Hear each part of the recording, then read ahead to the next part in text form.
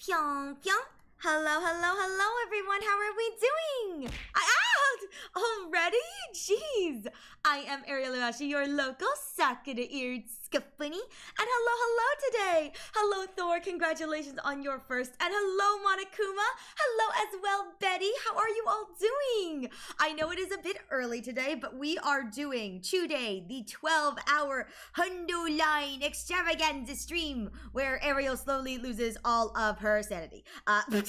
It is a slow descent to the bottom with absolutely nothing left saving me. So this stream was redeemed courtesy of Yuzu, and so because he redeemed 12 hours, I decided that we would play a lot of Hundo. So we're going to do 12 hours of Hundo interspersed with breaks so that my voice doesn't completely crap out.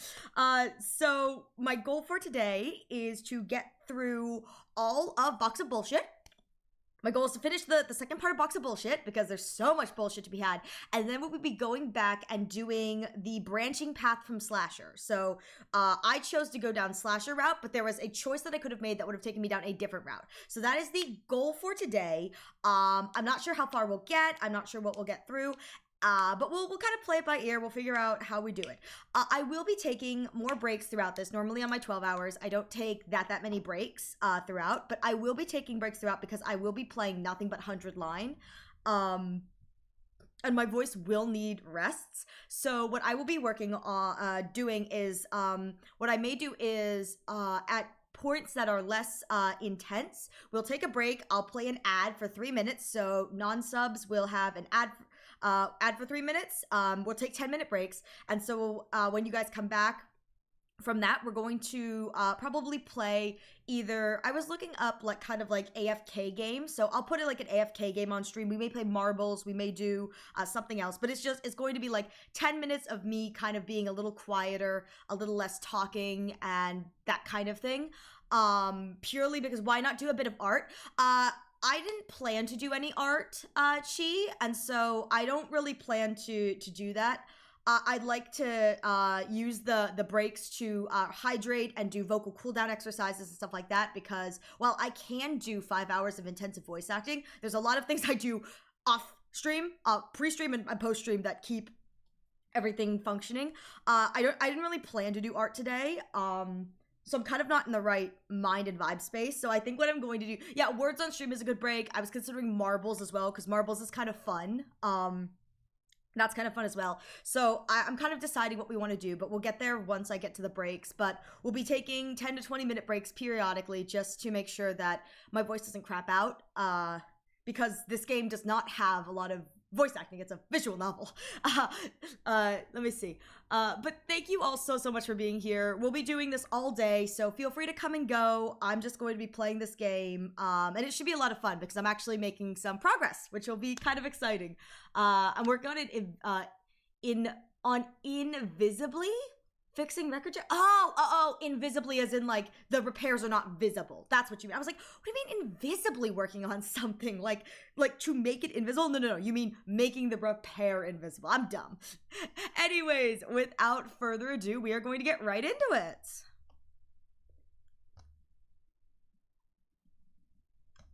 Maybe. The game loads. There she be. Look at those beautiful, disgusting, eggy creatures. Ugh. I was chatting with Yuzu about the fact that there was like a Nego doll, and Jave was saying that there's like a specific reason someone really likes the Nego doll, and I kind of after stream was like, I really like the Nego doll. Human Nego has fishnets, which I absolutely love. Hey, that's what I'm talking about. Oh my god, where's my? Hang on. Where's the button? Button. Where's the thing? Ban! Yeah! Sorry, I have warning toggles set up so you guys can't see it, but I just got one of those best viewers on stream. Just remove this space. Get viewers now. I got to swing the ban hammer today. I'm so hyped. So hyped. Only hype. Okay, So my other secondary goal is I don't know how much free time I'm going to have. Yuzu let me know yesterday that I was pretty much free to stop wherever, so I assume that there's a bit of a chunk of free time we're going into this route. So my secondary goal, if I can find free time, is I'd like to... Don't gatekeep that link. I'll send it to you. I'll hit it. Don't worry. Can I hit you up, Betty? Can I slide into your DMs with the link? Hang on. Let me just. Where's my button? I need to make this a command on my deck. There we go. There she be. We're alone right now today. So until my mods wake up, because they're busy today, they're sleeping. Until they wake up, it's just a one-win show.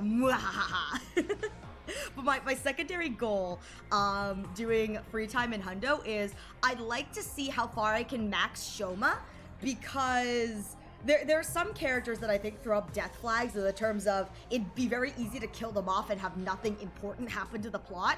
Like, they're a good death for death's sake. And Shoma's one of those characters. So I'm kind of thinking maybe before, like, all the characters die, I should try and get those bond events up. Off stream, I'm going to finish grinding through materials, but I think that's my free time goal, is to get as far as I can with Shoma, and honestly, it gets it out of the way. So with that said, we are going to load into the game. I always forget, I have to click load. I have to hit load specifically. All right, 55. I'll let you guys listen to the whole dingle dongle bingle bongle. Up and Adam troops, time to rise. It's time to rise and shine. It's like 9 a.m. for some of you guys. It's time to rise and shine. Hello, Alistar. How are you doing? Good morning. Get ready for your 55th day active service here at Last Defense Academy. I still wonder why he has those red markings on day 55. I don't know. I was told that, like, this kind of thing, I think someone said it may have been like it's a reference to, I don't know if it's kabuki specifically, but it's like it's something in the reference to like Japanese culture and theater. And I think that at one point someone told me it's every day that's like 22, 33, 44. And I don't think that that's the actual case, but I think that there's like a significant, like, in the way that the days are, like how 69 is Roku. I think there's like a reason why it's the red marking, but I don't think I ever figured out, or anyone told me why specifically they're red and how that relates. But I think it's like a reference to the day. What would this be? Gojugo is 55. Gojugo. So, yeah. What is the name of the character? This character's name is Sire, as you can see from his stupid little thing. He's dead in this route, which is such a blessing. I love when he dies. Like, I don't care if she gets funky after he dies. I love when he dies. He deserves to die. he deserves to die horrifically. Prepare to spend another day enduring the unendurable and suffering the insufferable to pave the way for humanity's future greatness. Be ready to give your lives to protect our beloved school from the vile and barbaric enemy. I love him. I kind of miss him now that he's dead, but, like, not enough to want him back. Every time Side dies, I feel that way. I'm like, you know, I kind of wish he was back, but at the same time, I don't really want him back that much. Oh, Takumi, on your way to the cafeteria? Yeah, I could use some breakfast. Wait, didn't we have the same conversation yesterday? I suppose we did. Hello, Kaede. Congratulations on your second. And hello, Alistar, again. Thank you, and congratulations on your third. How you doing, Kaede? We're on the second half of Box of Bullshit, so I don't know how many jump scares they're gonna be. I'm just giving you a warning now if you hear me screaming. Just that warning is out there. Honestly, Kaede, you really probably shouldn't be here. Not because of the spoilers, but because there's no Yugamu. There's no Yugamu, so there's no one here. Sad.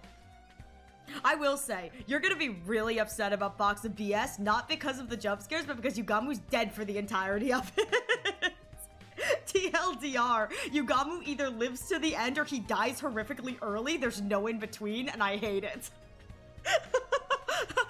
I absolutely hate it. It's so dumb. There's some characters like Moko where it's like they either live to the end or they die horrifically at the beginning. That's so sad. I know, right? I suppose we did. By the way, do you mind if I ask you something? It's been bothering me lately. Do you really believe in ghosts? Another abrupt question, huh? At least it's different from yesterday's. I don't remember what yesterday's was, even though it was yesterday. Well, do you believe in them, Kurata? He's such a jerk. He doesn't answer. He just turns the question back on her. Me? No, absolutely not. You sound pretty sure of yourself. I know that spark of deck of dust you call a brain can only hold so much information at once. So allow me to remind you of something. I am Kurata O Suzuki, the scion of the O Suzuki family. The O Suzuki clan's wealth was mostly built on weapons manufacture. We make things that kill people. And doing that, we've continued to thrive generation after generation, right up to today. I will say, I do love that they established that the O Suzuki family is a weapons manufacturer, and Kurata, as a unit and as a character, what she brings to the table is she manufactures weapons in battles. Like, she's got the shovel as a one attack, but all the rest of her attacks are either building weaponry or building turrets, and I think that's kind of fun. I'm actually looking at Reddit posts where someone went to the effort of calculating the live die unknown percentage. Really? Oh my god. Enjoy your HSR, Chi. Alistar, if you don't mind, I am okay with you spoiling. Can you tell me who is the most and least death percentage-wise if you're reading that? Again, I don't mind the spoilers, so no one will nuke you. Like, you're completely fine. You don't have to give me context. I just want to know who the like most to die and the least to die is. And if the least to die is Takumi, can you tell me who like the second to least die is? Because my assumption is it's Takumi. Okay, here I go, everyone. I'm sorry, you don't have to. But I'm just curious who the most to die and the least to die are. You know, other than, again, I assume Takumi is probably least to die because most routes end with him living. Because he's the protagonist. So most likely to live are Tsubasa and Nozomi at 61. That makes sense. Okay, I'm going to be real here. Regardless of how you feel about Tsubasa and Nozomi, it's very clear that they're kind of like the writer's favorite, whether it's Kodaka specifically or if it's like the writing team as a general. But Tsubasa and Nozomi are they're written in a way that allows them plot device-wise to continue to live to the end because someone needs to make a poison, someone needs to hack the system, someone needs to build an XYZ. And like, they tend to use Tsubasa more than they use Kurata, probably because Tsubasa's more willing to do the kind of work where Kurata's like, I'm not going to do anything. Bow your head.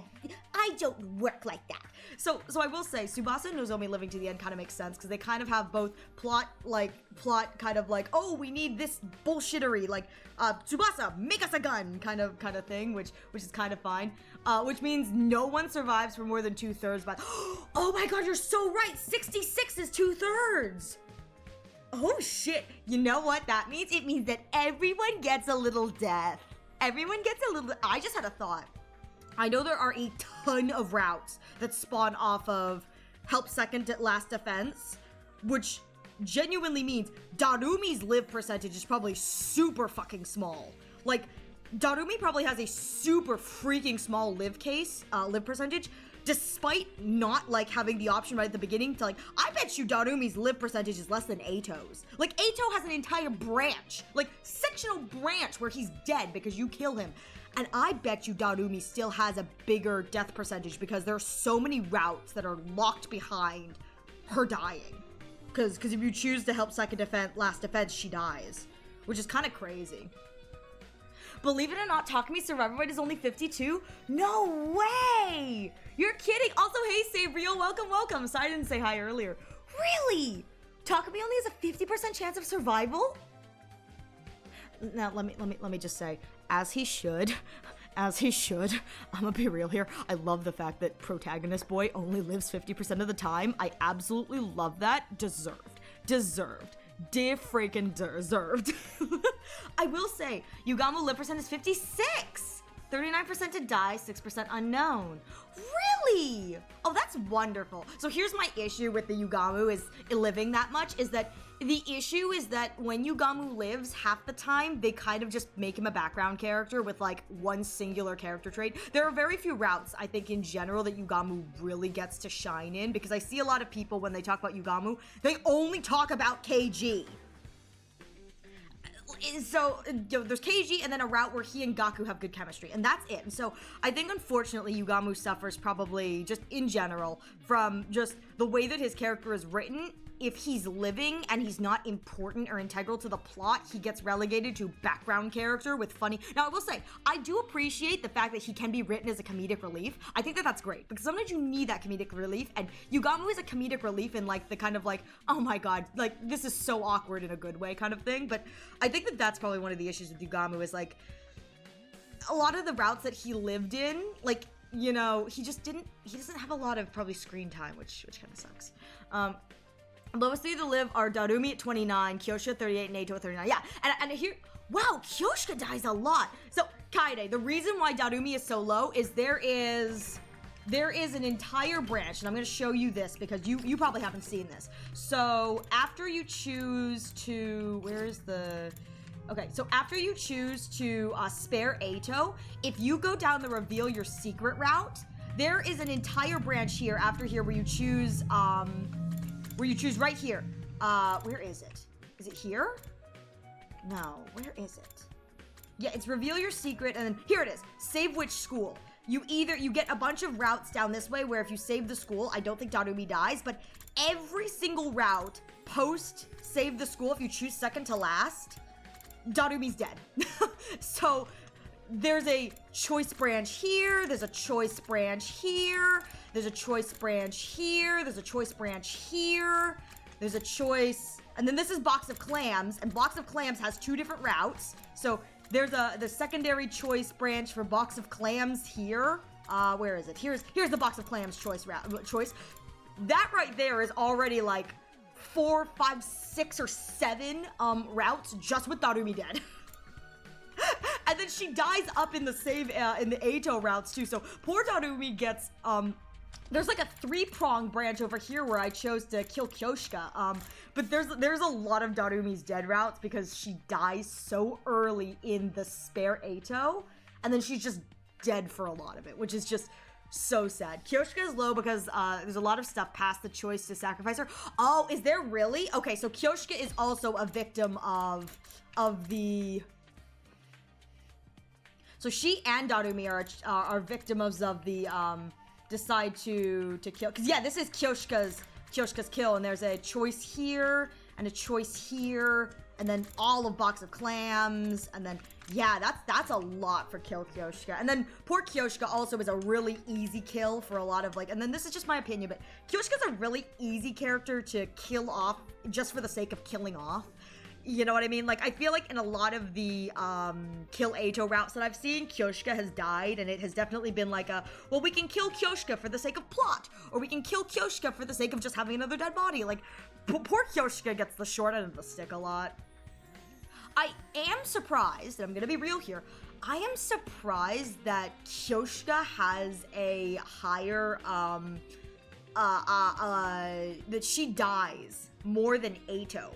Purely because Eito has an entire branch of this game where he is automatically dead because Takumi kills him right to begin with.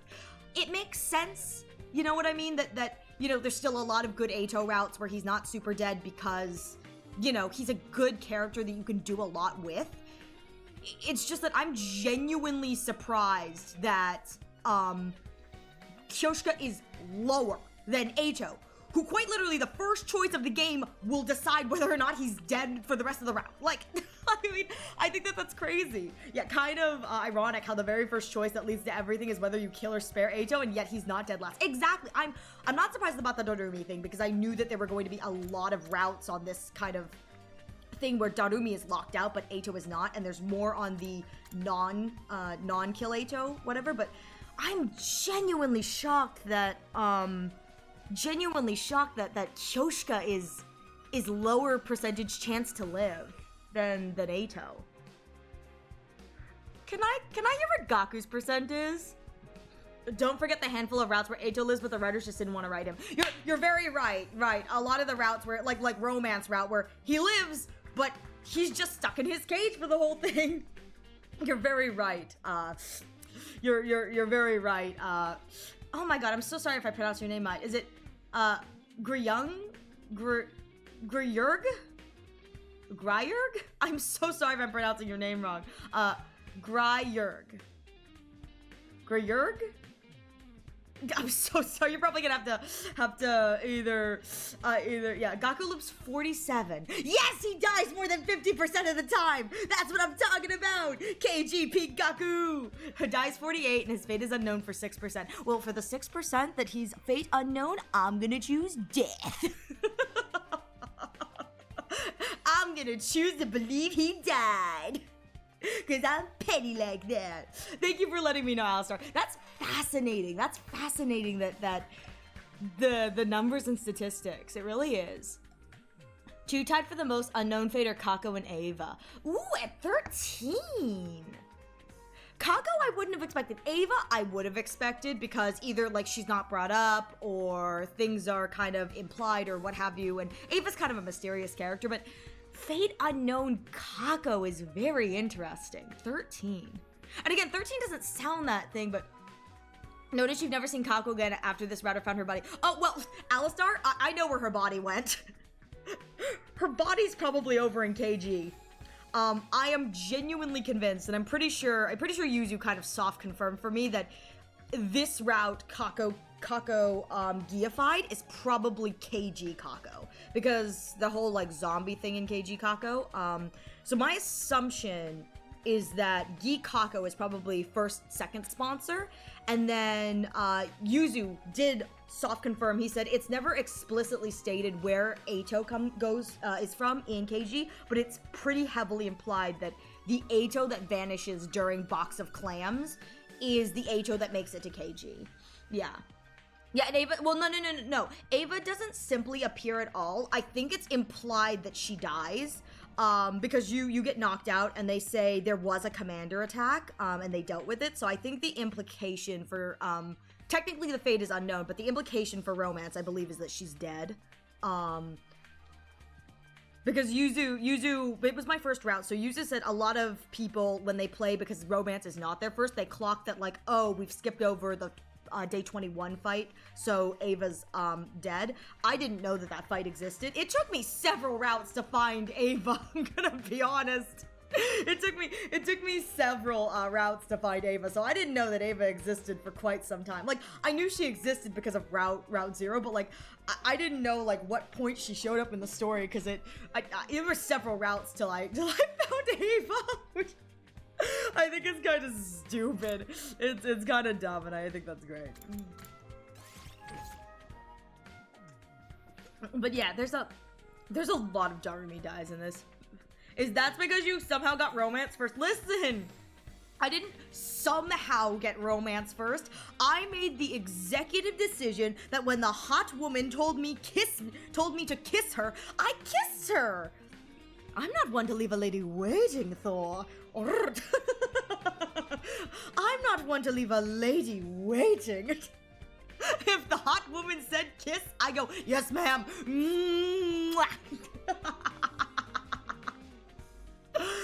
Ava live is 32 and die 56. I feel like Ava's stats are kind of skewed, unfortunately, because like the live or die kind of depends on whether or not you fight her or if Takumi is EPBP. Because like if Takumi gets knocked out and he's EPBP for the day 21 battle, they just kill her. You know what I mean? Like it's very implied that they just take her out. But that's crazy. She's actually lower than Kyoshika. The fact that she's lower than Kyoshika and again, she's a commander. Like, it makes sense that she would die. She's a commander. The fact that Darumi dies more than Ava, I think says something. And that makes me sad. It's crazy how all 3 of the lowest and highest are gals. Yeah, I kind of like that, though, you know what I mean? It's just the guys in the middle are like, sometimes we live, sometimes we die. It's all the same. Oh, I have a question. I've got a question, Alistar. Are Ima and Kako, are they about the same, live-die percentage-wise? Or does one of them die more than the other? Guys, just being guys. Yuzu, I don't know how much you've heard, but Alistar found a Reddit thread where somebody calculated the percentage of live and die and then fate unknown. Gaku dies more than 50% of the time! Based Gaku! KG Gaku, best Gaku. Gaku dies more than 50% of the time, so we're winning. We're winning! but I was discussing how shocking it is that Kyoshka dies more than Eito, considering there is an entire section of this game where Eito is automatically dead. So it's just kind of shocking to me that Kyoshka dies so much. So Alistar's, twins both live 58%, while Kako dies 30, Ima dies 36. Okay.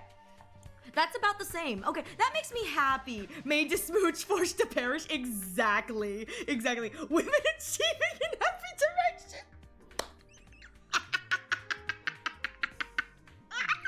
I love that so much. I love that so much. Oh my god, that's so good. I must admit, I am very happy to hear that the twins both live about 58% of the time. I don't care how much they live or die. What makes me happy is that they're about the same percentage-wise. So there is an equal chance that they both live and die in the same route, but there's also an equal chance that one of them lives and the other dies, and I get to watch a crash out. Like, that makes me very happy. Best female rep in getting murdered since the Tomb Raider reboot. Not Cole King's sleeve has been glued. Heck yeah, Thor! Currently being pressed. Yeah! You're gonna have a nice shiny new thing soon. Not sure what the sleeve is being glued to, but you're gonna have a nice shiny new thing now. Oh my god, I'm living for this. Oh, I'm sorry, Alistar, if you're still on the page, can I hear Hideko's stats? I feel like most of the routes I've played through so far, she's died. Can I hear Hideko's stats? Because I feel like Hideko is probably about 50-50, if you know what I mean. It's just that she's probably only living in like the lock routes, you know what I mean? Like the end game locked routes. Because of her importance to the story as like a major plot character. And so I wouldn't be surprised if like she dies a lot in the kind of routes surrounding, so that it gives the route lock versions of her like a real chance to be like, we will change fate or something. Live 56, die 37, vague 6. Okay. Yeah, that makes sense. Really, only die 37% of the time. I know 37% is still a lot considering how many endings and routes there are in this game, but dying only 37% of the time is... I found a lot of routes where she dies now that I'm thinking about it. There's a lot of routes and endings I found where I'm just like, oh, Hideko's dead now. That's a shame. Hi, Taro, how are you doing? Hello, Ariel, dumb boing boing. How dare you? I'm not a dumb boing boing. Wait, hang on. How dare you? I'm not a dumb boing boing. Don't look at the sticky note on my head. You see nothing. I hope you're having a good day, Taro. It's good to see you. That's crazy. I'm sorry, I'm very invested and enjoying the theoretics of the live and die stats. And I will say, I do like that apparently 50% of the time Takumi lives and the other, he's kind of, you know, it's hit or miss. I do like the idea of your protagonist only living 50% of the time. I think that's kind of fun, you know what I mean? Better comparison would be dies individually versus dies in a clump with everyone. Very true, very true. That would be an interesting statistic to look up. But I will say, I commend whoever this Redditor is who has taken the time to like compile everything. I think that that's kind of cool. A lot of Hidekos are in the latter. Yeah, that makes sense. You know, that makes sense. With the Hideko clump with the ladder. It's kind of like, I don't think Hideko dies individually a lot of the time. It's kind of more like whoever the final boss reveal is just picks off all the rest of the kids right at the end, like we just saw in Box of Clams with like Hideko, Nozomi, and like Takemaru like all dying right at the same time, right at the end. Which is kind of interesting. There are 11 endings where only one survives. Really? There are 11 endings where only one survives and 8 endings where only one is dead? That's crazy! Okay, yeah, that's crazy to me, Alistar, and I'm trying to think back to my own playthroughs. I don't think I found a route where... Actually, Coming of Age... I think Coming of Age may only be Darumi dead, not counting Eito, but that's crazy. I think there's maybe one death in Romance. I don't think there was any death in Romance, to be honest, now that I'm thinking about it. So that's probably one of those endings where it's like, you know, everyone's good. There are 9 endings where everyone dies. Oh, these are endings. These are endings. These are endings. Sorry, my brain is correlating these without. These are endings. So like an ending where like everyone dies or only one survives would be like the Kakogi ending, where she's the only one left. That's what it is. Or like the Nozomi ending we just got, where it's like her geified, like laughing because everyone's dead. That's what you mean. The endings, not routes. Endings. Sorry, everything in my brain gets so scrambled sometimes. So there's 9 endings where everyone dies, 2 where everyone lives, and 3 where everyone's status is vague. That's crazy. I will say, I know that several of the endings were like, how many people? Hang on. I'm gonna go to romance for a second. What's the stat for romance? Because romance is just, it's so much bulldinkle. Yeah, the entirety of romance route, like all the endings on romance is everyone's alive except for Ava. So I wonder if the 2 where everyone lives counts Ava. You know what I mean? Because that's who the last little ducat here on the thing is for. It's for the playable Ava. I think it's for playable Ava. There should be. I have a route where she was playable. Where's coming of age? Where's coming of age?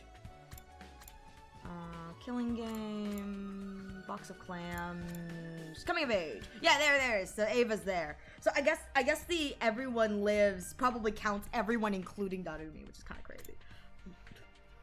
Keep in mind that at ending 68, at the very end of Romance Press, we never see Eito building the pot. Oh, you're very right. Okay, so you're saying that everyone lives is like it's explicit that everyone lives, implying they left him to burn with the school in the final attack. I mean, he gets to stay in the burning school as a treat, you know? He gets to stay as a treat. He deserves it. He knows what he did and he loves it. He gets to have a little sauna. But that's crazy. What about the endings where Takumi wakes up to only him and someone else alive, and he looks up and sees the third person killed them all? Yeah, that's probably the routes where it's like the either everyone but one person kind of lives or something. Like the Geek Kako route where it's like Takumi wakes up, Hirako's like dying, she dies, and then you see like him die because there's like one killer left or something like that.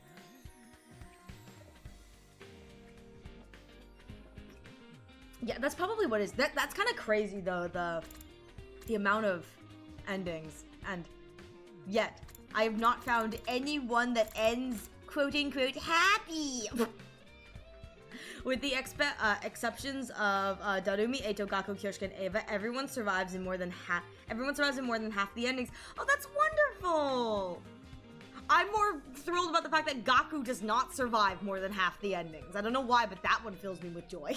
Like, I'm kind of sad about Darumi because she dies so early in this portion of the game, and then I'm kind of sad about Kyoshika because Kyoshika's a sweetie, and I'm sad about Eito because I like Eito. And Ava, I love Ava too, but I will say, it's like everyone else, I guess I should say, yeah, I got you. It's like everyone else in this game survives more than half the endings theoretically, but kind of glad that Gaku gets to kick the bucket more often. Okay, I'm still waking up now. I gotta put my foot down. It's all very spoiler territory. We're talking about living and dying by the endings. Alright. I should probably move on and actually start Box of Clams. I just wanted to know what the live and die percentages were, just because I was curious about the whatevering. I mean, I think at the grand scheme of things, if characters die, I'm not going to see it coming anyway, but it does make me very curious about just kind of knowing the death percentages, being like, oh, it's interesting. Because I think a lot of the characters who have higher death percentages, I genuinely think it's the kind of mentality of it's easier to just kill off a character for either shock value or for the, like, they're not advancing the kind of integral plot. And so it's kind of, sometimes in my opinion, it's like you kind of know who may die. That's why whenever Tsubasa and Nozomi die, I always get a little bit worried. I'm gonna put this out there. Anytime Tsubasa and Nozomi die, I get worried. Not because the characters, I really like them, but it's more if they're removing the plot device characters, what the fuck is going to happen now? Because I'm sorry, it's very clear from the endings that I've gotten so far that Nozomi and Tsubasa are plot device characters. Like, they are 1000% we need someone to be able to do some specific bullshit. So anytime they die, I go, okay, shit's hitting the fan. Because that means that they've removed a plot device character. I'm now patching up my Gershwin Rhapsody in Blue Jacket with the entire top split open. Alright. If ghosts and grudges really did exist, they would have wiped out our family line a long time ago. I wonder.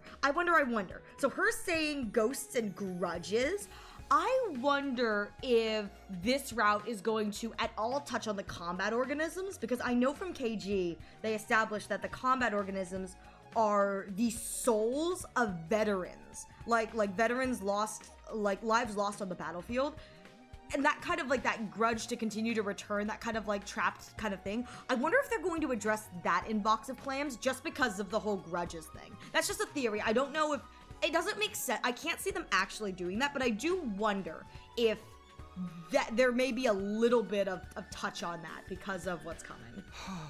I see. People don't become ghosts when they die. They become statistics. You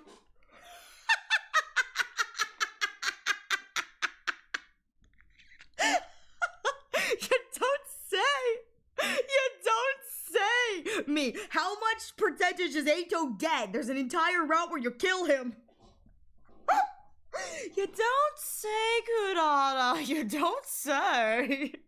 Just neat, tidy numbers to be counted and categorized as needed. So, I will say, again, knowing that what I know about the ghost in this route, the manifestation of Takumi's guilty conscience, her saying this does not help with the kind of overall loss of humanity vibe that this specific route is providing. Like, the entirety, I clocked it in the other half of this, but just the way that a lot of the characters speak is it's like they truly are becoming the child soldiers, the Side would want them to be. They're like, they are losing their humanity, and Kurata saying this, even if she genuinely believed it to begin with, even if it is true, is a pure like loss of humanity to see human life and death as a statistical number. Is it true? Technically, yes.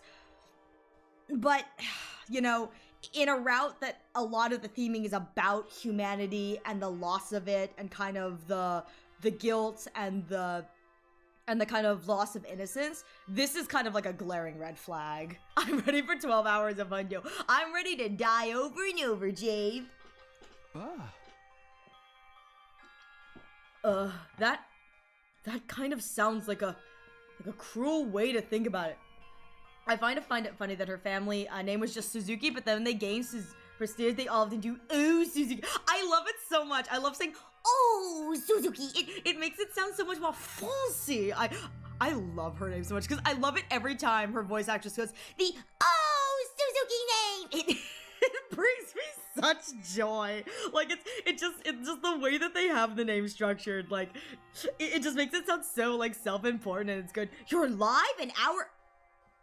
Welsh, I am 6 hours early. Oh, wait. Clock went back to the UK. Morning, Welsh. That, sounds kind of like a cruel way to think about it. Not at all. Thinking about people after they're gone only brings you pain. But numbers, they're nice, clean, and easy to deal with. See what I mean? This is another great example of that loss of humanity, to see the loss of human life. Like, again, it's not wrong. It is very easy to think of the loss of life as numbers. It immediately disconnects you from the human aspect behind it, but to see death as only, to see, human death as only statistical numbers is just, yeah. But numbers, they're nice, clean, and easy to deal with. Again, human death should not be easy to deal with. And I think that, again, this is a great kind of, like, this route does a really great job of showing that kind of, like, the grappling with the humanity versus the horrors of war, the fact that Kurata is very right that this is war, and you kind of have to make yourself despondent. You can't think about the fact that you know, the people you are killing may have families and lives because it's you or them, which is just, ugh. With a stream this long, she should play this route halfway through. Yeah, maybe if I get around to that. You give me too much credit, Jave. You know exactly what kind of idiot rambler I am. You give me too much credit. Takumi, when I die, make sure you treat me as just another statistic too. As an old Suzuki, I've always known that's how it will end. I've made my peace with it. Damn. I don't know how to feel about that comment. In a weird way, I feel like that's kind of Kurata's mentality and her way of kind of telling Takumi to make peace with it. Like, she doesn't want to be mourned, if you know what I mean. She doesn't want to be, like, mourned. I feel like that's an indirect way of her being like, it's okay, like, when I die, don't mourn, like, don't, like, harp on mourning me. Just think of me as another number. But at the same time, again, in a route that's so centralized around humanity and the cost of human life and guilt, that's a really hard thing to just dump on poor Takumi. Now that the clocks went back, you normally go live at 10 p.m. for me now. Yeah, I was just saying, I'm usually kind of late for you, but I just, yeah, that's just, yeah, recent studies on soldiers with PTSD have found that PTSD comes not from the fear of bomb, but being directly tied to harming others. Again, I think that that's one of the things that I think, again, in a broad sense, this game does tackle the kind of, in a broad brushstroke from what I've seen at the very least, they do tackle that because these are not only soldiers, but child soldiers. Eito was right. And I think that because they're children, you know, parentheses there, they have a lot more to the emotion, but this route particularly, with the guilt that Takumi feels, it really plays on the fact that it's like, you know, this really is just the cost of human life and the cost of not necessarily like invader life, but like enemy life, like seeing the people you are fighting as human as well. Which also is very interesting in the terms of Hiroko, who is kind of seems to, like, Hiroko and Dalsha and Veshness have all kind of made peace with it. Takumi hasn't, because he's very green to this. Like, he's done 100 days and he's going back, so he's still very green, but it kind of makes me respect, at the very least, the kind of ways that Dalsha and Veshness and Hiroko have kind of made their peace with it, where Takumi in this route is very much so grappling with figuring out where he stands, which I think is really good, you know? When people die, they become a statistics. Cue the Grim Reaper checking a box. Not the Grim Reaper. It's just the writers of this game going, yep, check, and moving on, you know? After eating breakfast, I went back to my room. Huh? I guess I'll just do whatever today. Free time! Who cares about war and death? It's time for free time! I will say, I do love how this game strikes a great, like, levity balance between, like, we're gonna give you, like, a deep topic to think about, but also here's some free time, go do shit. Like, I think that that's so fun. I'm like, you know what? That's great. That's great. Where's my report card? It's so stupid. I wonder if I can, I can't see what they are. I just have to, like, look at them. That's what I hate, is once you unlock the item, you just have to, like, look for it in the Gift-O-Matic. Like, what do you mean I just have to look for it and remember where it is? Like, that's so hard. So many rocks. I don't know if any of his items are, like, I have so many screws. Oh, he likes this. I'm just gonna give him a trash can. Take your trash can! The only thing I hope for this game is the egg Ema stays in round 0. You're giving something so awesome You don't like to Seema? useless bug like me? Thank you so I'm gonna be real here. I hope that there's at least one ending or route, like ending in this game that involves somebody else becoming like fused with CNA. I feel like that'd be the stupidest thing ever.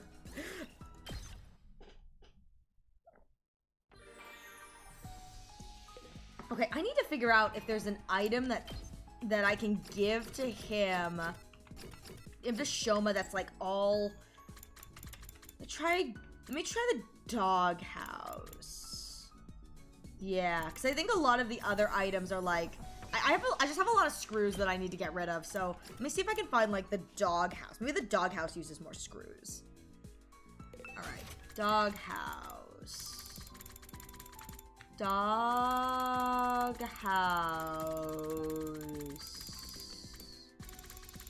Oh, here we go. No, it doesn't use screws! Ugh! None of the items he uses screws. So 20 on the trash can. And then he's got the protein powder, I know. Which is like over here somewhere, I think. Yeah, protein powder, which is 15 in plants. 15, I think, is the most I've got so far. And then the hamster, which is nothing. And then where's the, like, other Shiba plushie? Disinfectant spray, which is 10. Where's the other Shiba plushie? Oh, dumbbell is 30. Heck yeah, okay, we're gonna give him nothing but dumbbells, because I really need to get rid of these screws. You're giving something. Okay, this should be enough. Yes! 3, okay. Okay, I look forward, because 3 is usually when they start getting deep. You're talking to me? Again?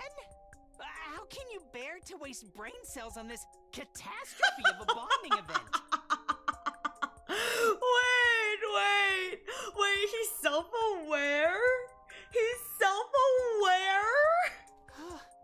Kind-hearted saints like you give bottom-of-the-barrel sludge like me hope for the future. Oh, Shoma. I am wondering if they're going to touch on... It's usually around Bond Event 3 that they get kind of deep. So...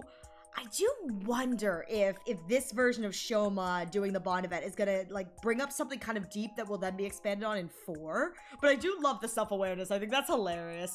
I never pegged Shoma to be 4th wall breaking. I didn't either, but I think it's kind of funny.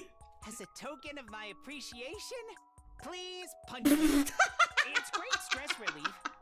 Being tough as nails is my only forte, so there's no need to hold back. I love it. Please punch me.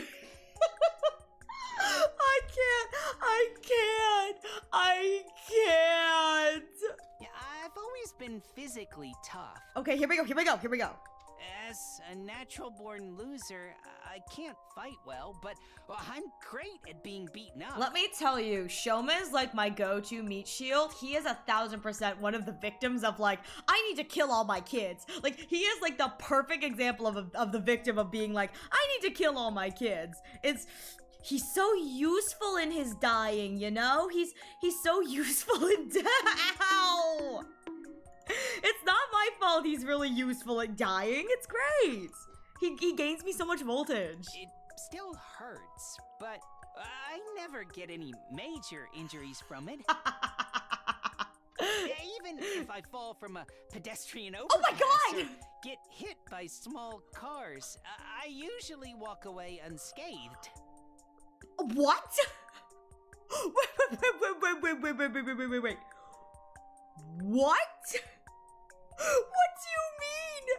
Even if I get hit by a small car? Holy shit. Okay, I'm sorry. That little bit right there, that implies that the Shoma, like, defensive wall lore goes deep.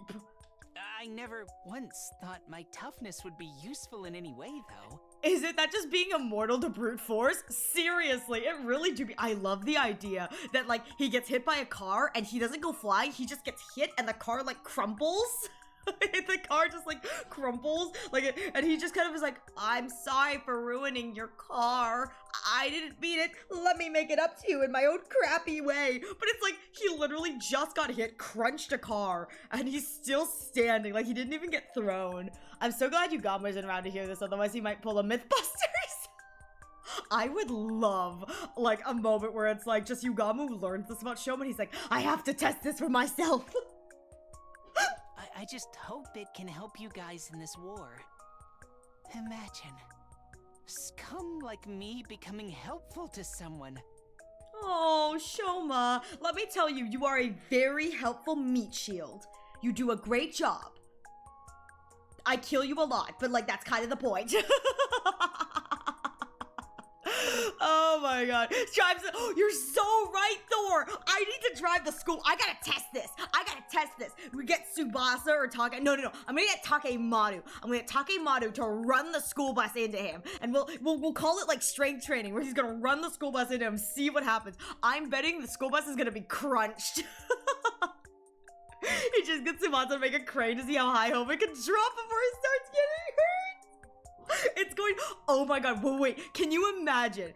The real way we defeat Veshness is Tsubasa makes a giant crane, and and we just like air bomb him, we just release him from the top of the crane, and he like cannonballs onto Veshness. Real like cannonball velocity moment. It just hits Veshness and she goes boom. That really would make me happy. Oh, Shoma. Oh, baby.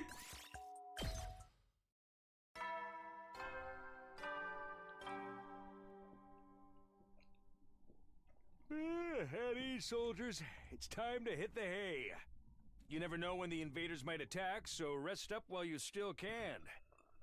Well then, good night. He kind of is. There's a lot of like anime protagonists in this, but it's like anime protagonists but give them like a really weird quirk, and I kind of love it. I'd better get some sleep. Mumbling to myself, I crawled into bed. I found myself thinking about what Kurata had said that morning. When people die, they become statistics. Just then... Not again! What am I doing here? And why are you here too?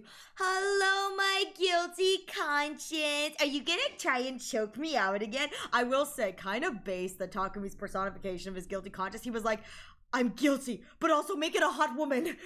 Make it a hot woman. A hout woman. Oh my god. Takumi, you didn't really mean that, did you? Kako? Didn't mean what? All we can do is hope she'll find her way back soon. That's what you said.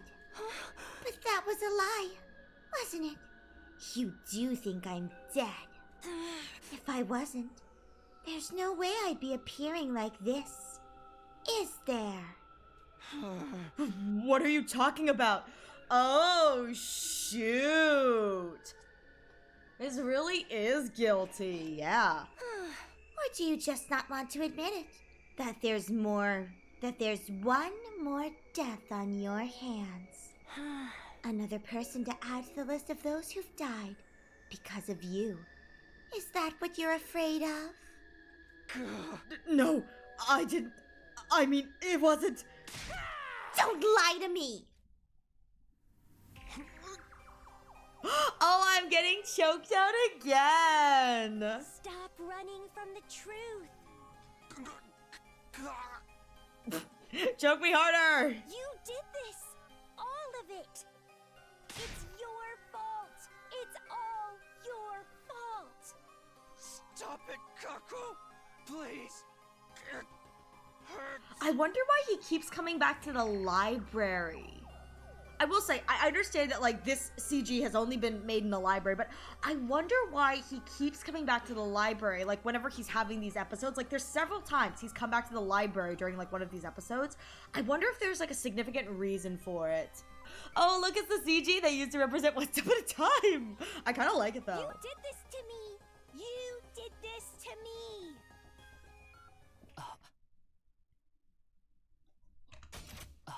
That's Hiriko. I'm pretty sure that's Hiriko. Me. Takumi! Get a hold of yourself, Takumi!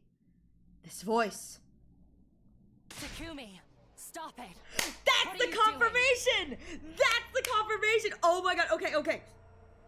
That right there confirms for me that what he is doing is trying to kill himself. Yes! This confirms it for me.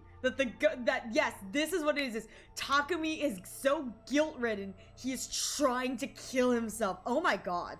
Hinako's like, you stupid idiot, what are you doing? This adds up, this fully adds up given what we know. But also, Hiroko, thank you for saving me. remember, I had no idea because I just ran from the ghost lady. Exactly. Can't breathe. She's choking me. Snap out of it. There's no one here. Nobody's attacking you. Your faithful second in command, Hiroko. You chose this idiot.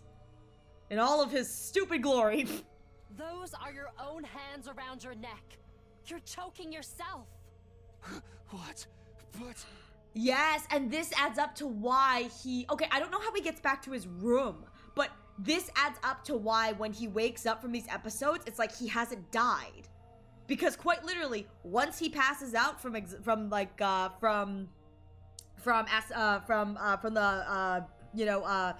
unable to breathe, it's like nothing can hurt him at that point because quite literally he is the aggressor. Oh, that's crazy. Ageless behavior. This is what happens without the boyfriend, you know? I mean, Hiroko's here to try to mitigate it, but like, this is what happens. What was I doing? That's what I'd like to know. I saw you staggering around, so I followed you, and then I found you like this.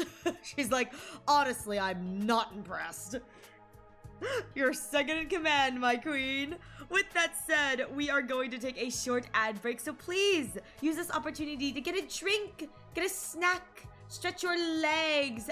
We will be right back momentarily. Oh, are we on 33? I thought we were on 31, sorry. We will be right back momentarily. Yeah. So get a drink, get a snack, settle in. We will be back momentarily after this quick commercial break. I'm gonna take a sip of your water.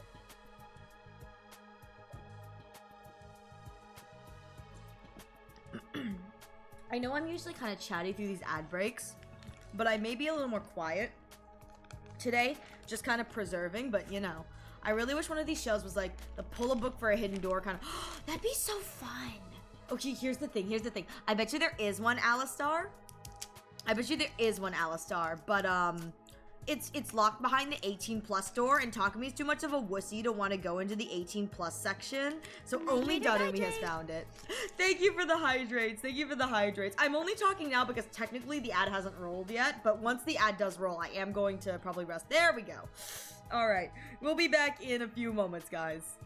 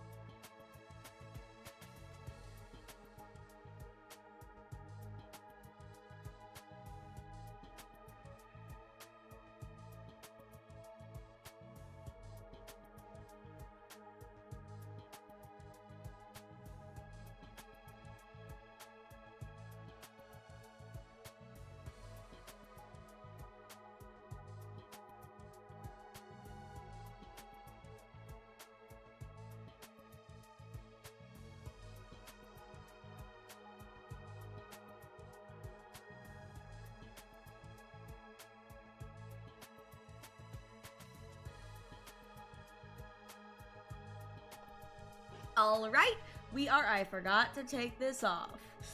Goon is glued. Heck yeah, Thor! That's what we're talking about. All right, we are back to Takumi having a mental breakdown.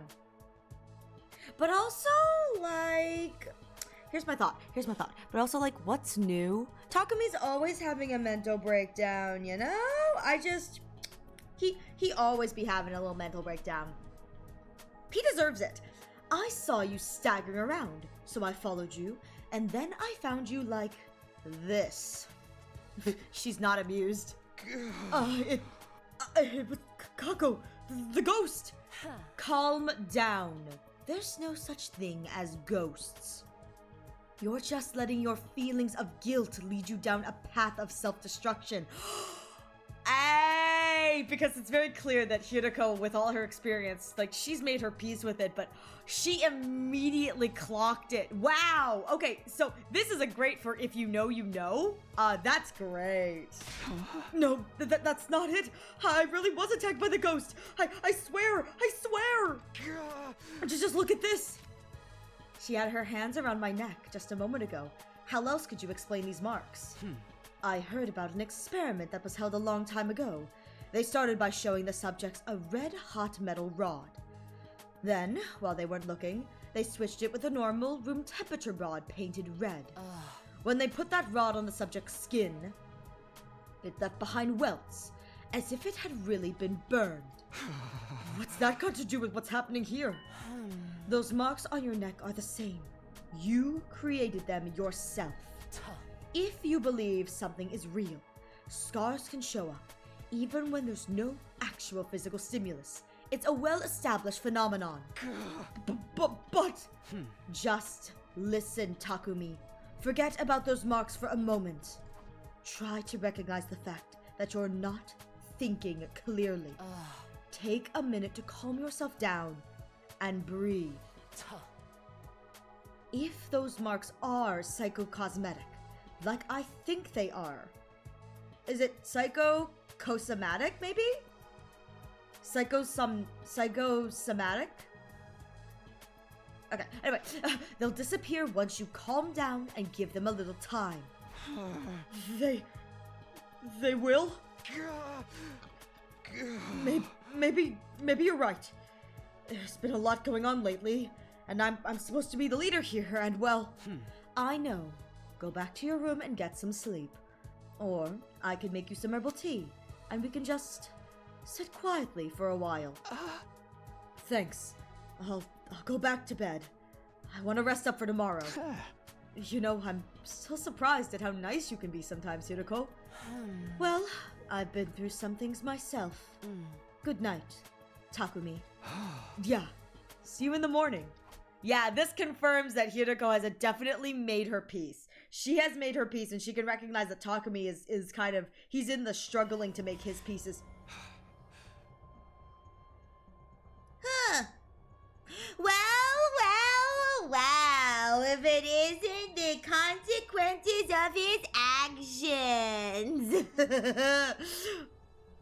Okay, so...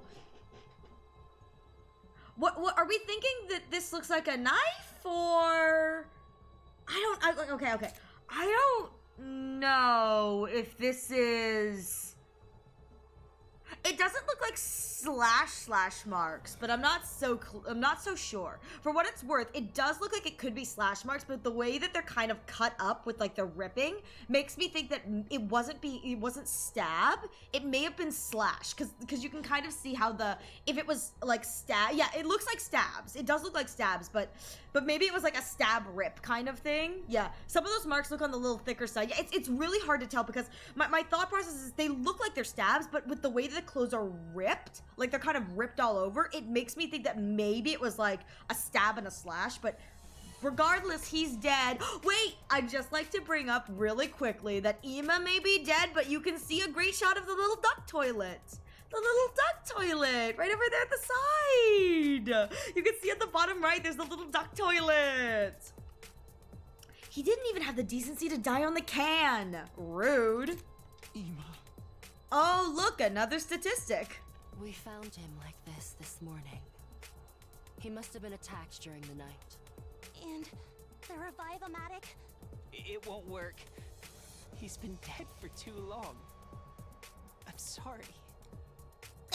Deserved. Deserved. Damn it. How the hell did this happen? I don't know, man. Genuinely. You even have to ask? It's the curse again, duh! Shut up, Kaku. It ain't no curse. I'm surprised his body is upright. I think it's because he's like leaning against the bars in the back of the cage, and that's why his body's kind of like still upright. No, it can't be. It's gotta be the invaders or something. Nah, it's just Nozomi, you know? You guys are crazy. Look at the lock. It's not broken.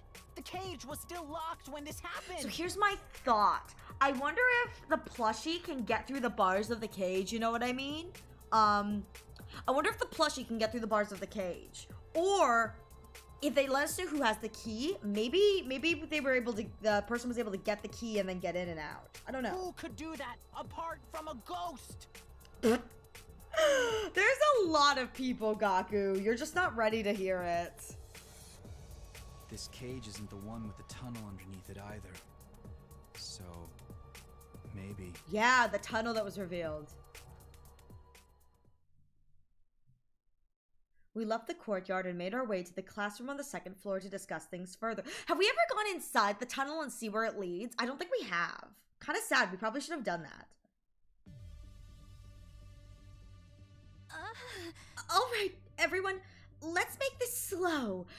Don't think about that fact that I killed him. Don't worry about that. Just take it slow. I know you think it was a ghost that did this to Gaku, but that's not the only possible explanation. Honestly, it pisses me off that I'm not getting credit for these kills. Like, it ruins the hunt when you guys think it's supernatural. It ruins the thrill for me. Ah. The culprit could have just opened the cage and locked it again when they left. But why would they go to the trouble of doing that? If we're asking why, how about we start with why they killed Ima? I knew someone was out to get us. I never expected them to go after him. Damn it, I got sloppy. Can you imagine Gi is just petty? Gi Nozomi's just petty as hell. She's like, I did this and they think it's a fucking ghost? How dare they? I'm gonna murder them even harder for that. Thank you for the breath, Kaede. That was so well timed. It was like, Kaede heard me say Gi. She was like, no, breathe, breathe. Why didn't you think they would attack Ima? Whoever's behind this probably wants to kill all of us one by one. Looks directly at Nozomi. Et tu, Nozomi? But thinking about it logically, Ima should have been their lowest priority. Huh? Oh? I mean, he was restrained. Everyone else... listen, the highest priorities, Hiroko, Takumi. Those two are smart and strong. Ima was probably the... I don't even think Ima would have been the easiest. Easiest kill would probably have been Shoma, because Shoma wouldn't fight back. So Ima is a lot of effort to go kind of kill in the terms of easiest. He's a sitting duck that they could have left for later, you know? Takumi, smart? Yeah, X to doubt. It's true. But here's the thing. The killer has to kill Takumi because the moment that they kill off one of the other smart characters, he suddenly gets like an IQ boost and it sucks. Ima was locked up in a cage when he was killed. The culprit could have killed him at any time. There was no need for them to do it last night specifically. If only I'd paid more attention to my patrols. You've been patrolling, Takemaru? Well, yeah. Whoever's responsible for all this is still on the loose, you know? That takes some real courage. Especially when it might be a ghost we're dealing with. Ghost. I'll pound him just the same as I get a hold of him. If you asked, I could have helped you with that. I guess a festering bedbug like me would only slow you down, though.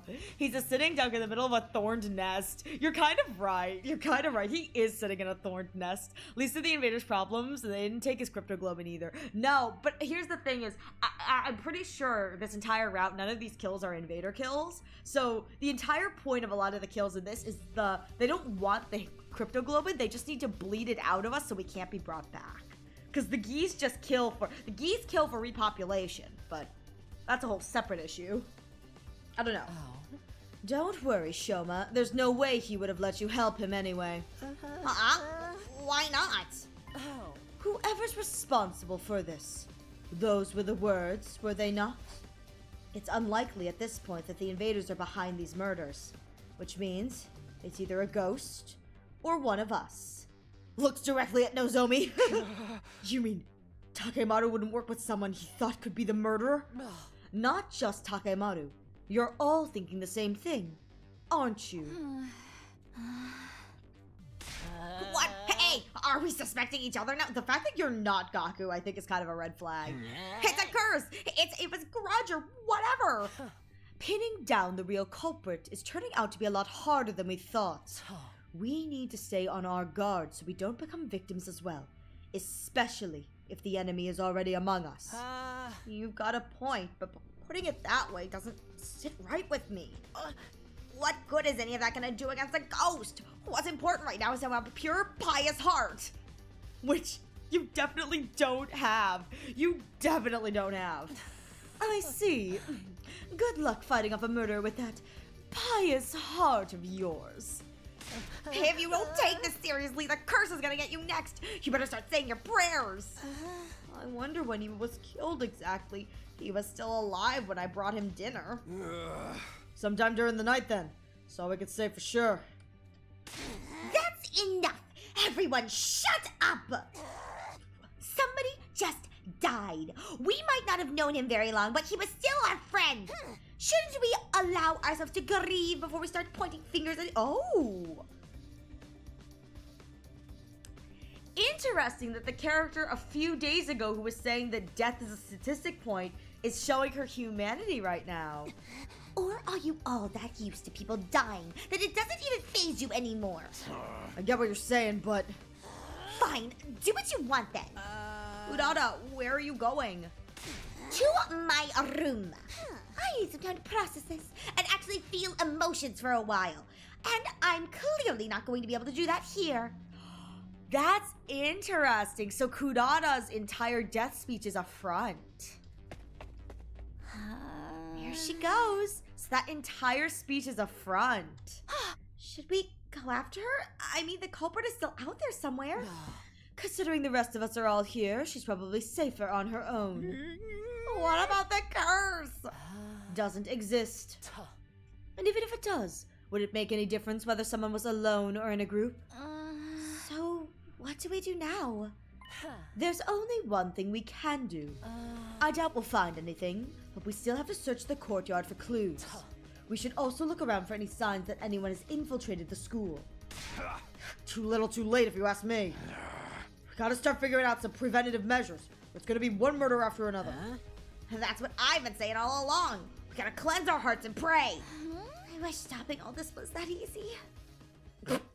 Can you imagine Gaku trying to cleanse his heart and pray? He's like, please, curse, I've been a good boy. Don't kill me.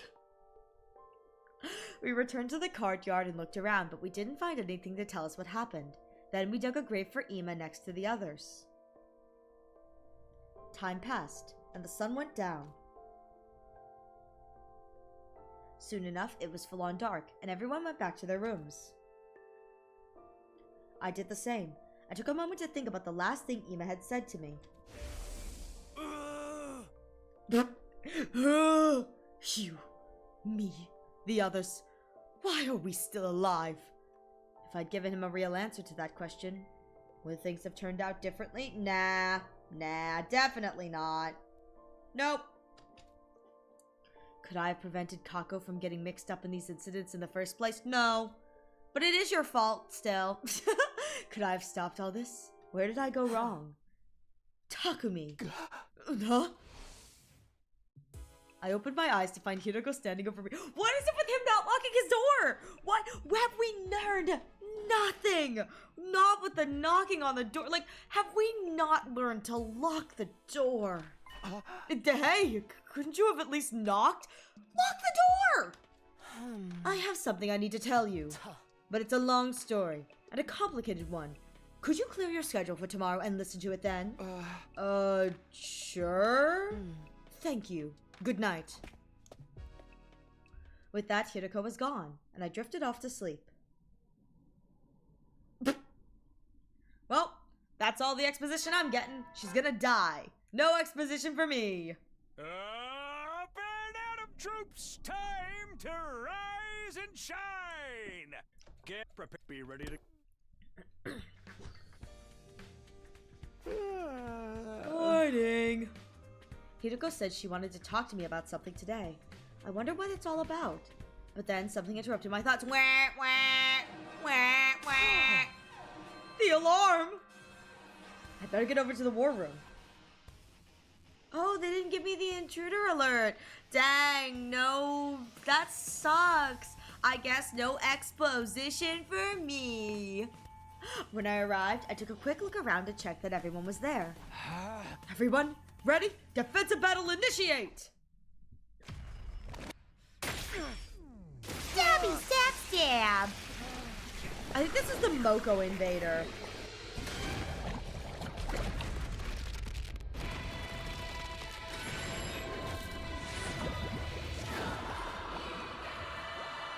A lot of screaming, a lot of crying.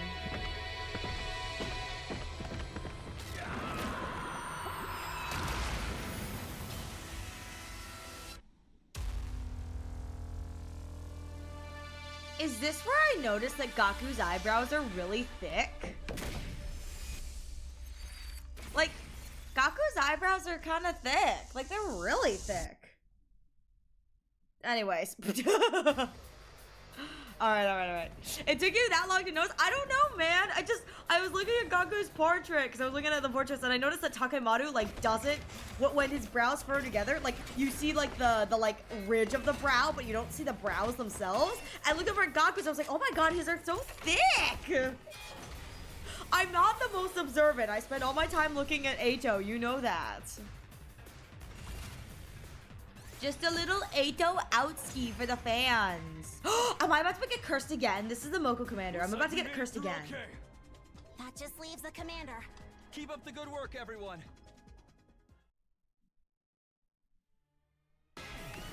Look at Blobby. What is it? Zenta? Zenta. Yes, Blobby girl. Okay, there, Takumi only had eyes for Eito Sumino. Listen, it's not my fault that Takumi's true calling is Eito Outski. It's not my fault. I just tell it how it is, you know? Thank you for the hydrates.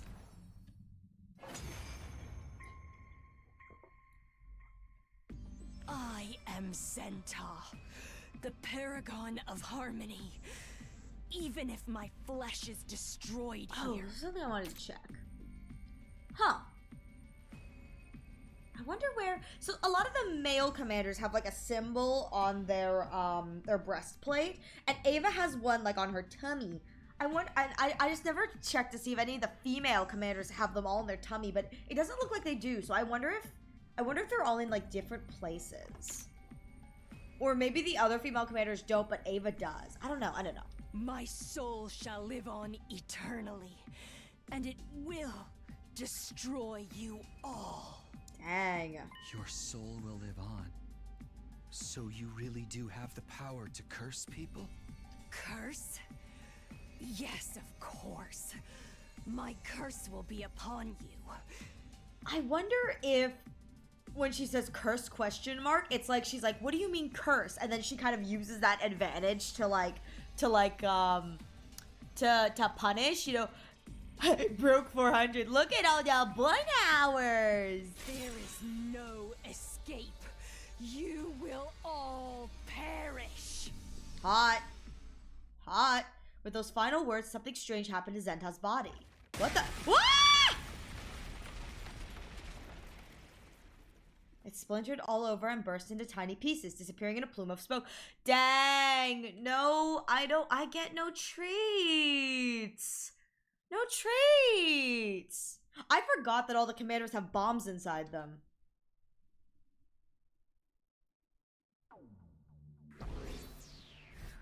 Dang, no treat for me. Sad. Disappointing, sad. That night, we all met in the cafeteria for dinner. Veshnas didn't show up this time. That's something. Probably something we should be worried about, but that's a future us problem, you know? Probably because Zentas self-destructed. There was no crypto goblin left for her to absorb after that.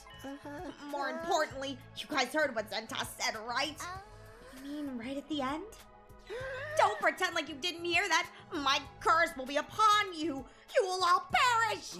Probably just acting sore on account of losing. I mean, true, but also, Gaku is going to be running with this. Everyone gets a bomb. Do you think Veshnas has a bomb? Oh my god, do you think that Veshnas, as like the like all-powerful overlord-esque kind of person, do you think she has a bomb too? You can't keep running from the truth forever. Veshnas is the bomb. You're right, she really is the bomb. Or have you forgotten what happened after Ava cursed us? I understand what you're trying to say, but what do you expect us to do about it? The others were all killed when they were on their own. Obviously, we all gotta stay in a single group from now on. Oh god, ew, god, 10th time again. Time for the 10ths. We stick together so we can be ready for the next time the ghost attacks. That's the only way we're gonna survive this. I'm impressed. You said something that's not completely drivel for once. What are you talking about? I'm the only one here who ever has...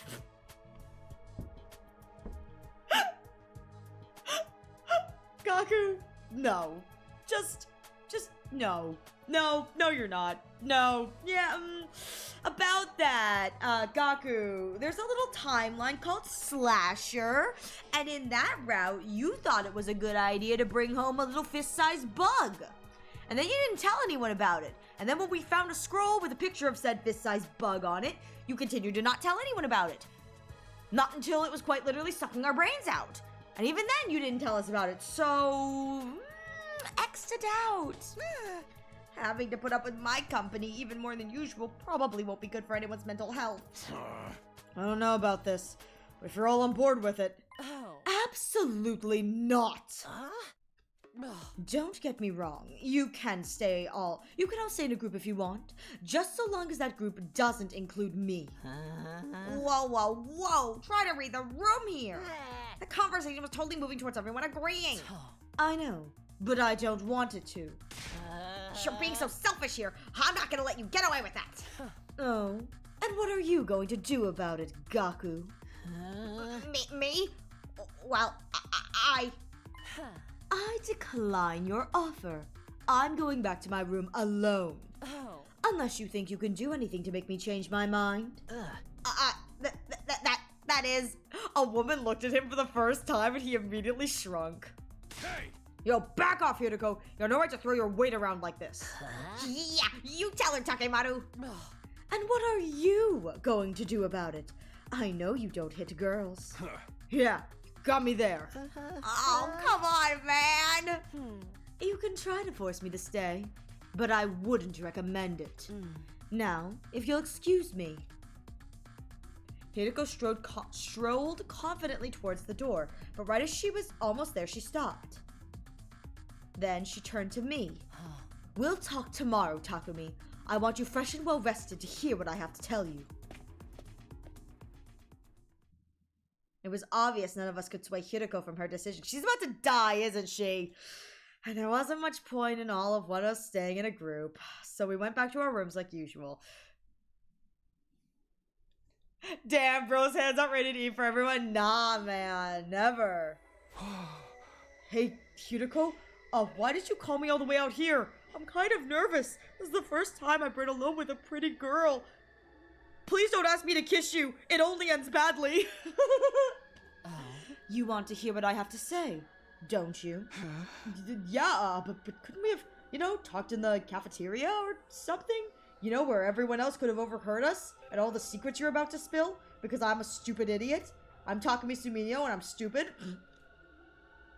Everyone's already on edge. It's probably better that we stay inside the school. It's too late for us to stick together in one big group and watch each other's backs at this point. You don't know that for sure. We haven't even tried it yet. I know what I'm talking about. If that were really an effective countermeasure, why didn't you suggest it before now? Well, don't bother. I know the reason why. It's because you're still afraid of this ridiculous curse. somewhere in the back of your head, you believe that sticking together won't make any difference in the long run. Splat! Just a little sploot. Little splatty sploot, you know? A little splat as a tree. Hey! Why didn't you suggest it then? Everyone knows you don't believe in the curse, so if it was your plan, they might actually have gone along with it. That will become clear once you hear my story. Now, where should I begin? I suppose with Ima's death. What do you think killed him, Takumi? What killed him? Sorry, but I'm still leaning towards the curse. None of it makes sense otherwise. Think about it. There are other explanations for his cage still being locked besides ghosts. Like suicide? Ima's hardly been stable in a stable mental state lately. He's been getting worse and worse since Kako disappeared. So it all got too much for him and he decided to end it all? No, he'd have needed a weapon. And even if he had one, could he have stabbed himself that many times? You're letting your fear cloud your judgment. You shouldn't need me to spell this out for you. But I thought the same thing at first. Ew! Gross! Gaku was right! Ew! When I saw Ima's body, my first thought was suicide, even though it made no logical sense. Takumi, Kako is still alive. Oh, shit! Whoa, wait! Wait. Okay. So, I don't know where this leaves me. So obviously, Hiroko knows that she did something with Kako. However,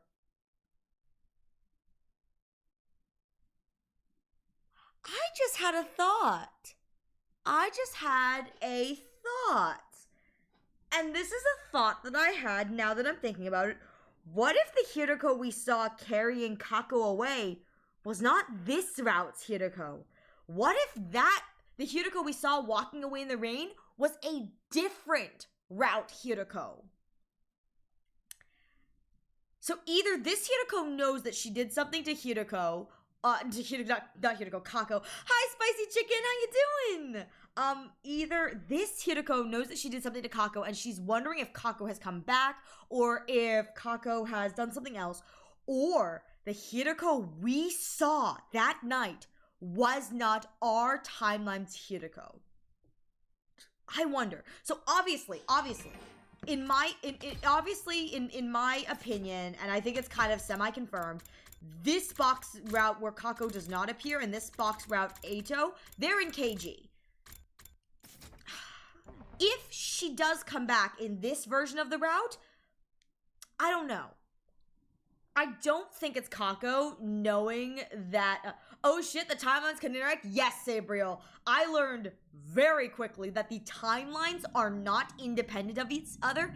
People can go from one timeline to the other, which is why a lot of weird shit happens. And specifically, TLDR, Hiroko, to an extent, knows about timeline hopping, and versions of her have X or Y, Z amount of knowledge about the hopping. I don't know how much this one does, but that's the TLDR, is that we can jump through timelines, theoretically, and Hiroko is the character who this is kind of revolving around timeline-wise. There's a lot more that goes into it, but we don't have time for that, unfortunately. So either this Hiroko is the one who got rid of Kako and is now kind of going, Kako may have come back, or the Hiroko that we saw in the rain with Kako, that I believe was taking Kako to KG, was not our Hiroko. It was not our Hiroko. It was a different Hiroko. It was a different timeline Hiroko, which would also make sense as to why Hiroko believes that Kako is still alive. I will say, I don't believe that Kako is still alive. I think that this timeline's Kako is over in KG because you cannot be in two places at the same time. And our Kako was taken away like way before this. So I don't think that this is Kako. I think that this is the killer doll or whatever, or Nozomi still, because again, we do not know that, she just probably doesn't know about Nozomi being Geed, but I do because of the other version of this route. But I don't think it's Kako. But this definitely gives me a lot to think about. If Kako does show up somewhere in this timeline, it will definitely give me things to think about KG. Because, again, I'm pretty sure it's like soft confirmed that Box of Calamity Kako, or if Kako shows up in this, one of the Box of Calamity Kakos is that. I don't know who has the key to Ima's cage, but I also wouldn't be surprised if they reveal Takumi as the killer as well, the guilty conscious thing, because he did kill a lot of I don't know if he killed a lot of people at the end of when the ghost was revealed to be him. I don't know if that was confirmed to be him kill or if that was Nozomi kill. I'm not sure. But yeah, it's safe on the side of the door. No, it's not. It's never safe. It's never safe. All right, Takumi, Kako is still alive. At least.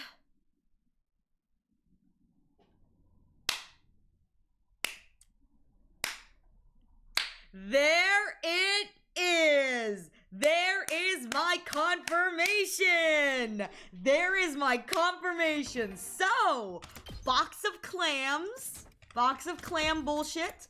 This timeline, because everything here, once it splinters, it's a timeline. Even on routes where the route name is the same, it is a different timeline. This route, Kako, and this route, Ato, are in KG. These guys are in KG. This route, Kako, is still alive. At least she is in this timeline. Oh, how interesting. This is interesting, especially since I'm pretty sure back here there's a choice to either, it's this one, I think. Who will you look for? You can choose to look for the shadowy figure, or Kako is this one. I'm pretty sure this route Kako is Gi Kako. Or a whole route with Gi Kako. Like, where it's revealed that she's Gied, if you know what I mean. That's my assumption anyway, because I know she's Gied. So I bet you, if you look for Kako, that's the, like, route where it's, like, it's revealed that she's Gied. But, at least she is in this timeline. This timeline?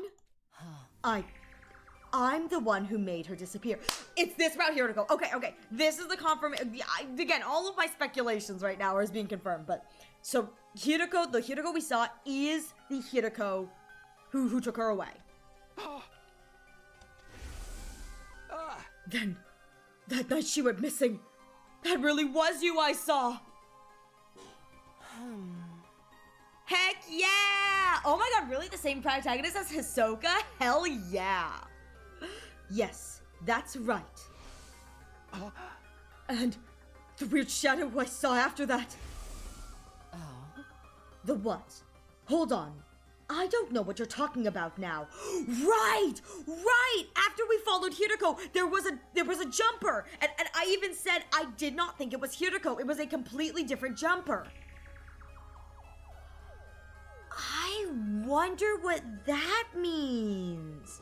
Right, because I remember saying that while Hiroko was jumping, I did not think that the shadowy figure that knocked us out or that we saw was Hiroko. I figured that if Hiroko needed to do something, like she would have confronted us or whatever. Okay, that's another timeline hopper. That's the sound of the plot thickening. I don't like this plot thickening bulldinkle. Where's my Ato? Could be Ato. No, Ato went missing a few days after. Anyway, this is, The what? Hold on, I don't know what you're talking about now. Then, that one wasn't you? Whatever it was, no, it wasn't me. Let's put that aside for the moment. It's got nothing to do with me, so it'll only confuse matters. No, I want to theorize! I want to jingle. Back to my original point. I'm the one who made Kako disappear.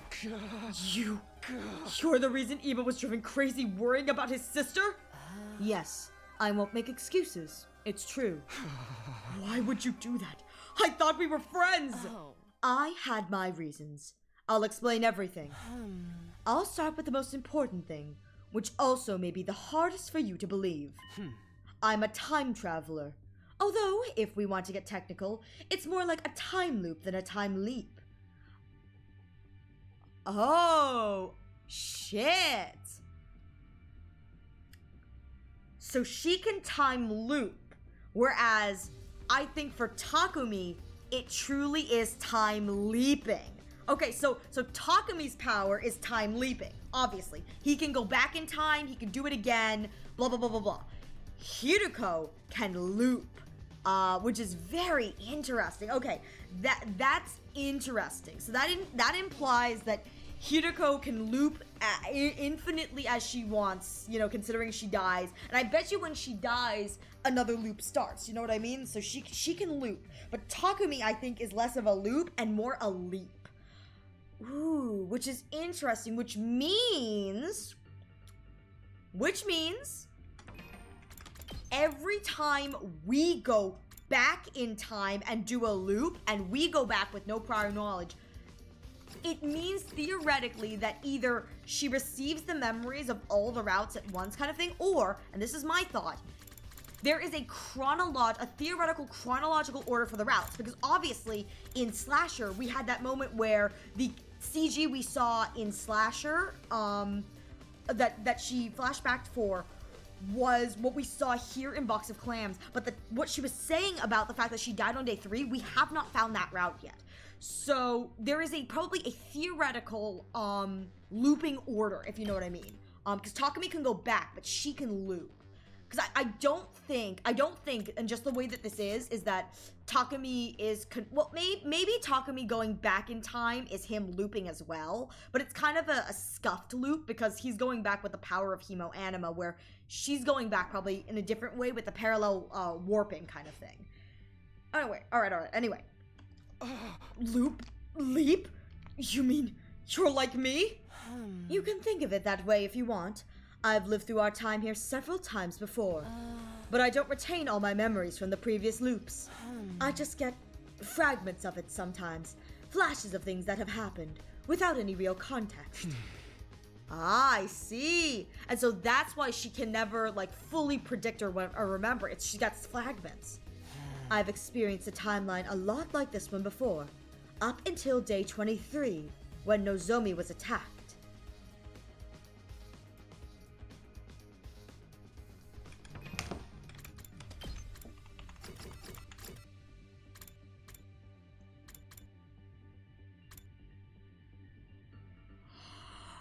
Oh! I've experienced a lot like this when Nozomi was attacked. This is the shadowy figure, or this is the Gikako route. So this Hiruko has seen the Gikako ending. She retained the memories of watching.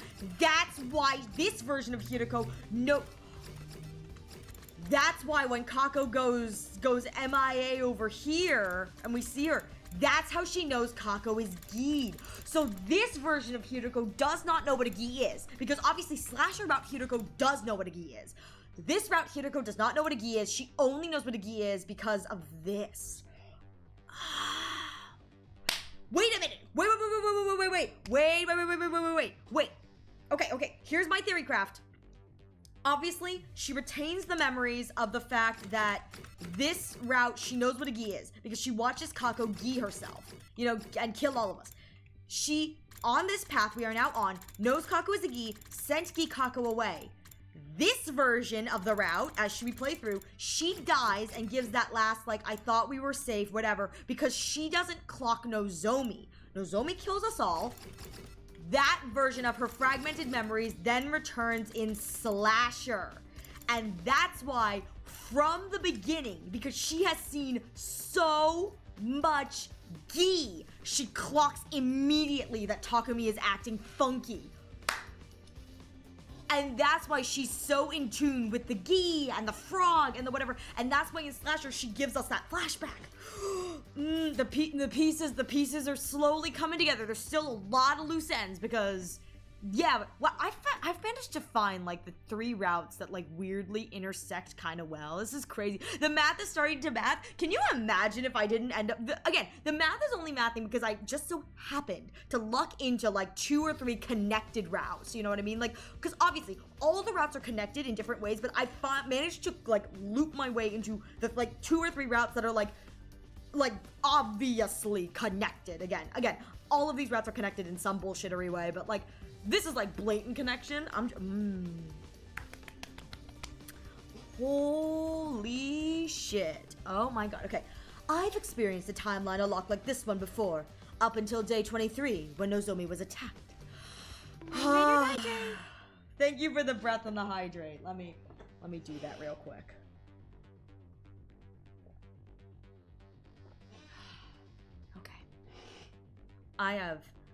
I'm loving this. This is great.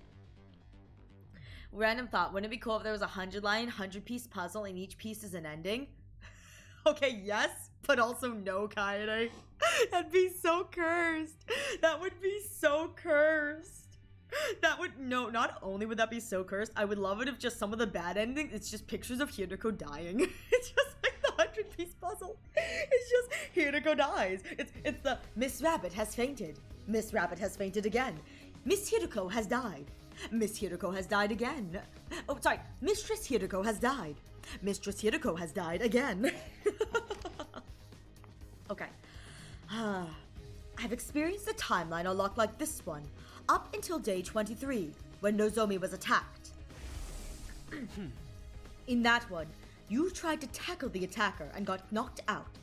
You were in a coma right up until day 100. During that time, I had to fight on my own. And right at the end, I finally found out who was behind it all. Oh, okay. Huh. I found out who that person with the scythe who attacked Nozomi was. It was Kako. It was the weirdest thing. When I heard that, I wasn't surprised at all. It was almost like I knew this was where that was going. It's almost like I've done it before. I've seen this ending, and I was there when it happened. It's almost like... I wish this was a Masahiro Sakurai game where every ending would have like a puzzle piece to complete it was a picture of Daddy Hiriko. I feel like that would be so fitting.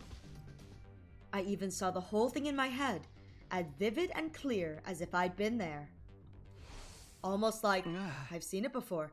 I thought you'd been acting strange lately, but I guess this explains it. You actually believe me? Are you sure you don't want to think about it some more? When that person with the scythe attacked, you brought me an infuser. Even at the time, I thought it was weird that you were prepared. I don't think many people would hear a scream and immediately go for their weapons. It all just lined up too perfectly. You're right, she did give me an infuser, and then Kako ran. Kako ran. But if you already knew what was going to happen, it makes a lot more sense. It was a little careless of me, but it was that, or let you end up in a coma again. And that's also why you were against everyone staying in one big group. Yes, we tried it before, in other loops. The results varied, but it never did any good.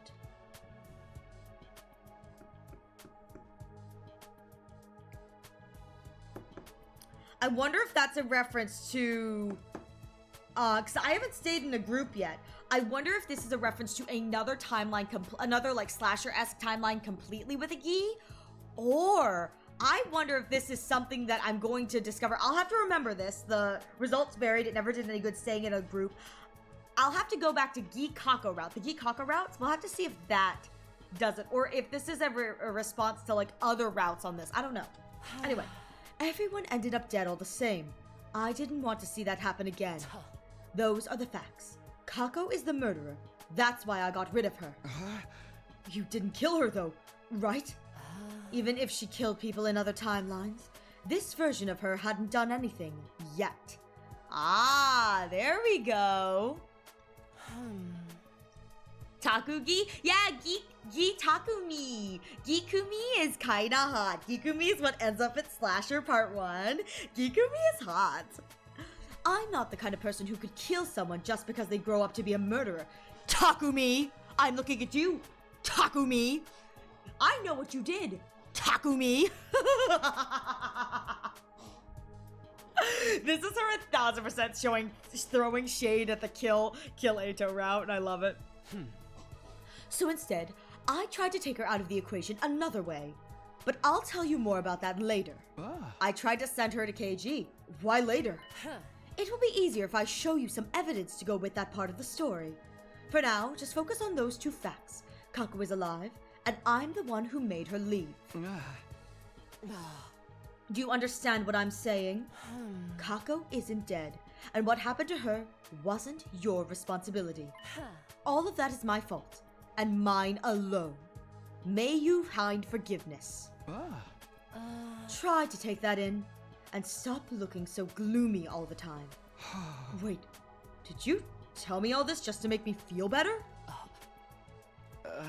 I'm not sure if I completely believe all this yet, but I definitely believe that you're a lot nicer than we give you credit for. Don't get the wrong idea. I couldn't stand to see our team leader not doing his job. That's all. Anyways, we're done for today. She definitely has a soft spot for Takumi. It's not like a soft spot, like the traditional soft spot, but she's got a soft spot for Takumi. If you don't get your brain in gear, I might just have to whack it like an old TV to get it working again. Can I ask you one last thing? Will you whack me really hard? Please, Mistress Hiriko, whack me! What is it? If you've been through all this before then, you know, right? You know what made Kako suddenly start attacking people with a scythe of all things. I think it was probably because she opened that box we found at the shrine. She was Gida. It's not like I wanted you to feel any better, Baka. It's not like I wanted you to feel any better, Baka. Now shut up, Takumi. Stupid idiot. Tough love sort of vibe, very much so. Ow! Honestly, Hiriko brings up some great advice. I should whack the bun's brain when it's up. No, don't whack the bun. The bun is just a little bun creature. Don't whack the bun. With that last remark, Hiroko walked away. The box. That was where it all led back to. What in the world was that thing? Takumi, let me tell you, what it was a gi box. It has a gi in it. It's very hot.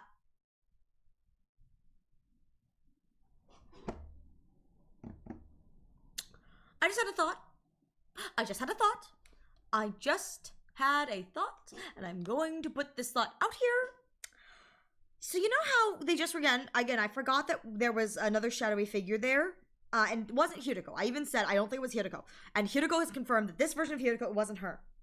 I wonder if the gis are all found in boxes of calamity. Do you think maybe the people who brought the gis, maybe, because again, I said I think it'd be interesting if people brought the gis. So what if the gis showed up in the gi timeline, the slasher timeline, or the zombie slashers timelines, because the person in that suit came to Box of Calamity or whatever other routes have these boxes, picked up one of the boxes that has a gi in it, you know what I mean, and brought it with them to not Killing Game, to Slasher timeline, let the gis out where they knew they would be found by Darumi and Gaku, and that is what catalyzed the entire Slasher route. Because it is weird that it's just invaders are massacred. Oh, look, there's a gi. We don't know where the gis come from, other than there's a little bug that was moving under all of the massacred invaders, and the invaders were already dead, which theoretically could mean the time warpers came to this timeline, got a box with a gi or several gis, got several gi boxes, and took those with them to Slasher, killed all the invaders because they had to leave it at the invader base. They had to leave the gis at the invader base, so they had to get rid of the invaders first. And that's why when we get up there, it's already massacred. They leave the gis there, knowing that Darumi and Gaku are going to take the gis with them. And that is what starts Slasher. Sounds like alternate Eito causing chaos! I mean, you're so not wrong, Thor. Alternate Ato is just out. Alternate Ato overheard Hiroko talk once about the parallel warping, figured it out, found the machine, and he's just going through timelines, seeing how much chaos he can cause. He's like, if I just take this and I put it over here, I think it'll kill them. It'll be great.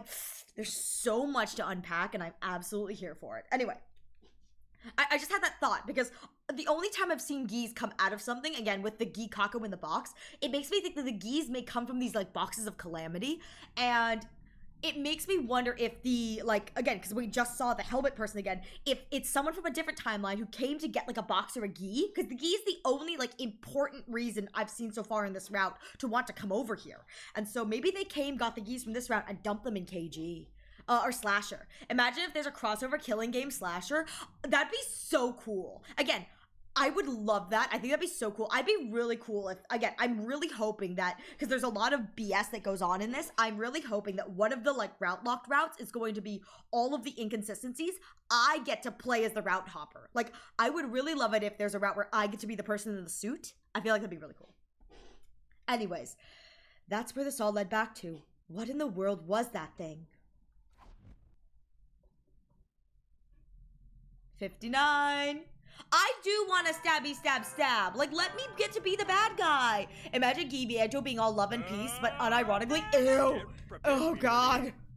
The Gi Ato doesn't make him more murderous, it just fixes him. Like, it fixes, again, technically Ato doesn't need fixing. You know what I mean? Okay, so I'm gonna put this out here. When I say Ato needs to be fixed, I understand that Ato, his condition is definitely like, not like an allegory, but like a representation of like, disability and that kind of disability struggle and whatever. And it's not something to be fixed, you know, in the way of like, you know, like I'm not saying it needs to be fixed in the way of like disabilities need to be fixed, you know, you need to be fixed to be normal, but I will say it would fix him in the terms of it would make him a more cursed character, and I think that that's perfect, you know what I mean? Gi Ato turns him from a murderous, rampaging lunatic to just love and peace. The Gi actually makes him more peaceful, and I kind of am here for it. Come on, I'm so glad we fixed you. Ato, who has not been fixed, sitting there. You didn't love me as I was, Takumi. I thought you loved me for who I was. I'm gonna murder you now. How dare you? That's the real reason coming of age Ato crashed out, because we implied that he needed to be fixed. He's like, I thought you loved me for who I was. My disabilities, my health struggles and all. How dare you? I got up. He's like, you're so ableist, Takumi. I got up, had breakfast, and went back to my room. I was still thinking over what Hiroko had told me.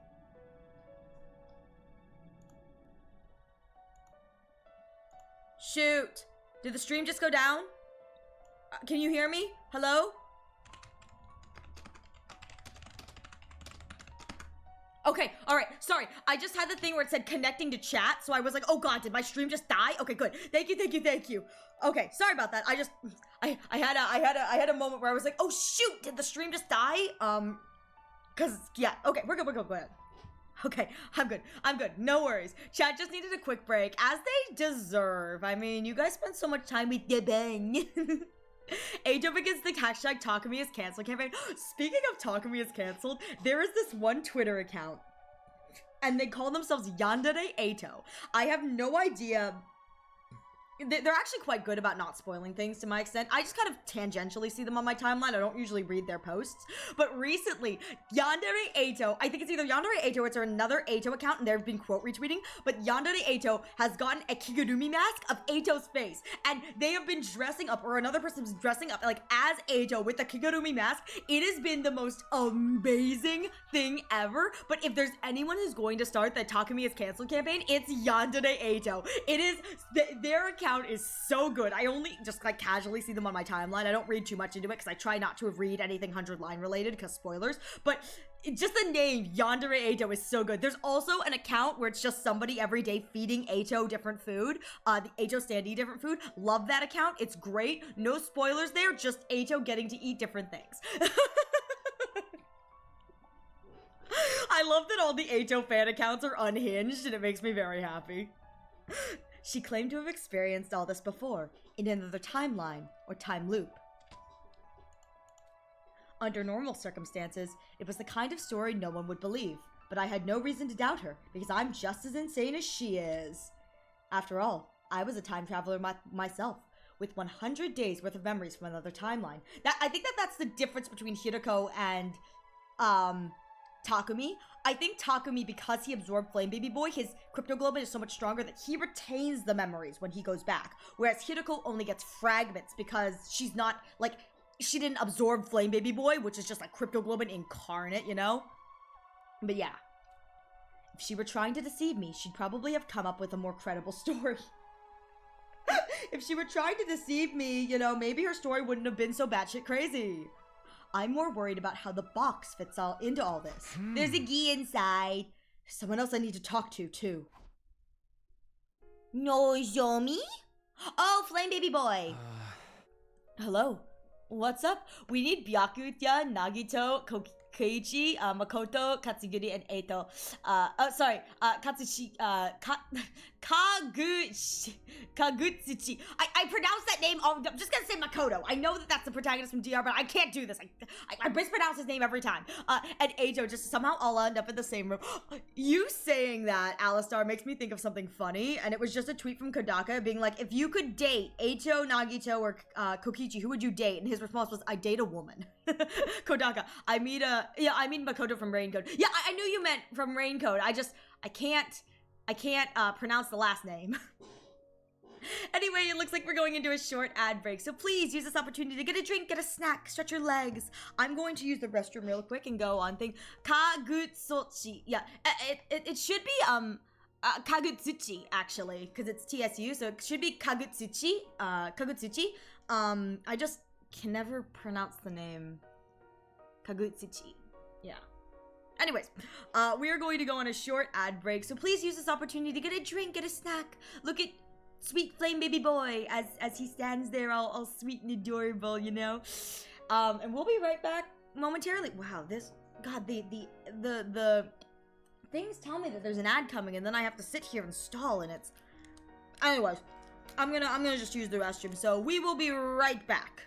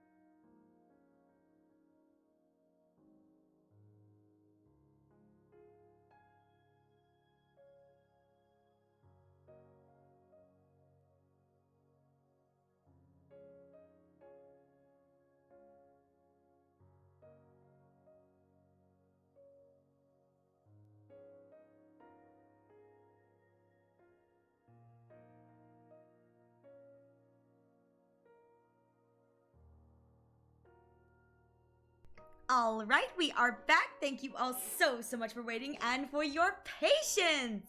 We will be getting back into sweet baby boy. Baby flame baby boy. I can't wait for a route where I finally get to see his name, because I've definitely never seen the name before. It definitely wasn't a typo. Nope, what are we talking about? But I would, oh god, I love this. All right, hello, what's up? Oh, I just came to see how your research is going. Honestly, I'm having a bit of an internal crisis, but don't worry about it. Not great, unfortunately. I found plenty of interesting books, though, all about the invaders' history. It seems that they've sealed away a lot of things. What? Sealed away? What?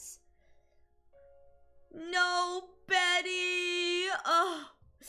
Oh no! May you bundle up tight and be warm then with your jacket, because I know you said you have your jacket on. I hope you bundle up soon, because that's horrible. That's horrific. Ugh. Sealed away? I'm still a little hazy on the details, but I'll let you know once I know more. Oh my god, is this gonna be a lore route?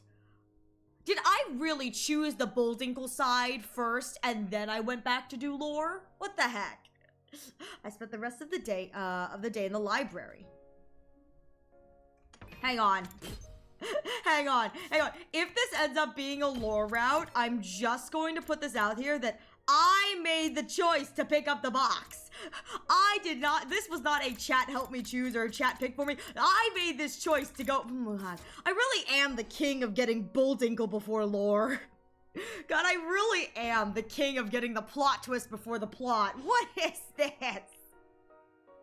I did what I could to help the ghost boy with his research, I swear to God. We still didn't find anything useful about the box, though. Day 60! Up and Adam troops, time to rise and shine! I'll see you later, Alistar. May you have a wonderful day at work, and thank you so much for stopping by before your shift. I hope you have a wonderful day at work. May it be, enjoyable and uneventful.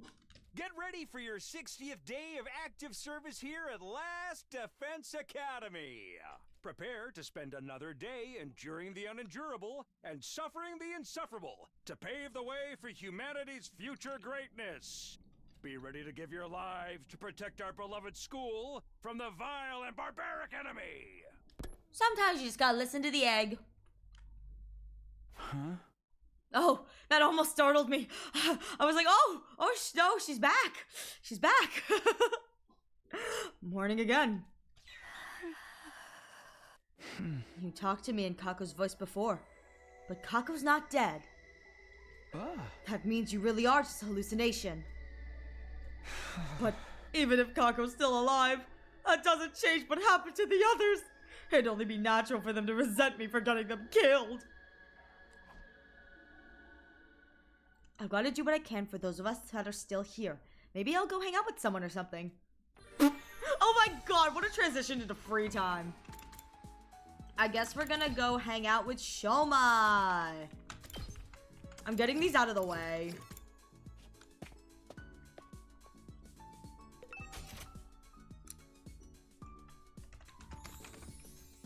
Go for it. Let me see. What was I using? Oh, the dumbbell. Yes, this, because it's got a lot of bolts. I need bolts. I need to use up my bolts.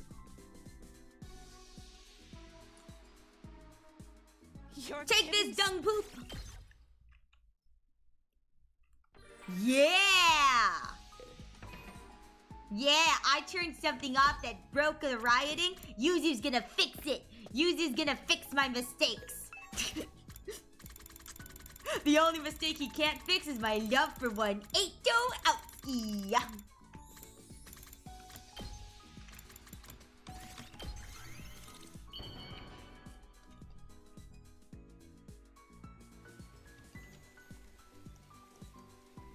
You're kidding. Okay, I think I need to give him one more, and then I'll get the final one. Time passed and day turned into night. I'm an eepy boy, so I headed back to my room and got into bed. Before long, I was out like a light. Because I'm an eepy boy. When I woke up, it was day 100. Maybe it was the fatigue from the past few days catching up with me, but I couldn't bring myself to do much that day. I just hung out in my room, spacing out and letting time pass me by. I'm an eepy boy. When night rolled around, I went to bed and let sleep wash over me, hoping that tomorrow would be better. Eepy boy, I tell you. I eep and I beep. Though I will say, them not giving me a free time does make me worry that plot is coming. But it's time to rise and shine! Get prepared, be ready to... The morning announcement had barely faded when I heard the scream. Wah! Oh no, it's Gaku. Anyways, goes back to bed. It's like, oh, is that Gaku? I'm sure he's fine. Goes and takes a nap. What the? Is that Gaku? I'm sure he's fine. Takumi running out like, oh my god, I heard Gaku scream. Is he dead? I hope he's dead. Takumi, you hear that just now? Yeah, I couldn't tell who it was, but I heard a scream. Honestly, I know it was Gaku, but I don't really care. He deserves it. Please tell me it's not another attack. Has my body odor finally gotten too much for somebody? None of us were the ones who screamed, right? Who does that leave? Who's not here? Just Hiroko and... Somebody help! It's here! I saw it! Oh, it's just you. Alright, everyone, false alarm. Alright, everyone, false alarm. Me too. Me too. I can't. Gaku again! I'm going back to bed. Hey, what's with that half-ass reaction? I need help! It's coming for me! Feels like I don't even need to ask, but... What's coming for you? The ghost, of course! I was asleep just now, but then, out of nowhere, someone grabbed my leg! It was a touch as cold as death, an unrelenting grip filled with hate! It's gotta be a ghost! The commander's curse is taking effect! Hideko had the right idea. Even with Gaku screaming his head off, she never even left her room. Good work, everyone. Sorry I was so useless. I'm gonna let this slide since it was just after the morning announcement. Don't go pulling this shit after dark, okay? How can you guys be so heartless? I was just attacked by a vengeful ghost. Yeah, I'm sure you've been through a tough time. Like I said, I'm going back to bed. If you disturb me again, there will be consequences. Oh, well, that screaming must have taken it out of you. Would you like to get me to get you some breakfast? Come on, isn't anyone gonna show me any real sympathy? No. You don't deserve it. It was a ghost. You're the last guy I'd want to haunt. Takumi, you believe me, right? You believe in ghosts, right? I don't think anyone's completely ruling them out at this point. So why does nobody believe me when I try to tell them about it? Well, say something! Gotta help me, man. The ghost's after me now. I could die! Just stand by me, okay? Whatever you do, just don't leave me alone! I guess I can do that. Ew, I don't want to do that. Great! I knew you wouldn't let me down. Now, we're gonna need protection. Help me find some salt.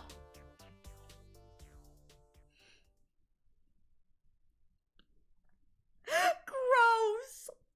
Gaku stuck to me like glue for the rest of the day. I had my doubts about his idea of protection, but I did my best to humor him. Don't humor him. Don't humor him. He doesn't deserve it. He doesn't deserve it. Be ready to...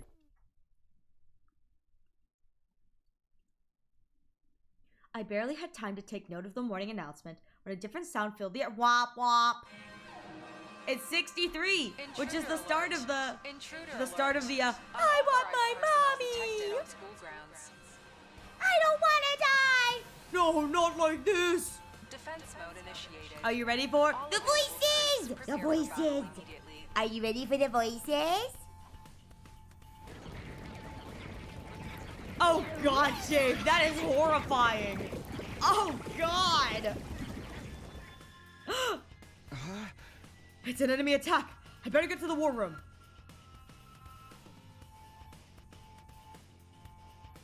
As usual, everyone was there waiting for me.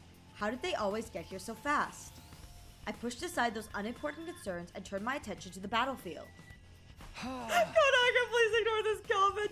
What's our status? It's all small fry this time. A lot of them, but no sign of any commanders. That makes sense. The last commander we beat was the 12th one. Veshness is the only one left now, and Piss Senior, but I don't know that. She won't be coming this time, though. How can you know that? Don't ask questions. I just do. Whoa, okay, sheesh. I need to blow your stack. sorry, me. No need to blow your sack. No need to blow your stack. Oh my god. Ariel? I didn't mean it. I just read it wrong. I didn't mean it. I just read it wrong. Hideko has memories from other timelines. That's how she knows whether or not Veshness will appear in this battle. No, I just read it wrong. Anyways, I hope she's right. Anyways, I'm gonna get started. Is everyone ready? Then let's do this. Defensive battle initiate! Stabby, stab, stab!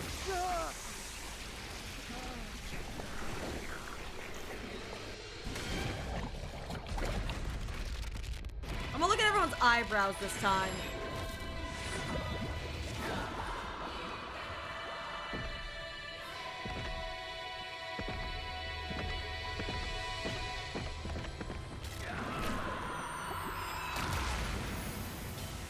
Give me your eyebrows.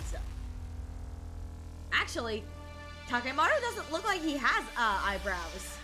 I was looking at Takemaru again. I was like, it just looks like he has a brow ridge, but no eyebrows. You know? Or they're so pencil thin because of the ridge.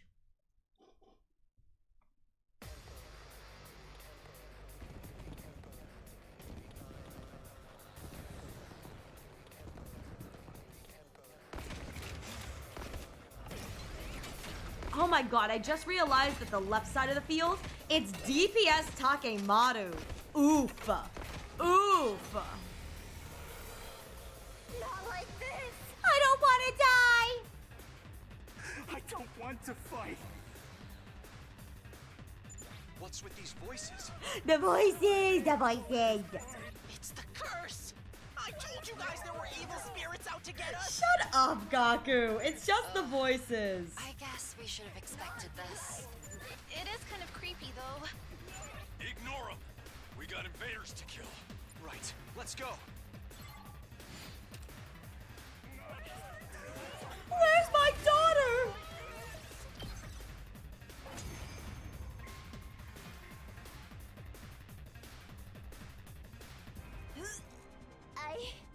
I think we got them all. You doing okay, girl? The next wave is usually when the commander shows up. Oh. If there's no commander, this should be easy. Keep going, everyone! Yeah.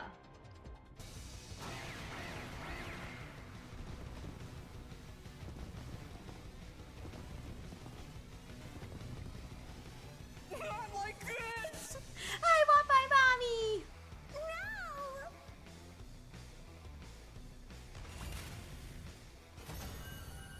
You know what's interesting is sometimes when I hear the voices, they sound like the player characters. Like sometimes they sound like Darumi and Tsubasa. Those are the two. If a character like me has no right to brag, but that really wasn't too hard. There are a lot of the time when I hear that, I hear like Tsubasa and Darumi in the like, not like this, you know, I don't want to die, I want my mommy, that kind of thing. So I wonder if they had just the main character actors do stuff like that for the voices as well.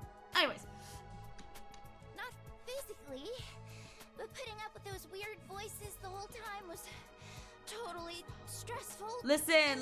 Darumi died so early that she came back to be a little skittle, you know? She came back to be a little skittle, a little skiddler. See? It's just one more way the curse is manifesting itself. Darumi would be an adorable skittle. I'm just saying. You really gotta let that go, man. At the very least, Zenta's curse didn't do anything. We haven't lost anyone since then. Famous last words. This battle left a bad taste in my mouth. Can we go back now? Yeah. I'm going to take it easy in my room for a while. Another battle was over. Like Tsubasa said, though, the eerie screams of our enemies had taken their toll on us. Even after we went back to the school, I could still feel them ringing in my ears.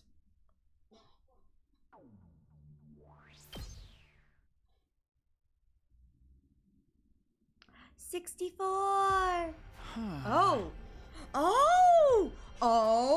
Okay. All right. Is she gonna show us? Hey, Kiriko, why did we have to go even farther away this time? You want to hear the rest of my story, don't you?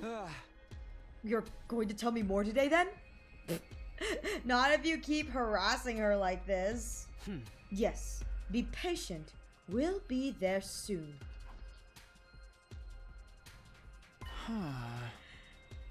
Hey, wait a minute. This is looking kinda familiar, ya know?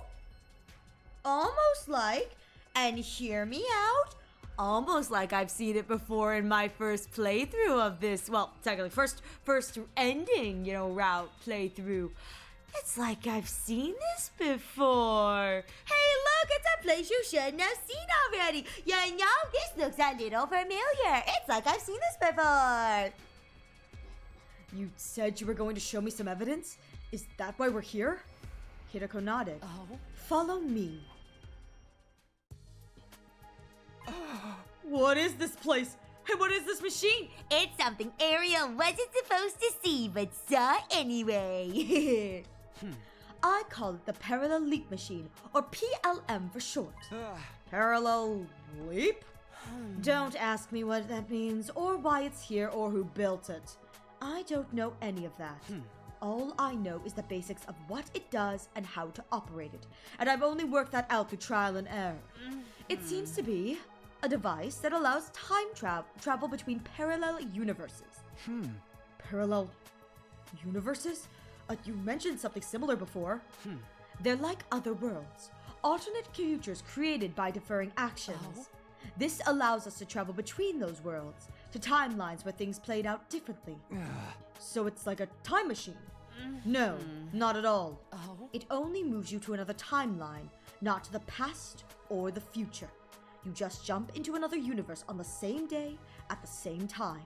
When you said Kako wasn't dead, but you took her out of the equation, you used this to send her to another universe, didn't you?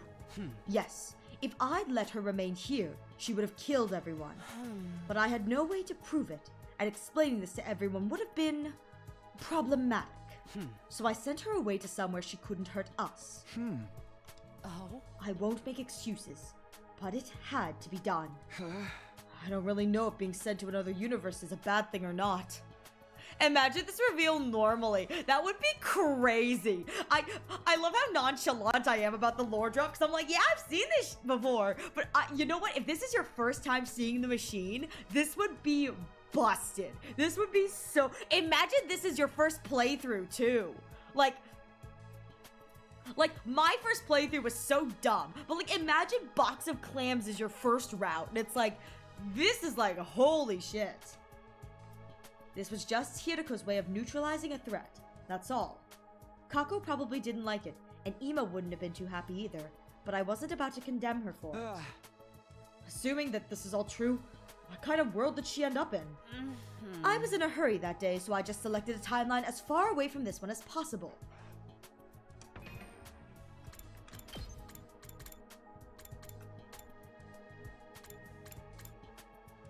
It's not super far away. This isn't super far away, you know? Unless maybe far away is in reference to, these are labeled chapter 9, chapter 8, chapter 11, chapter 13. What if chapter 15 is the highest it goes? And that is what it means by the furthest away route. So 15 is the furthest away you can go because that's the highest number. Like 15 is the ending, kind of highest number. That's, all right. This is a rare Hiroko L. Yeah, it kind of is. She really just dumped Gikako on Killing Game and said, okay, good enough. Okay. Here, let me check. Hiroko stepped up to the machine and started tinkering with the controls.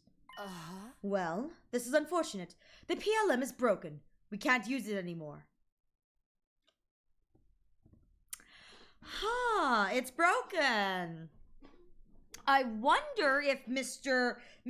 Diver Suit that I was reminded of that existed early in the route is the reason why it's broken. What?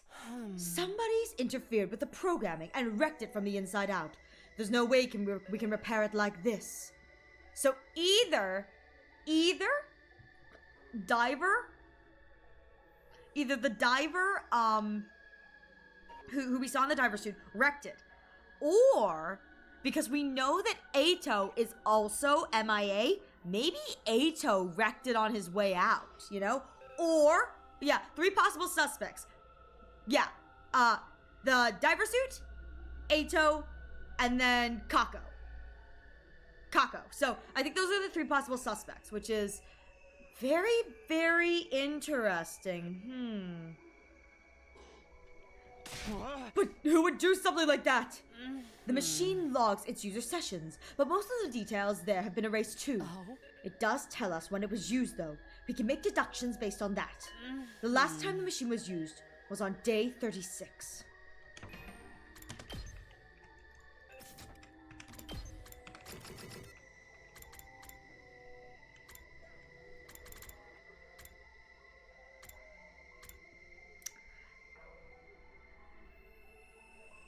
I do recommend going and seeing what happened on that day. Well, I was going to say, Eito is confirmed okay. Eito is confirmed missing. I wonder if this is now an Eito-less route. And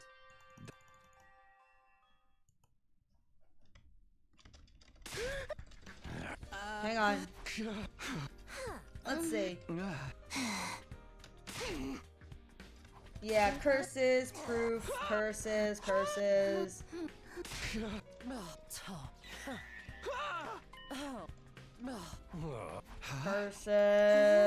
on. Oh, here we go. There it is. The thing is, he disappeared this morning. I'm sorry, I only noticed when I took his breakfast, and that morning he wasn't there. He must have slipped up somewhere. I should have known to dead fish eyes. Eito wasn't in his cage. Yeah, this is the confirmation that Eito is no longer here. Yes.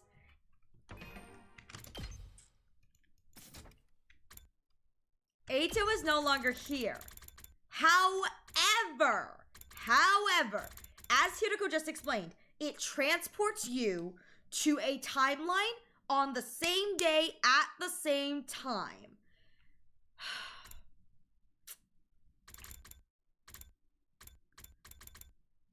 This seems a little... I wonder if Eito does a little route hopping before he finally ends up in KG. Because Eito doesn't officially confirm until around, like, here. It's after Kyoshika's death around here. Yeah, here's Kyoshika's death. So he doesn't show up officially in KG until around here. And I have a hard time believing he's just sitting on his ass, well, pretty like, you know what I mean? For all of the time until he shows up here in KG. So, if this Takumi is ignoring him, he'll go get another Takumi. Exactly! He just likes Takumi. But he just needed his Takumi. If Takumi's gonna ignore him, then good riddance. But that stands to reason that Eito has probably shown up in a different timeline. I can't see him showing up at 36 in KG, if you know what I mean. 36 and KG and just sticking with KG, especially since he found the warp device himself. So I wouldn't be surprised if he's bouncing around something here, somewhere in here, somewhere in here. Like, I would not be surprised if he's bouncing around somewhere here and then he eventually ends up in killing game at the end, you know what I mean? But that does confirm for me anyway that Aito is the last person to use this machine.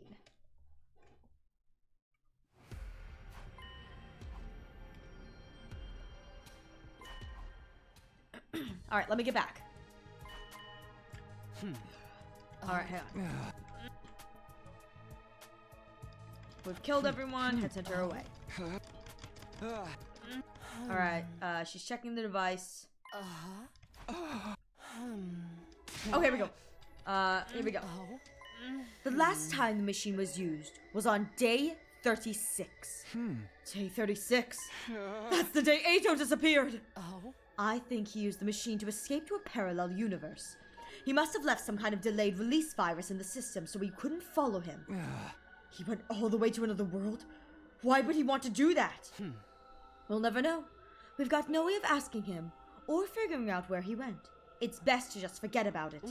The real problem is how he got out of that cage on that day. He couldn't have escaped on his own, so someone from the team must have let him out.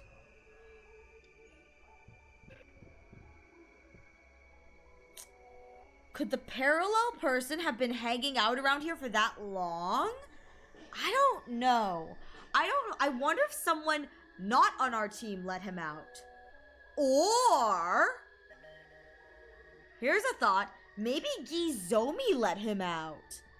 Because she's been Gi'd this whole time, you know? Because Takako was already missing by that point. So maybe Gizomi, you know, went and scooped up and opened his cage. I don't know.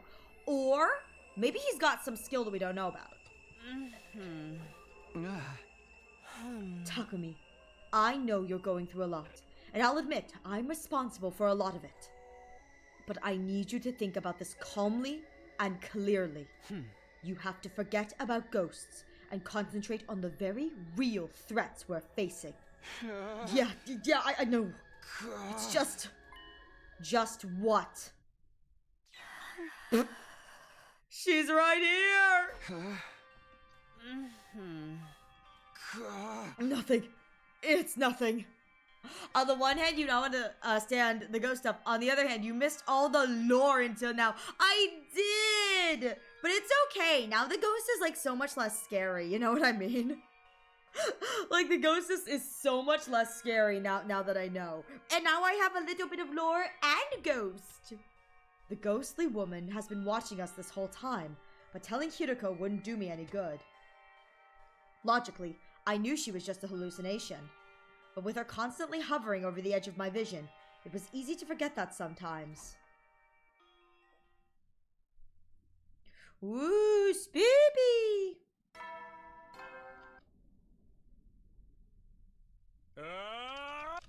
Be ready to get... I really don't think this is a good idea. Hey!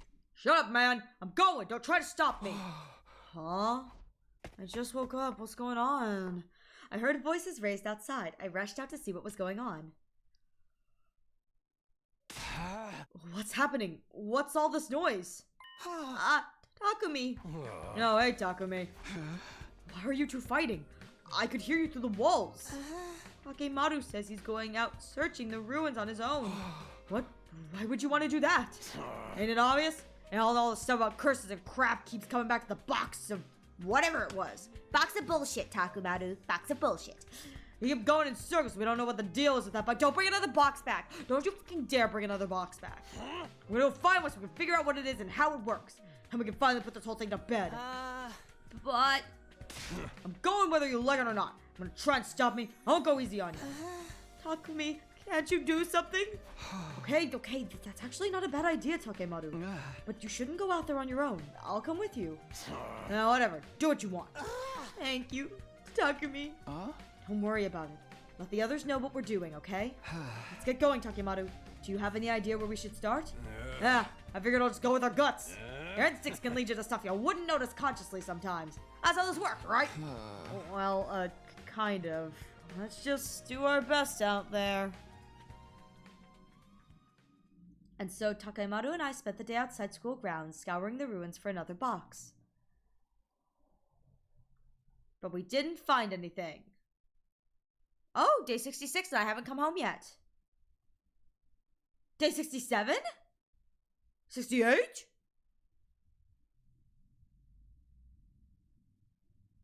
Oh my god. Alright, we're stopping at day 71. For the past few days, Takemaru and I have done little else but explore the ruins outside the school. We checked the inside of the one containing the doll thoroughly, but hadn't found anything out of the ordinary. We decided to look for another one. We'd seen 2 so far, so it stood to reason there might be more out there. At least, that's what we thought. But here we were at the end of day 71, with nothing to show for it. Even Takemaru knew when to admit defeat. Reluctantly, we both trudged back to the school.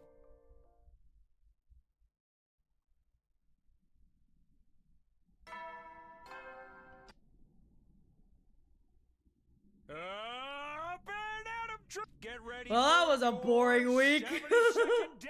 Prepare to spend another So day true. enduring the unendurable and suffering the insufferable to pave the way for humanity's future greatness. We pavin'. Be ready to give your lives to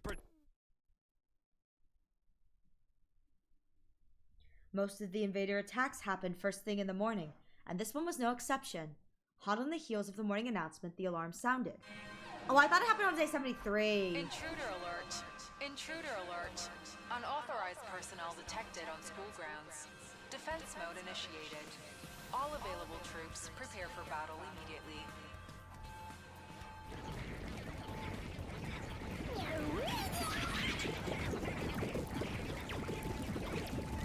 Look at the little wiggly boys. I hurried over to the war room to get ready.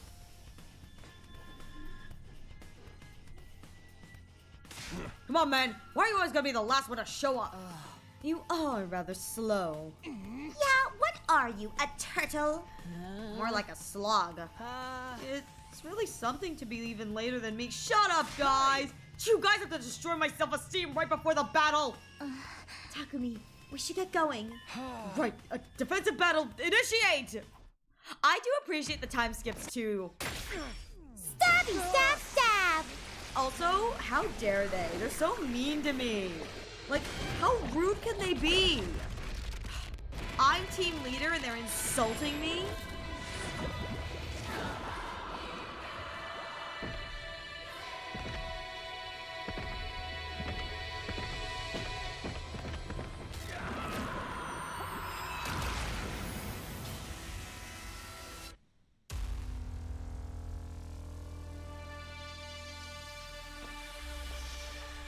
Seriously, Mom, everyone's such an asshole this morning. They woke up on the wrong side of the bed. They're all so rude to me. Like, how dare you? I am team leader. Don't be cruel.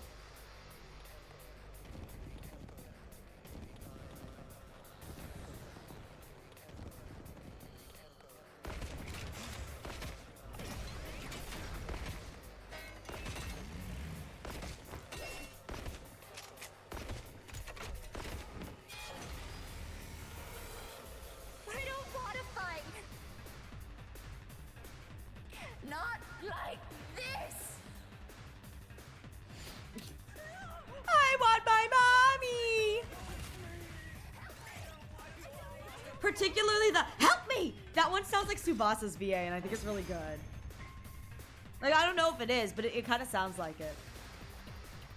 Oh man, this is so easy. I don't even want to throw up like I usually do. There's the lost humanity. Not even a little. I tried dry heaving, but I just coughed up an old scrap of food. Oh my god. Gross! Too much information. You guys want to quit the chit chat? Yeah, it looks like the next wave of enemies are here. Then we take them out too.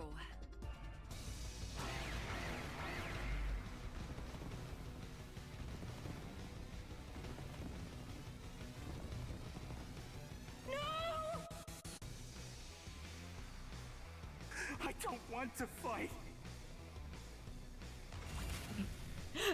so stupid.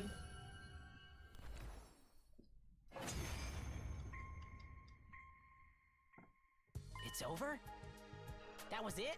When things are this easy, it feels like the floor is gonna be pulled out from under us any minute. Don't say that. Don't say that. Oh God, he's.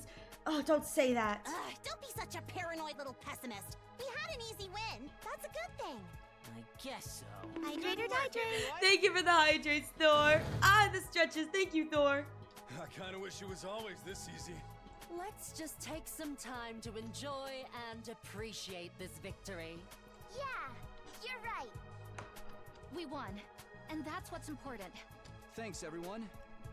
You did a great job today. I'm so proud of you, he says.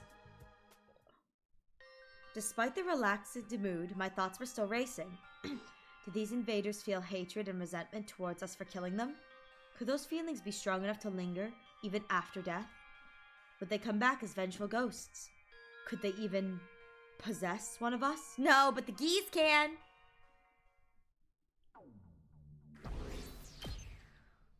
Getting all that BP! 73! It was early before the morning announcement. I was woken up by Gaku calling for me at the top of his voice. Kagami, come quick! It's an emergency!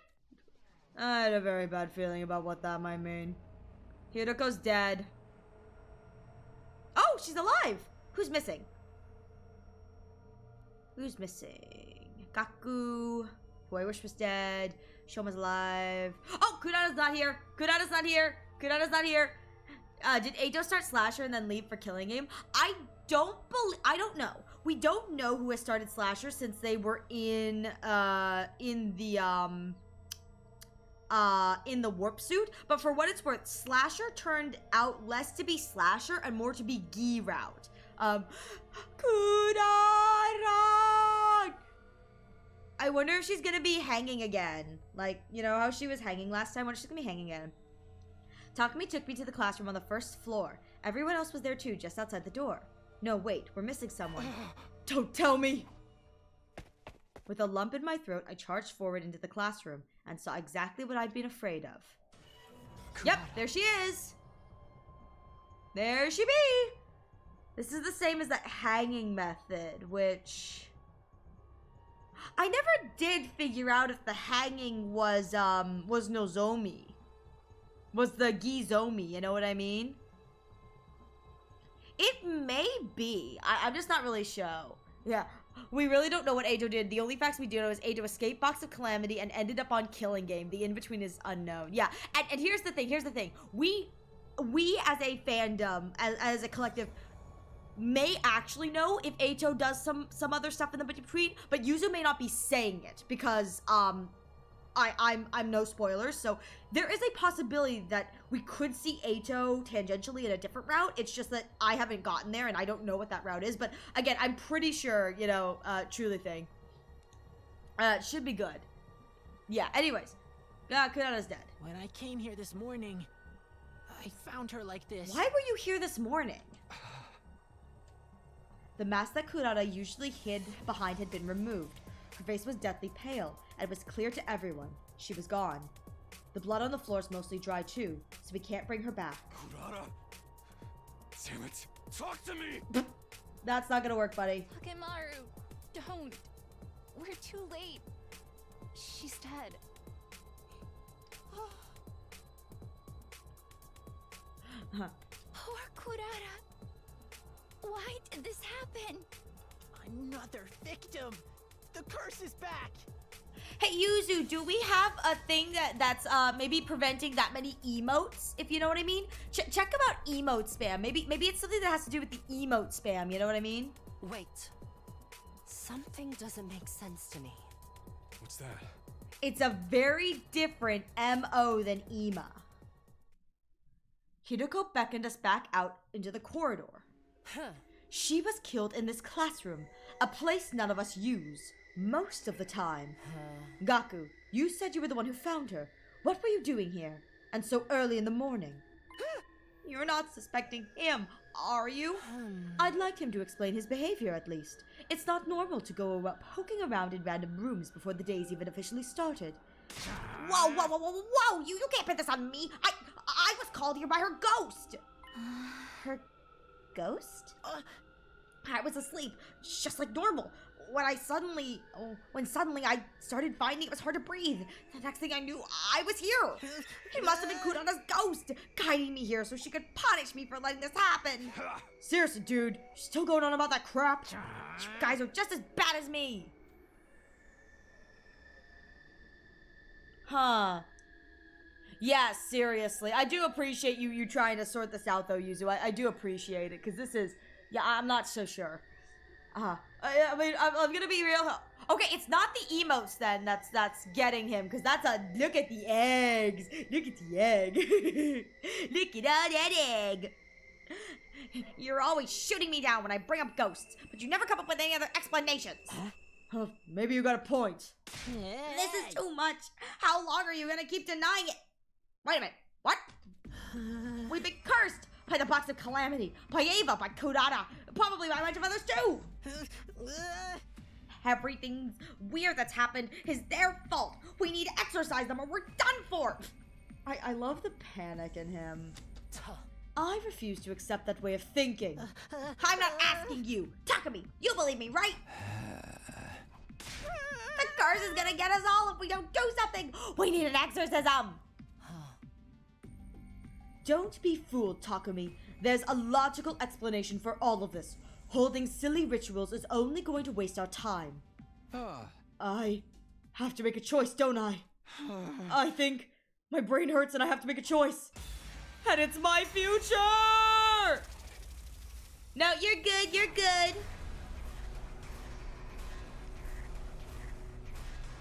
Thank you for trying to sort this all out, Yuzu. I do appreciate it.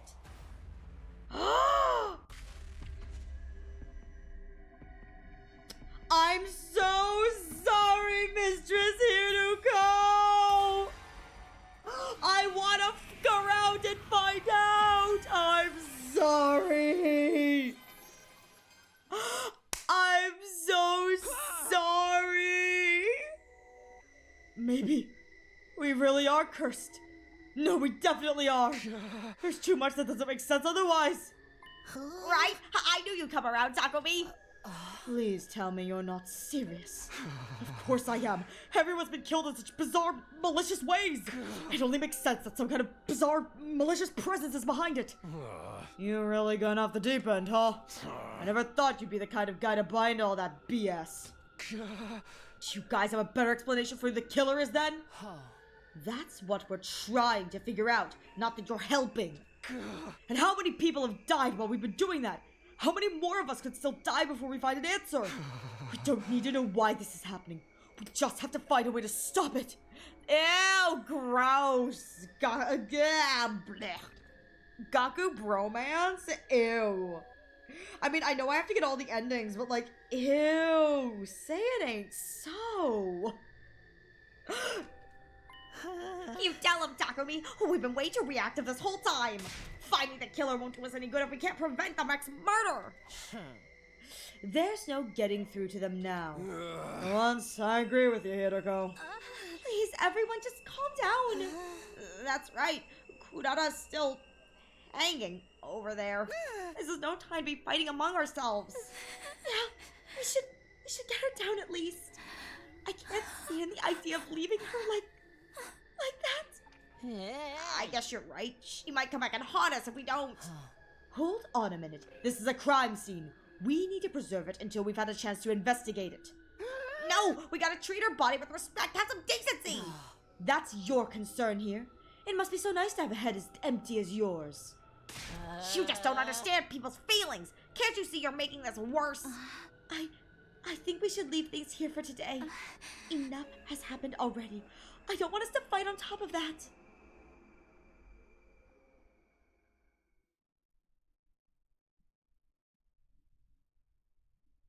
$74. Huh? Could you run that by me again? We think that all these murders have been because of a curse. So now we want to find a way to get rid of it. Flame baby boy, you guys are insane.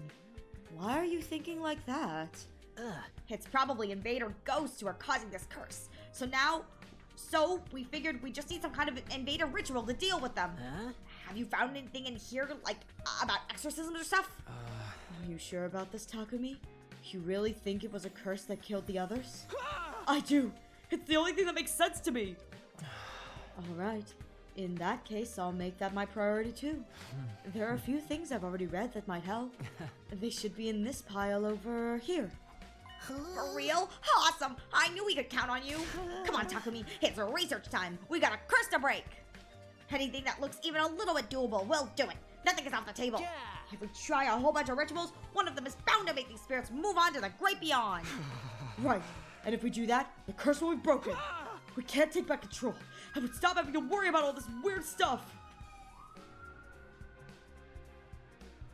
I don't like the fact that this really is a Gaku route right now. I just, gross. Gaku the Ghost Boy and I spent the whole day in the library looking through document after document.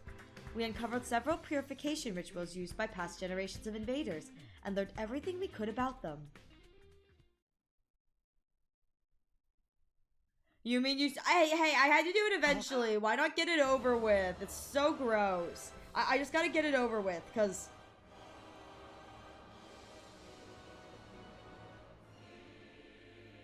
I just clocked the music! I just clocked the music! Oh god, it's the Veshness music! It's the Veshness music! This music!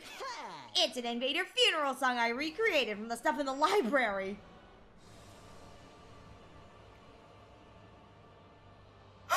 It's an invader funeral song! She rolls up playing funeral music. She's like, it's your funeral. Bow down before my magnificence. That is so cursed. I love it. Pretty sure I nailed it too. It's scary how talented I am sometimes. Yeah, it's pretty amazing to put together a whole song in just one day. Why the hell do I hear boss music? Well, I was wondering what all this racket was. I should have known you two would be responsible. Laugh while you can, Hiroko, but this track is gonna save us all. If that's what makes you feel better, then by all means, do whatever you want. I'll even let the disturbance of the peace slide. I don't care anymore. Hey! I did, but like, I just realized the casino is called Last Defense Casino. The leisure lounge is Last Defense Casino. She really hates our guts. She deserves to. Forget her, man. She's the one who won't open her mind to the truth. Come on, we've got more composing and arranging to do. Huh? Really? Yeah! This isn't the only song I found in those old documents. Gotta try all of them just in case the first one doesn't work. I'm also gonna put them all together into one big ultimate funeral dirge megamix. Dirge megamix? Sounds good. Let me know when I can do that. He's going to DJ the funeral song? Gross. That's so cursed. What is that smell? Smell? Huh. I don't think anyone's ever mentioned, like, the invaders having, like, a weird smell. Okay.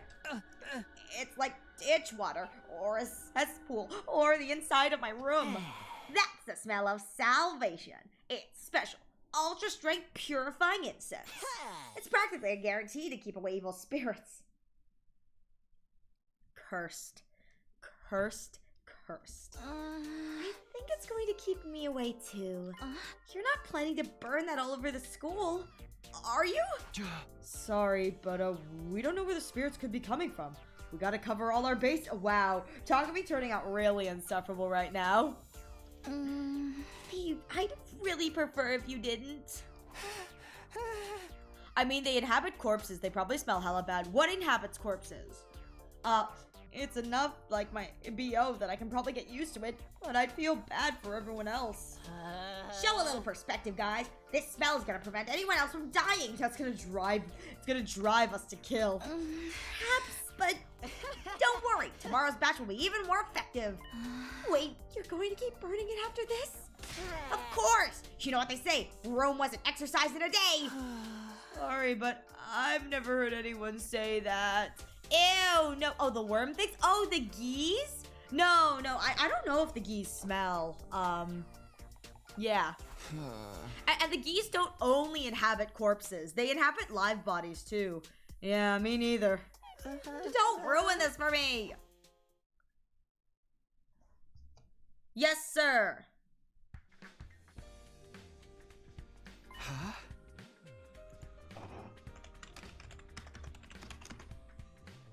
Alright. Yes, sir.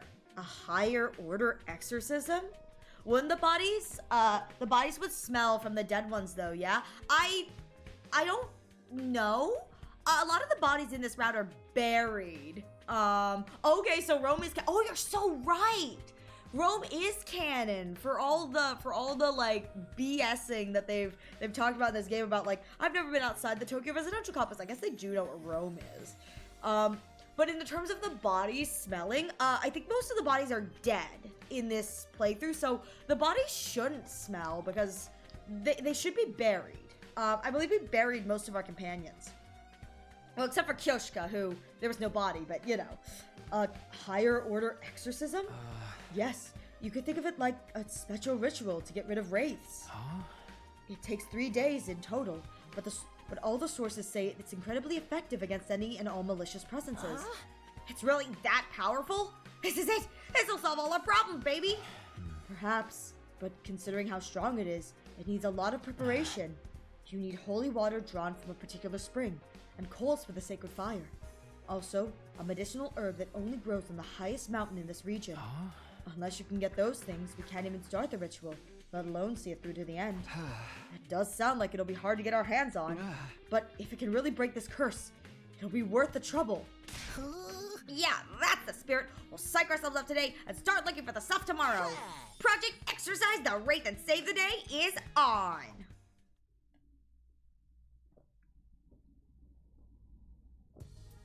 Huh? Hey, Gaku, you ready to go? Yeah. Are you ready? This is gonna be a pretty intense journey. I know. Come on, let's get going. And so, Gaku and I left the school and went off on our search. Our objective was to find the 3 items necessary to perform the Wraith exorcism. Those items were holy water, coals from a sacred fire, and special medicinal herbs. We wandered far outside the wall of fire in search of them, but we didn't find anything of the sort. Hi, Ariel. Hey, Ariel Bun Bun. Hi, Kana. How you doing? The sun descended as we searched, and soon night fell. We gave up the search for the day and trudged back to the school. Dang, next day. Alright, guess you guys are still around, huh? Do you even care about how potentially screwed we all are right now? Takemaru. Yeah. Of course we do. Everything we've been doing is to get us unscrewed, you know? Yeah, you seriously think playing that messed up music and burning that weird smelling crap and just wandering around outside is gonna do us any good? You really want to help? Take a shift, keep him watch or something. We tried that, and it didn't work. The murders just kept on coming. Now we're attacking the root of the problem. This is giving me a headache. Fine, whatever. Do what you want. Not like you'd be any help anyways. Sorry, Yuzu. I figured we were working on back-end stuff, so I was like, it's fine. I got a button for it. Sorry, Yuzu. Sorry, Takemaru, but I've made my choice. This is how I'm going to fix things. Let's go, Gaku. We need to get the stuff for the ritual. With that, Gaku and I went searching once more. But the outside world was vast. Finding 3 items we thought wouldn't be a simple matter. With that said, we are going to go into a quick ad break in the next few minutes. Please use this opportunity to get a drink, get a snack, stretch your legs. The other thing I am planning to do is I am actually going to take, in addition to this 3-minute ad break, a 10-minute break. So I'm going to take a 10-minute break to rest my voice so that I don't exhaust myself. I think I can pull up words on Steam. So I'm going to see if I can pull that up so you guys can play that while I'm here. And I'll be here in chat, so I'll text you guys while you guys are playing in chat. But I am going to go on a little bit of words with friends, words thing and a little bit of a vocal rest just to preemptively do everything. So, with that said, I do appreciate it. We will be back after this short commercial break. Thank you all very much for your patience.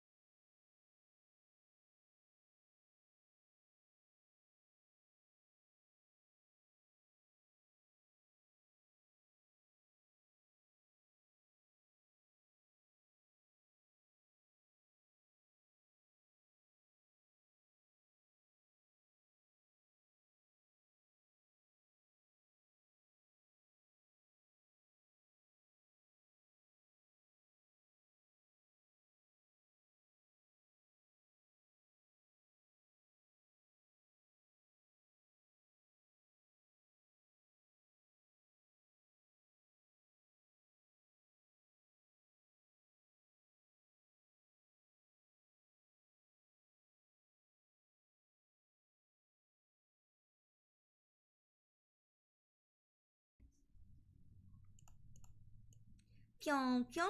Hello, hello everyone. Thank you all so much for your patience and for indulging me and playing words on stream. I do appreciate it. I will be taking several thank you, Thor, for the hydrate. We will be taking several more of those breaks, so that won't be the only opportunity for me to foister that game on you. I must admit, I do like watching other people play it because I myself cannot spell. I love WODs on stream. It's pretty fun. I will say, I think it's fun to play along with you guys, and whenever you guys get something, I go, oh! Or my favorite is, oh, I didn't know bored was spelled that way. Yeah, that was something I learned today is how bored, it was not bored, but it was like something, and I was like, oh, I thought it had 2 R's, and today I learned it did not. But I do appreciate you all hanging in there. We'll probably be doing this in another 3 hours. My favorite, that's a word? Exactly! And then my favorite, I think, was, I don't remember who it was. Also, hi Shiny, I hope you're doing well. I think this is the first time you've popped in. Hello Penguin, I hope you're doing well as well. Thank you everyone for playing. Hi, good to see you, Taro. But I will say, I think my favorite was, I think it was, I don't remember who, but it was just someone who went, oh, lichen is spelled like this. And I remember reading it in the chat and going, that's how it's spelled? What? Just so... For what it's worth, I do appreciate you guys hanging in there, playing some words on stream while I was on vocal break. There will be several more sessions of that, purely because Ariel will need to take breaks periodically through this. We'll probably play words on stream for 10 to 15 minutes every 2 to 3 hours. But I do appreciate you guys hanging in there. Thank you so much. Let me get my other pin back up, and we are back to the hundo. Let me turn on the hundo music. So, TLDR for where we last left off. I have decided in this current playthrough to side with Gaku. We now genuinely believe that there's a magical, mystical cure, and we're trying to find stupid items. I'm gonna be it was Nemo? Okay, that's so valid. That's so valid. I was like, I genuinely was like, I didn't know that's how it was spelled. But we are now back to the Gaku route, and I have thoughts, you know? I don't like that I'm indulging Gaku in this, but honest to God, better to get it out of the way sooner rather than later, so we never have to do this again. But the outside world was vast. Finding the 3 items we sought wouldn't be a simple matter. Twitch hates me? I'm so sorry, Thor.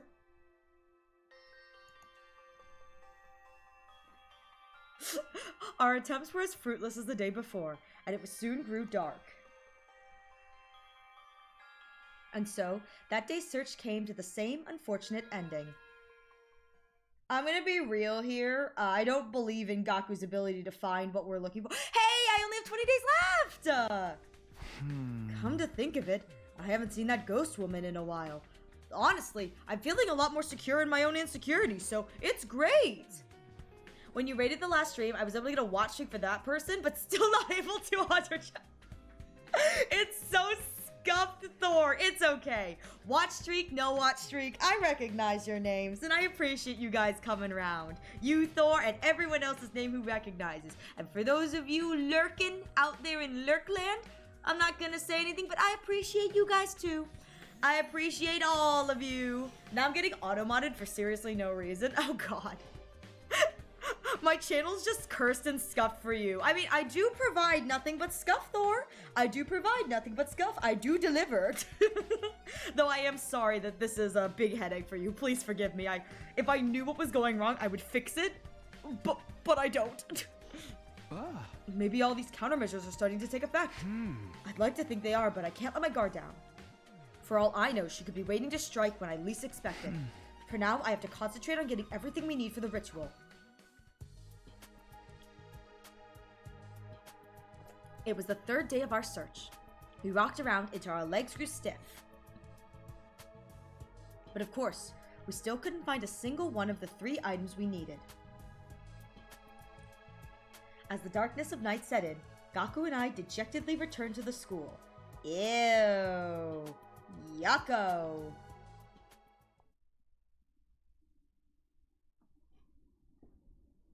81. We were met with good luck that day. Oh, we were met with good luck that day. We were halfway up the mountain, shrouded in greenery. There we found a pure spring flowing with pristine water. After all of our long searching, we'd finally arrived at the right place. So this is the spring of purity we've been looking for. So this implies that the invaders have been living up here on the planet's surface. So the TRC was underground. That implies that the invaders have been living up here on the surface for long enough to have their own established, like, culture and whatever.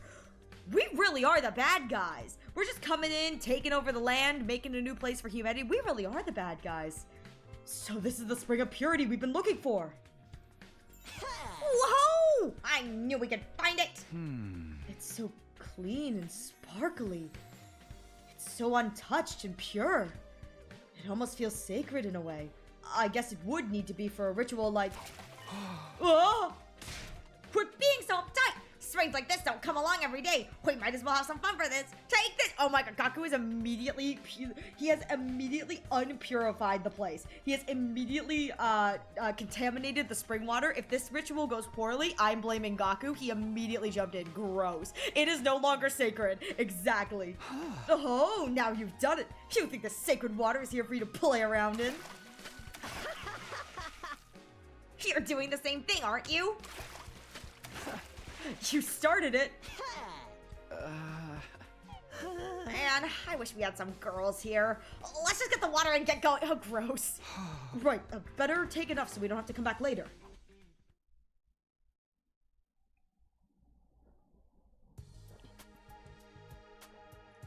It was Gaku who first suggested that the other two items could also be in the mountains.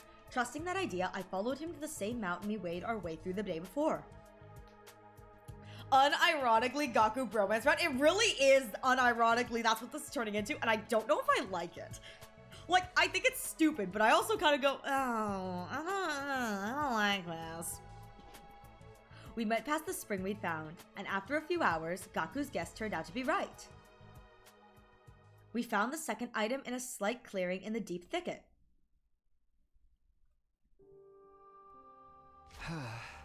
These must be the coals we need for the ritual. Oh. What are hot coals doing inside a mountain anyway? Maybe it got struck by lightning and these embers are what are left of the fires that it caused. You can see how people would consider a strange phenomenon like that to be sacred. Yeah, I guess that makes sense. By the way, I've got bad news. What is it? You know how I brought along a bunch of torches so we could keep the flame going? Well, this place is a lot further away than I thought. We might not have enough. It'll be all for nothing if it goes out before we get back. That just means we gotta run. It's a full-on sprint all the way to the No, if we run, the wind is going to blow it out. No, we can't run. If we run, the wind is going to blow it out. That is a horrible idea. A sprint, huh? I swear to God if this works. Umbrella, exactly. I swear to God if that worked. Oh my God, that worked. It was our 6th day of searching and we spent it climbing that same mountain as if something was guiding us. Delulu. We'd been blessed with good fortune day after day. As we neared the summit, our luck held steady as we successfully found the last item.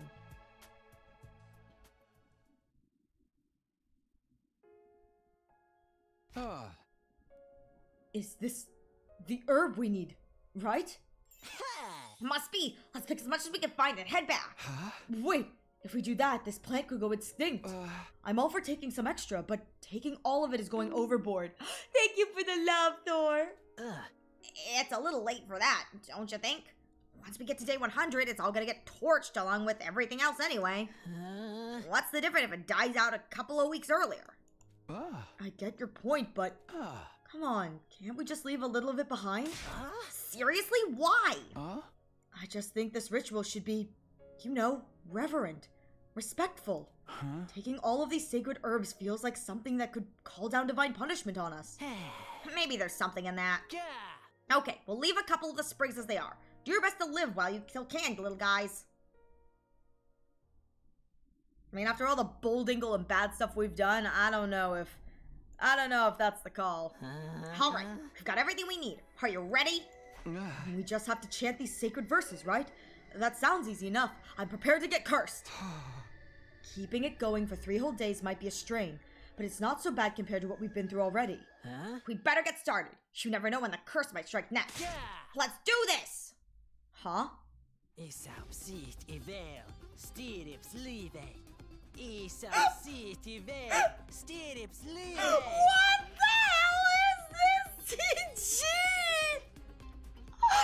What the hell? Oh. Evil spirits leave this place. Evil spirits leave this place. This is the dumbest thing I've ever seen, but I kind of love how unhinged Gaku looks. This is the Gaku that I see every time he opens his mouth, with the bloodshot eyes and the crazy haste. This is exactly what I'm talking about. You know what? Suddenly this is the best round ever. Gaku losing his mind in CG.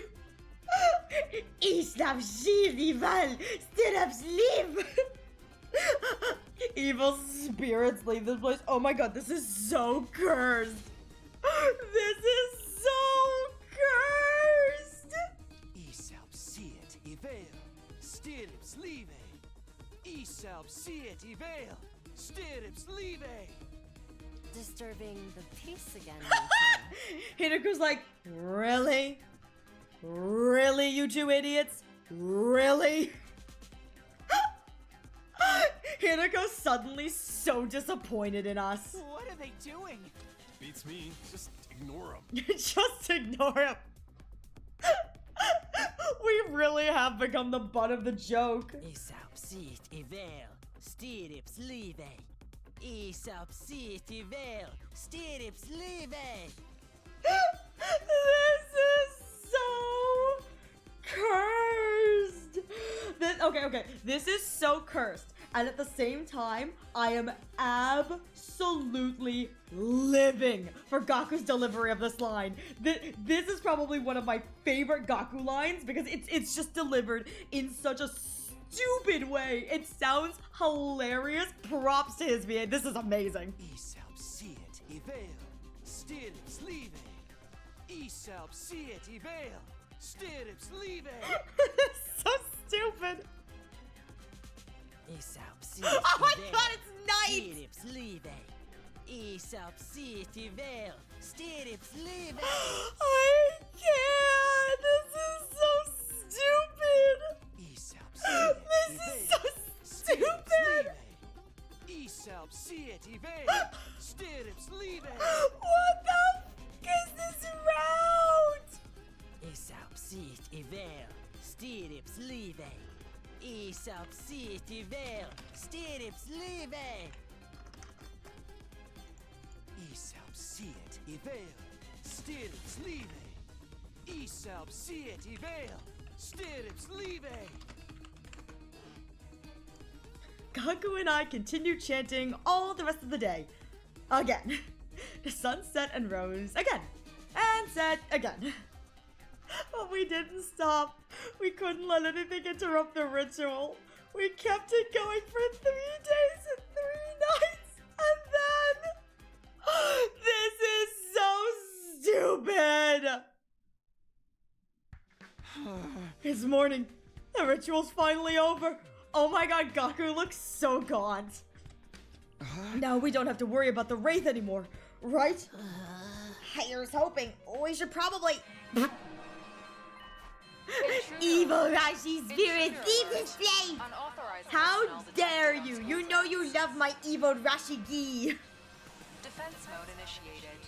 All available troops prepare for battle immediately. An enemy attack! Come on, Gaku! Right?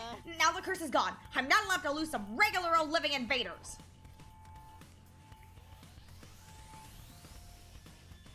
You chumps actually decided to show, huh? I thought you'd be too busy chanting your magic words. It would be so much easier if that worked to get rid of the invaders, too. Come on, Hirako. Don't be too hard on them. It was really pathetic to watch them do that for 3 days. Like, maybe we can have a little compassion? I can't help it. I'm so tired of all that ridiculous hocus pocus they've been doing. Say what you want. We did what needed to be done. Anyways, the invaders are almost here. Right, let's focus on the battle for now. Is this Shaw? 87? Is that Shaw? Stabby, stab, stab. I don't remember if 87 is Shaw. I know Shaw is like at the end. I think this may be Shaw. Which, if it is, heck yeah.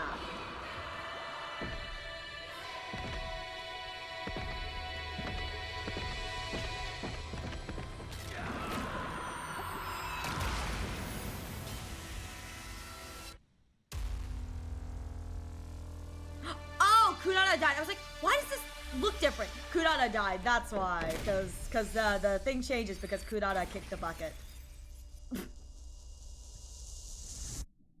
Okay. There he is. The planet. Hear my plea. Ew. Ew. Blood of my bond. I hate it. Oh, I hate that. Jame out here, just a reminder, we're 2 weeks into the Gaku romance and no one has died. I hate that. Ow. That's such, oh my god, I hate that that's so true too. I am Dalshaw, paragon of warfare. I'm an old-fashioned man. I need to fight someone. Ooh, I wonder if Dalshaw in this route is going to comment on the guilt. Because Takumi genuinely believes he's cursed, but like, obviously he hasn't confronted his guilty conscience. So I don't know. It doesn't usually have that like wah in the background, does it? Huh. I don't know. Let us begin. First, I want you to show me your strength. Yes, sir! I can do that, sir! Maybe. Keep up the good work, everyone. We could do it!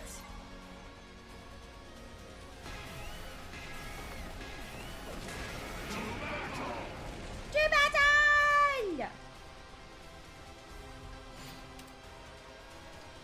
Where's the skip button when I need her? Skip!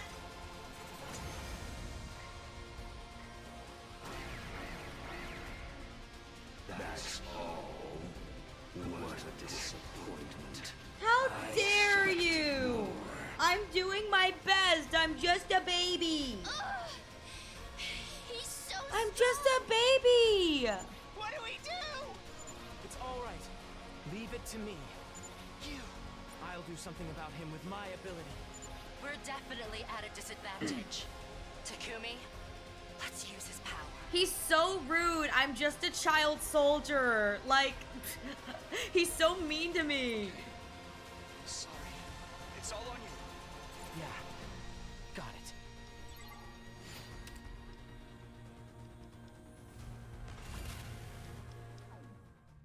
Yay! 88. So, I've been wondering, did we really get rid of the Wraith in the end? Don't tell me you're having second thoughts. Holding all these rituals and stuff was your idea. Yeah. No, don't get me wrong. I haven't changed my mind about the curse being to blame for all this. But, like, we only did what we could to figure out from those old documents, you know? What if there's some kind of detail or nuance we missed? How can we tell if we actually did the whole thing right? I got to thinking that last night, and now I can't get it out of my head. Maybe you're right. There's only so much we know about the invader language and culture. Even so, there's not really anything we can do about it. Of course there is. It's easy. We'll just have to carry out the ritual again. Except we'll do it a little different to account for anything we missed or got wrong the first time. We still have some of the materials left over, so we should be good to go. If we keep doing it over and over, it's bound to take effect eventually, don't you think? Hey, you're right. In a situation like this, we can't be too careful. Oh my god, that's so... Haven't they ever heard the old saying that, like, if you do a ritual wrong, you get cursed? Like, what is this? Then it's on. We'll rest up tomorrow and make a fresh start the day after. Sounds good. If this is what it takes to keep everyone safe, you can count me in. Hydrate or dihydrate. Thank you for the hydrates, Betty. Morning, huh? Thank you for the head pats. It's good to see you. I hope work is treating you well. Or if you're done with work, I hope work treated you well. Oh my god. EP boy Takumi. Morning, huh? I need to use today to prepare my body for tomorrow. I could just spend it like normal and spend some time with someone, but somehow I feel like the others won't want to hang out with me right now. The last thing I want is to make things even more awkward. In that case, maybe I'll put together some more incense and purifying salt and stuff instead. More than anything, I just need to take it easy. That's the best thing I can do today. I hope Gaku dies today. Oh, just 9. Oh, we're 10 days. Huh? 10 days. Just finished lunch. 3 more hours. You got this, Betty. I believe. Okay, time to get the ritual started. This version's gonna be more severe than last time. I hope you're ready. Who do you think you're talking to? I was born ready. Yeah. That's the spirit. Let's do this.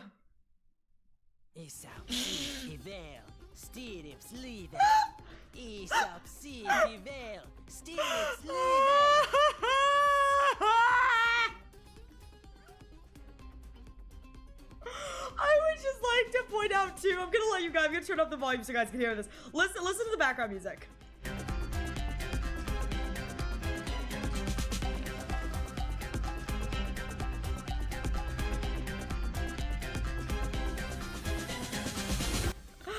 It's so cursed. It's so cursed. Ah, darn, I missed the ending of the other route. Oh, yeah, the ghost ending. We can give you a TLDR if you want it, but this is the stupidest thing. I love the, like, stupid, jaunty music. They're, like, praying for dear life, screaming this in the high heavens, in the background music's like, we're gonna poke fun at the fact that these two are absolute idiots. This is so dumb. This is so dumb. This is so dumb. They're at it again. They're really into it too. Nozomi's like, I don't even know if I want to kill them this time. This is just really pathetic, honestly. I wish they'd at least keep it down at night. Never. Nozomi, are you okay? You're looking kind of sickly. That incense they've been burning doesn't really agree with me. I wonder if that incense is bothering the Gi. I wonder if this incense is bothering the Gi. Welcome back, Thor, and I'm so sorry that there's no Ocarina yet.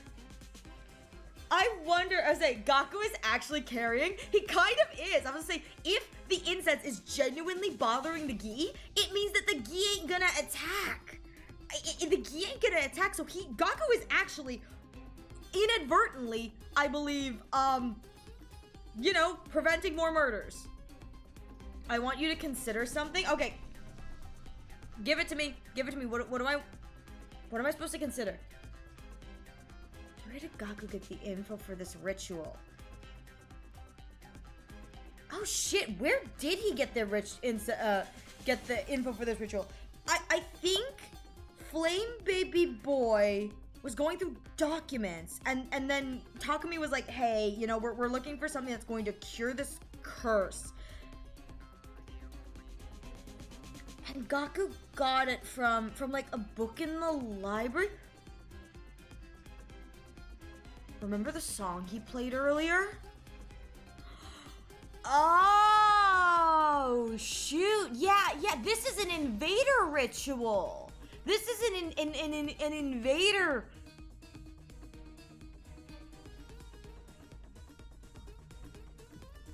Okay. Sorry, Ariel went quiet there for a minute because I had a moment. The song he played earlier was an invader song. This is an invader ritual. The boxes are said to contain wraithful spirits. And what is inside the box? Geese! This ritual is not to get rid of wraiths. This ritual is to get rid of geese. This is, or there's something about either the ritual or the incense or whatever. It is meant to attack the geese specifically because we know that Nozomi is geed. Oh, shoot. This suggested, yeah. Yeah, I was saying the geezer gets, well, here we go. And, hang on. To sum up the geezer considered mythological creatures, not only does this suggest it, but, archive. So, obviously, these are the photos that they use in the whatever. This photo of the Gee comes from a scroll that we found in Slasher that would look like an old ancient parchment like anthology kind of thing, which implies that, again, the way that it was, the red one was the one that like really was like, it looked like it was on like a piece of parchment that was like super old and ancient. And it definitely looked like a mythological creature. Again, my first thought when I saw that piece of paper with the Gee on it was, oh my god, it looks like Cthulhu. And Cthulhu is obviously a mythological kind of eldritch horror creature, Lovecraftian, whatever. But the first thing I thought when I saw it was not just, oh, Cthulhu, because like it looked like a tentacle creature. Like if I were to see like this or this, I would have been like, okay, it looks like a monster. But particularly because they had it on like an old scroll and it looked like ancient and like kind of like archaic, it gave me like Lovecraftian mythological Cthulhu monster vibes.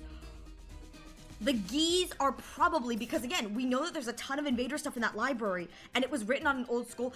This is probably Invader mythology, if you know what I mean. Again, we don't know where this school has come from, truly, but the Invaders have been living on this planet on the surface longer than we have at all, because we're down, the TRC is underground. Or we believe the TRC is underground. I don't remember if that was ever confirmed. But that would make sense that the Gees are considered mythological creatures, or it's implied that they're considered mythological creatures, and specifically, they are either, and again, I'm assuming that the Gees are from boxes of calamity, because we believe that the Gees are coming from the boxes. So, I do not believe that the Gees are boxes of blessings. I'd have to find another box route to, figure that out. Maybe the Kako Gee, if I chose to look for Kako, it would have gone into whether or not it was like, the Gee was like, it's considered a blessing or not. But interestingly enough, so depending on how it is, maybe the Gees are considered mythological creatures that are bad, and this is a sort of ritual meant to dispel them. And the reason I say that is because the Gees are murder machines. The Gees are like murder machines that kill and then repopulate via dead bodies and whatever. So I wouldn't be surprised if they're considered like a bad mythical entity, where it's like the Invaders have seen and witnessed these Gees like kill and reproduce using their own bodies or something. That would be a very interesting thought process. The Gees could be considered good mythological. But at the very least, because I think everything that they're doing is based on like Invader lore, it would stem to suggest that the Gees may be like a methodology here that prevents the Gees from attacking. Gee lore is my favorite part of Hundo lore. Honest to God, I'm so invested in Gee lore. Like, I'm sorry, I'm gonna be real here. They could drop like actual Hundo lore on me, and I think the only Hundo lore I really want is timeline shenanigans and Gee lore.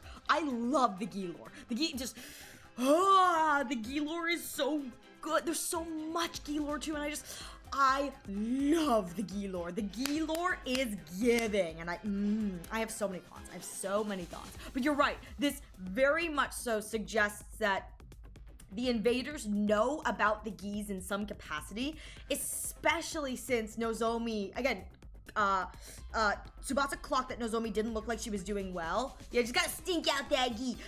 Just another one of Yugamu's smelly farts. I mean, that's the reason I had to kill Yugamu so fast in this route. If he lived, there'd be smelly Yugamu farts. Too OP. That's why Yugamu died in all of the Gee routes. Like, it's the smelly fart, man. It's too OP. But I will say, again, I did clock that the incense they're burning really doesn't agree with them, because Nogomi is Geed. But that makes sense that if these are all Invader rituals and we're doing Invader things based off of like the Invader lore we've been researching and referencing, that perhaps the evil spirits that they're talking about. Wait a minute. If the Invaders do not know what the Gee look like, or only kind of tangentially understand what the Gees are about, think about it this way. All of a sudden, one of your companions starts acting weird, starts acting sus, starts acting different, starts killing. It almost sounds like an evil spirit. A vengeful spirit. You know that Hirako choice? I do. Would I have gotten more lore instead of hanging out with Gaku? I suggest holding theories until after that side, but I want to theorize. Okay. I will hold until after that, but You know what I think would be really funny? Can you imagine if the incense they're burning, it doesn't really agree with her and she just vomits out the ghee? That's the real way to smoke them out, is you smell enough incense and somebody goes, bleh. And as she goes bleh, like she's vomiting, the ghee comes out her nose. The gee's like, I'm out of here. Blah, blah, blah. It scampers off like skitter, skitter, skitter. My poor ghee baby. All right. Really? It's that bad? Should we talk to them and get them to stop? No, we shouldn't. No, the way they are now, I don't think they'd listen. Just let them get all this out of their system. I'll try to bear with the smell until then. Nozomi has marked us as her next target. You're too nice for your own good, Nozomi.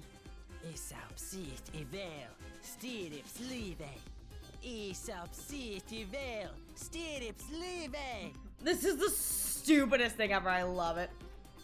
I hate how Gaku accidentally stumbled on a solution. You know what? I hate that too, because it implies that Gaku is both the problem and the solution when it comes to geese. He's accidentally stumbled onto the solution, and he's also accidentally the problem. So like, I hate that. I refuse to believe it.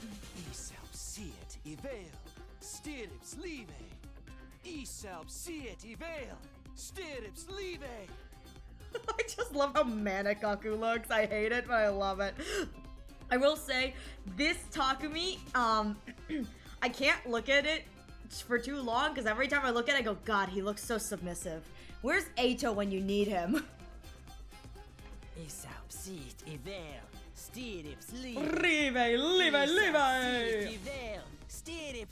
This is so stupid. This is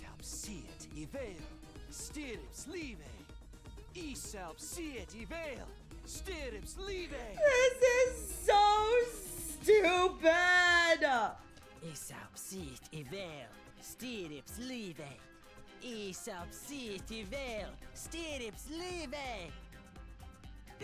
This is the dumbest thing ever.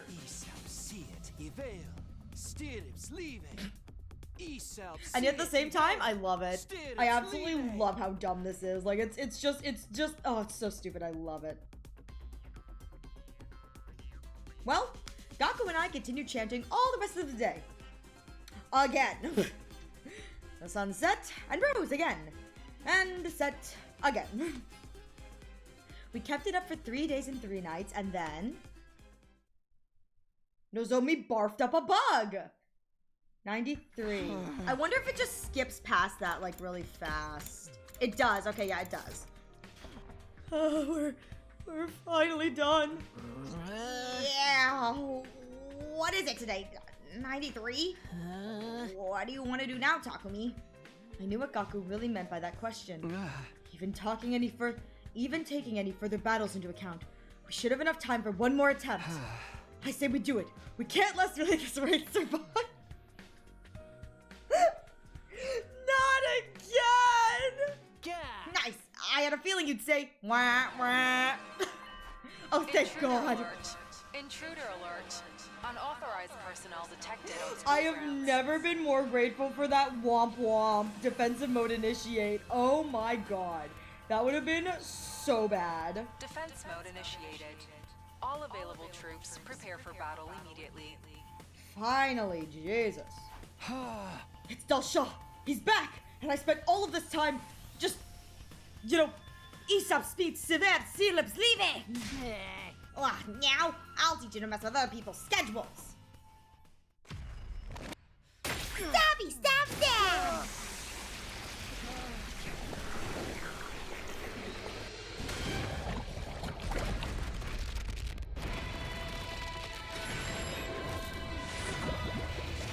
Honestly, the fact that another member of the SGU has not murdered us for all the bullshit we've been putting them through is kind of impressive.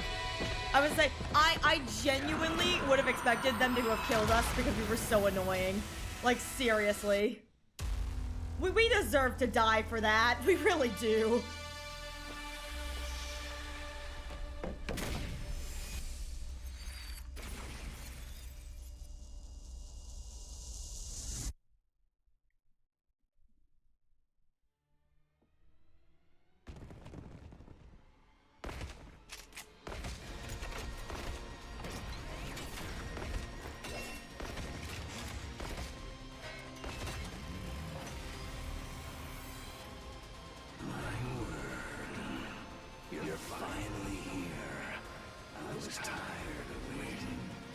Apologies for making you wait. Friends with you this time. I wanted to come home, but that woman went and sent them with me. He's so pissed off. That woman? Do you mean Vashnas? Well, that hardly matters. More importantly, let us begin. Ooh, okay, so I'm interested to see how the end of this goes. Let's see.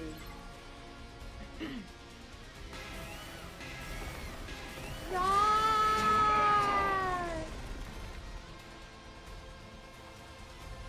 I wonder how we're gonna beat him, because technically we didn't make any bomb or whatever. Is it just gonna be Flame Baby Boy again? Weird question, but would you ever be interested in playing 13 Sentinels Aegis Rim? I know nothing about it, Betty. But honestly, if I knew anything about it, the answer is probably yes. I'm pretty open to most things. I'll look it up after. Hang on. I'm gonna hang on. Give me 1 minute. I'm gonna copy this so I can put it in my to-do thing. I'm gonna look this up after stream. There. That's all of the cannon fodder dealt with. Yeah, cannon fodder. Just reminds me of this game. It's got closer vibes to this, but insanely prettier. I'll definitely look it up after stream, especially since you mentioned it, Betty, because I know nothing about it. But if it's got like similar vibes, I probably would consider playing it. I just need to look see what it is, you know, because I'm like I don't even recognize the name. Probably because I live under a rock, but you know.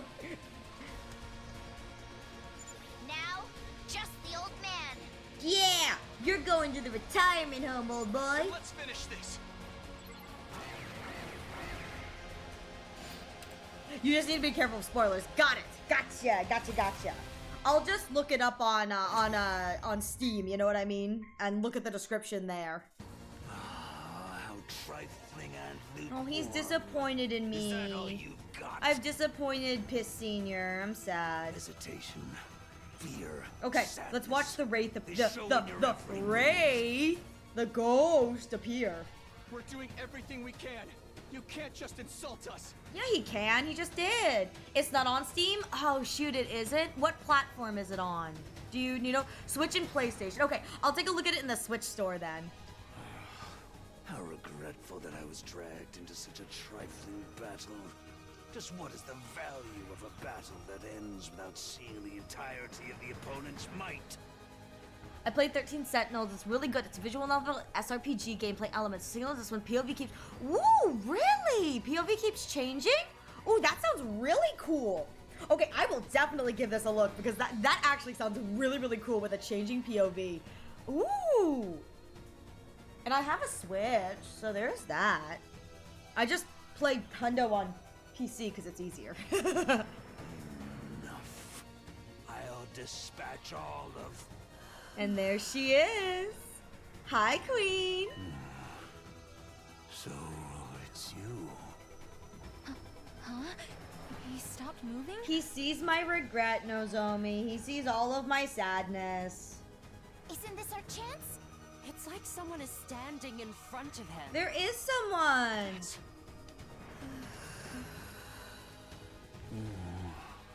But, say what you will, I have my own goal. Ooh, it reminds me of this game because you change the POV character. Ooh, that's really fun. It's more like you do a chunk and then you get to pick another character at the end of the little episode and you unlock more during... Oh, that's so cool too. That actually sounds really fun. That actually sounds really, really fun. let's just add that after I finish Shoot in Order. Just adding more games to my list, like Shoot in Order. You know, do that. You know, theoretically go back and do Raincoat. We'll add Sentinel to the list. Like, really what it is Hundo's gonna take forever to get through, and then everything else is gonna seem pale in comparison, but also I need to stop, like, yapping in the middle, but I like to yap, so, like, that's not gonna change. Too much speculation, all the yap, all the speculation. The boy must yap. I must yap. You indeed have a point. Actually, now that you remember, I remember you said, Yuzu, that the Japanese dub of this makes him sound like he's having a goofy good time. I love the fact that it's like, this is Takumi's, like, manifestation of his guilt. This is his guilt manifested, and Dalshaw's just being a silly, goofy little creature. Just a silly, goofy little creature. I will leave. Okay, bye-bye. What? I said I will leave. Whether I kill you or you kill me, it seems the death I seek is not here. Sorry to disappoint, baby boy. I've lost interest. This will do. I shall leave. You're abandoning the battle? This should be preferable for you. And it doesn't change the outcome. Veshnas is gonna murder me. You cannot beat her. At this rate, you will be killed. Has a lot of story. Locke said, like, finish this chapter before unlocking this one. No, that's so valid. I mean, I'm gonna be real here. I've been very kind. Yuzu has guided me away from the locks in the story so far, so I haven't actually officially run into a lock, but I don't mind a good lock or two, you know? With that said, it looks like we're going to do a short ad break. Please use this opportunity to get a drink, get a snack, stretch your legs. Oh my god, that was so quick. We will be right back.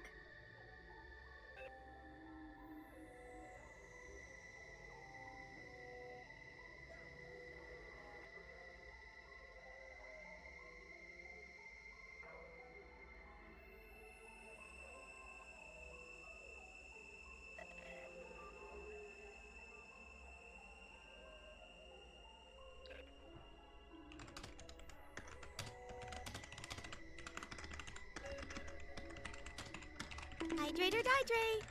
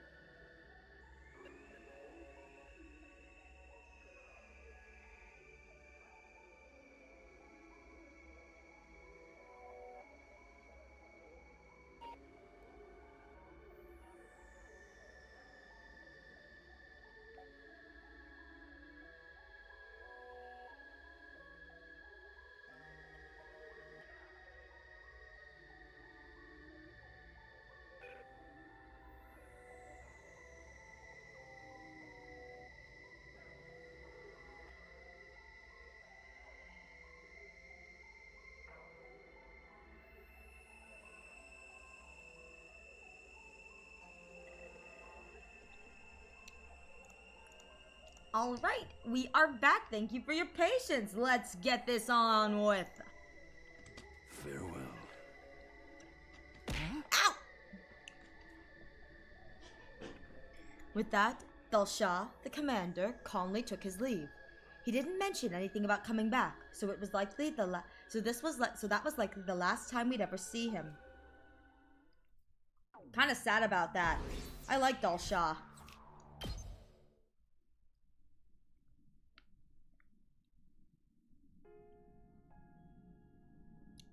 Huh?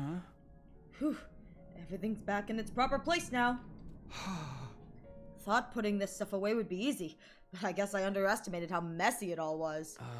Sorry to make you help me with this. The final attack is coming soon, so I have to stay put and save my strength. It's fine. I'm glad to help after all the research and translation you did for us. Gaku's still finding new ways to set up the cleansing charms all around the school. I see. I don't know whether that will help, but you seem happier at least. And if you're happy, I'm happy. We're planning to try that 3-day ritual one more time, so this will be my last chance to clean everything up. There's no telling what'll happen when the final attack begins, so it's all just a matter of settling our nerves now. I spent most of the day cleaning up the library and chatting with the ghost boy. Just a nice, quiet day. That's a death flag.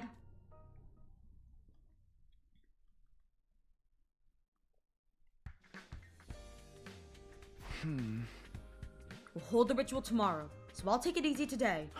I'll just prepare myself mentally and... I wonder who that is. Come in. Hey, Takumi, you got a minute? Tsubasa, sure, what's wrong? Ooh, okay. Well, it's getting near the end, you know? We're thinking of getting everyone together to make sure there's no more murders. We figure if we stick together and keep watching shifts, no one else will get attacked. It'll work better the more people we have, so I was hoping you and Gaku would join us. Sorry, but I'll pass. We're going to be busy with this ritual. Don't you think it's time you gave all this ritual stuff a rest? We're really worried. We're getting really worried about you. And it's better for everyone if we act like a real team for whatever the final battle brings. Right? It would mean a lot to me if you could join us. Right, but the ritual takes 3 days, so we won't be able to break off and take our shifts. Wait, so your weird ceremony is more important than the rest of us getting out of this alive? Of course not. We're doing this because we want everyone to survive. Alright, forget it. It's funny because it does work. I know. It doesn't hurt Veshnas, but it sure hurts the gi. See you around, Takumi. Don't. Good luck with your ritual. Tsubasa turned her back on me and walked out the door. I watched her go in silence, then lay down on my bed. We'll hold the ritual again tomorrow. I had to take it easy today.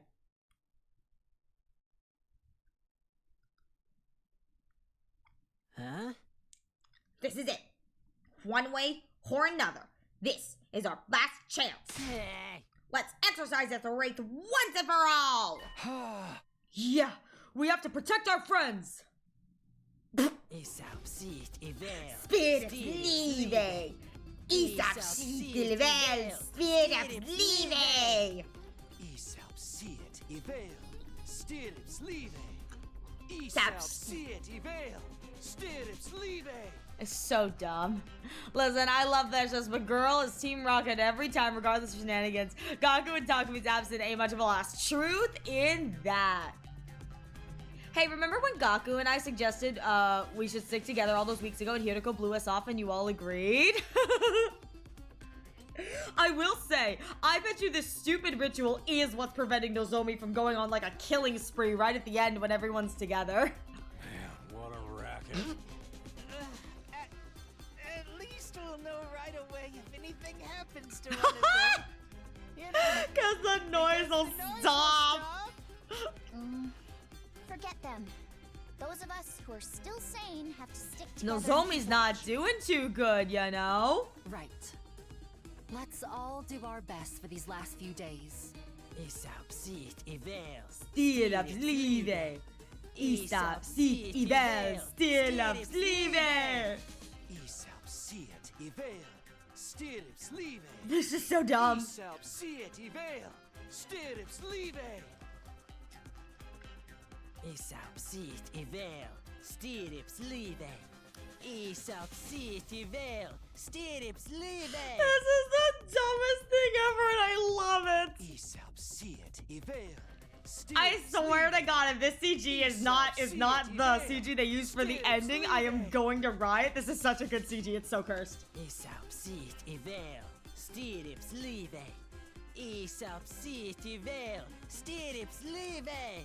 Aesop Siet Ivel. It just keeps going. Aesop Siet Ivel. Stirrups Leve. Kaka and I chanted harder and more passionately than we ever had before. Eventually, we reached a state of hyper-focus where we weren't even aware of the passage of time anymore. This video is the equivalent of omelette de fromage. The next video is a final flash. Day 99? Okay, day 99. Yes.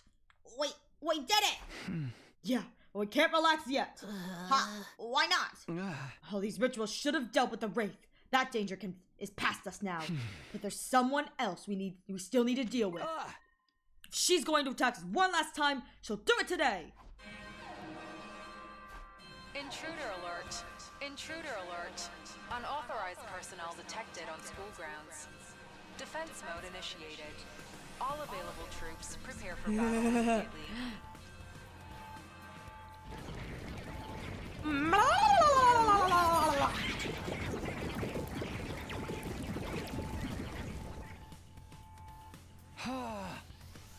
See? It's Veshness. She's here. Stabby, stab, stab.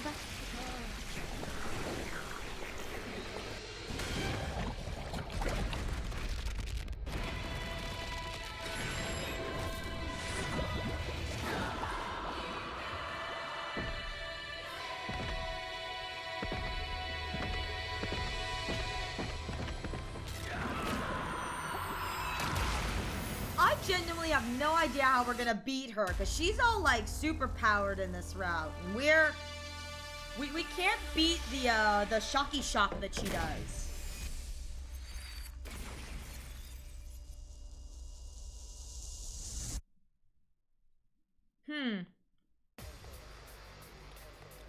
I don't remember there being like a shoo at the end of the jump. I'll have to listen to another route. Maybe I'm just hearing things and I forgot that's what it sounds like. So many sound cues in this game. Let's get this started. All the little cannon fodder with their little cannon like clubs, they're so cute. Little cannon fodder. She's here. Get ready. It's time.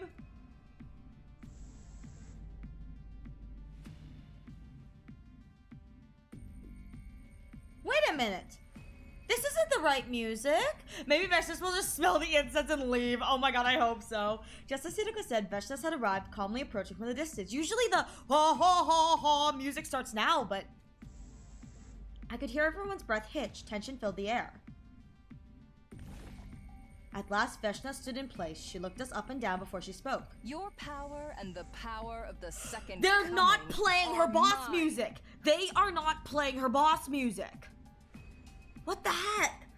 Like, okay, I thought it was going crazy, but they're not playing her boss music because the boss music definitely plays when she speaks, but they're not playing it. I shall devour all.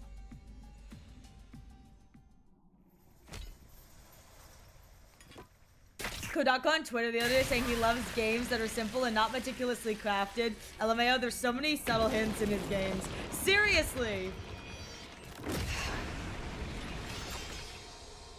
Wicked invaders, show your ways before your new god. Bow down. Bow down. Bow down.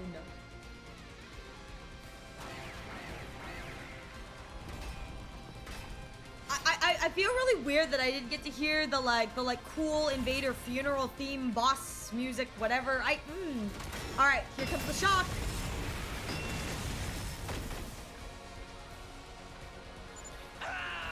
Oh, that's so cool. This is the first time I've noticed that when she does that, you can actually see which kids die from it and which kids are considered still standing. Because I just watched Hiroko like keel over and blood spout, which means that she died. But characters like I think Gaku and Takumi, they remain standing. Oh, this attack, it can't be. I believe you'd call it an undying flame attack. Now, put yourselves back together and come at me again. Yes, ma'am, I'll come at you.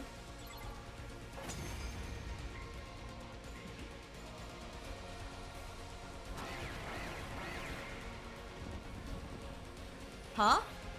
Even if we keep fighting like this, I can't see us winning against Veshness. If only we could create some kind of opening. Ow! Use my power. That's right.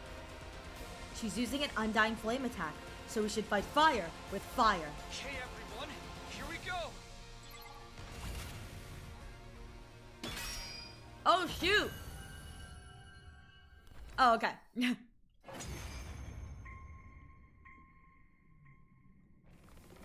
Oh? Oh? Oh?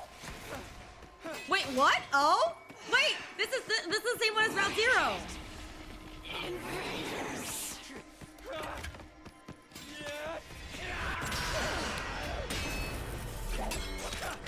Yeah, this is what he does in Round Zero. Only the blade is blue now.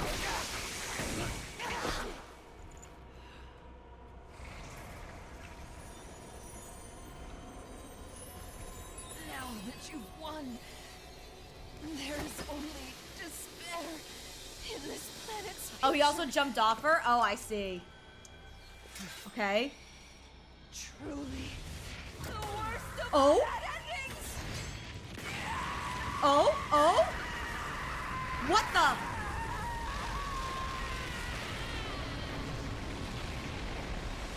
What the hell?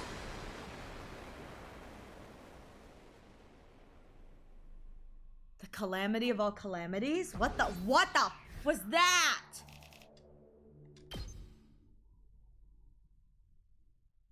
Also, her eye was kind of hot. Omnidirectional Just gonna put that out there. will launch Her in eyeball was kind of hot. Just gonna put that out there. Special Defense Unit members, please board the escape pod in the schoolyard immediately. The final announcement played like it had the last time. I scrambled to my feet and ran out the door. Oh man, if I don't make it in time, it'll all be for nothing. Oh shit, we're bringing Gizomi to the...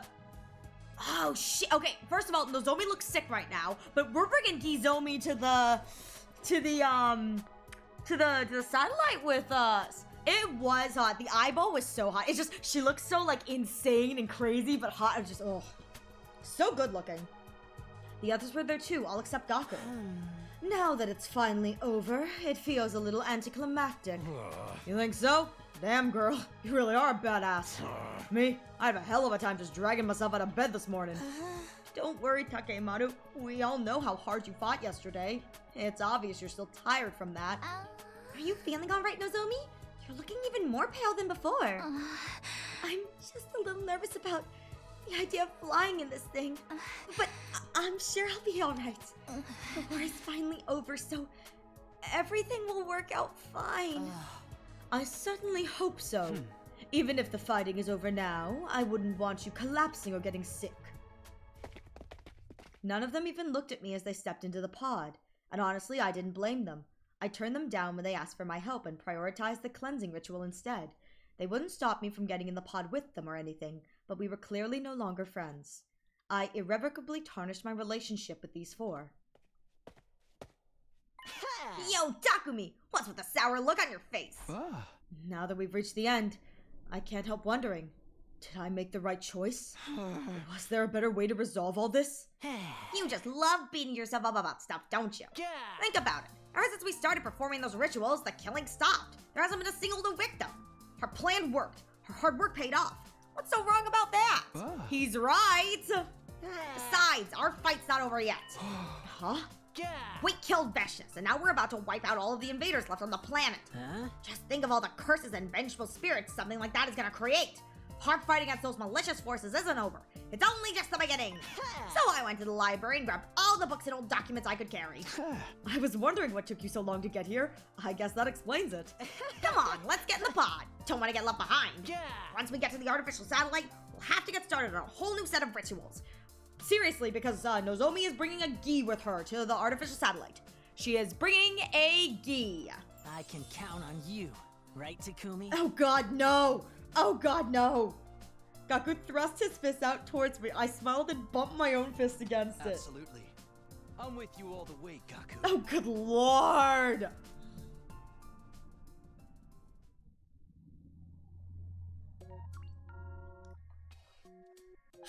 Ow! Box of Calamity, exercise plan. Okay. Alright, okay. That was certainly a route. Where is the... Okay, here she is. Let's go get that gi. Let's go watch this gi start murdering us. Gi murder, murder, oh no gi. I am kind of excited to watch the gi murder me. I'm very excited for gi lore. All right, give me that good old-fashioned gi lore.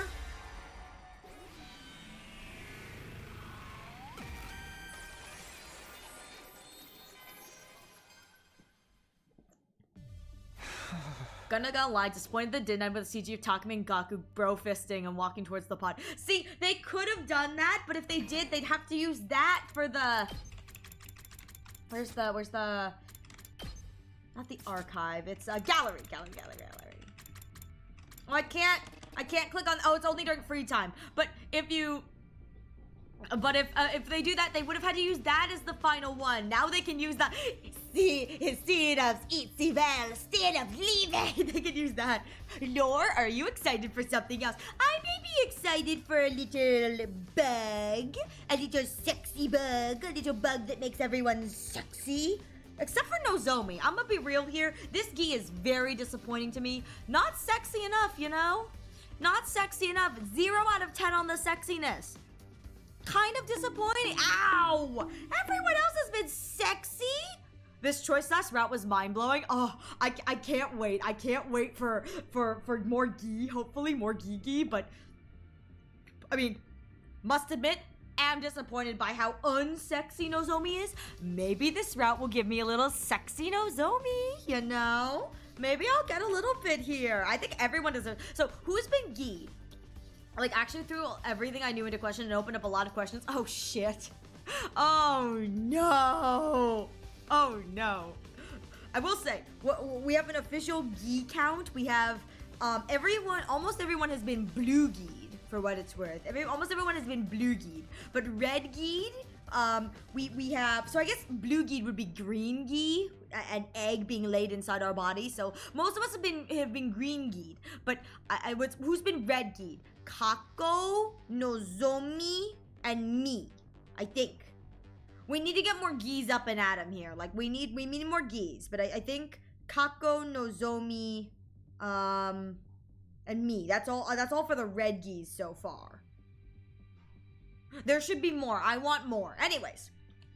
People don't become ghosts when they die. They become statistics. Oh, shit! And Kunada's dead body is right in that room.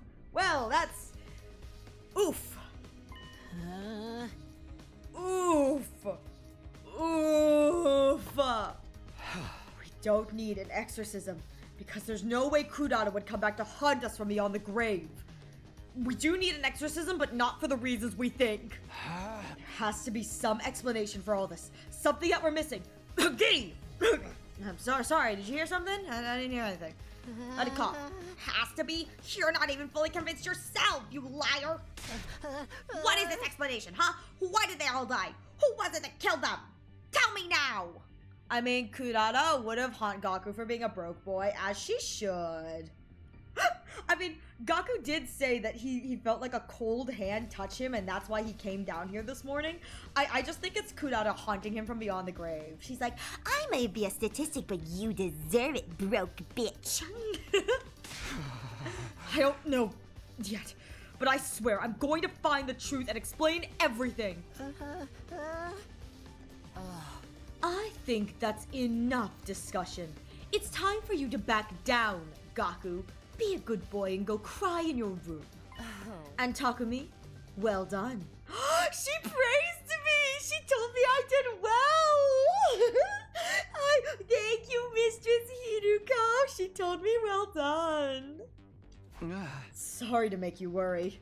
Anyway, we can't leave Kurata like this. Let's get her down and put her body to rest. Of course, we can mourn for her properly once this is finally over. Listen, Queen Hiriko told me I did a good job. He's only happy by noises from here. We cut Kurata down and buried her next to our other fallen comrades. A storm of different emotions swirled around inside me. Rage, sorrow, remorse. But one thing I wasn't feeling was doubt. It was like the miasma that had been weighing down my thoughts for so long had finally been dispelled.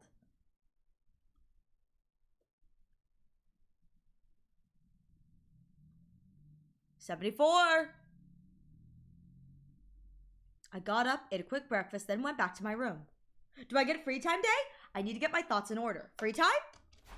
Let's go over the incidents one more time.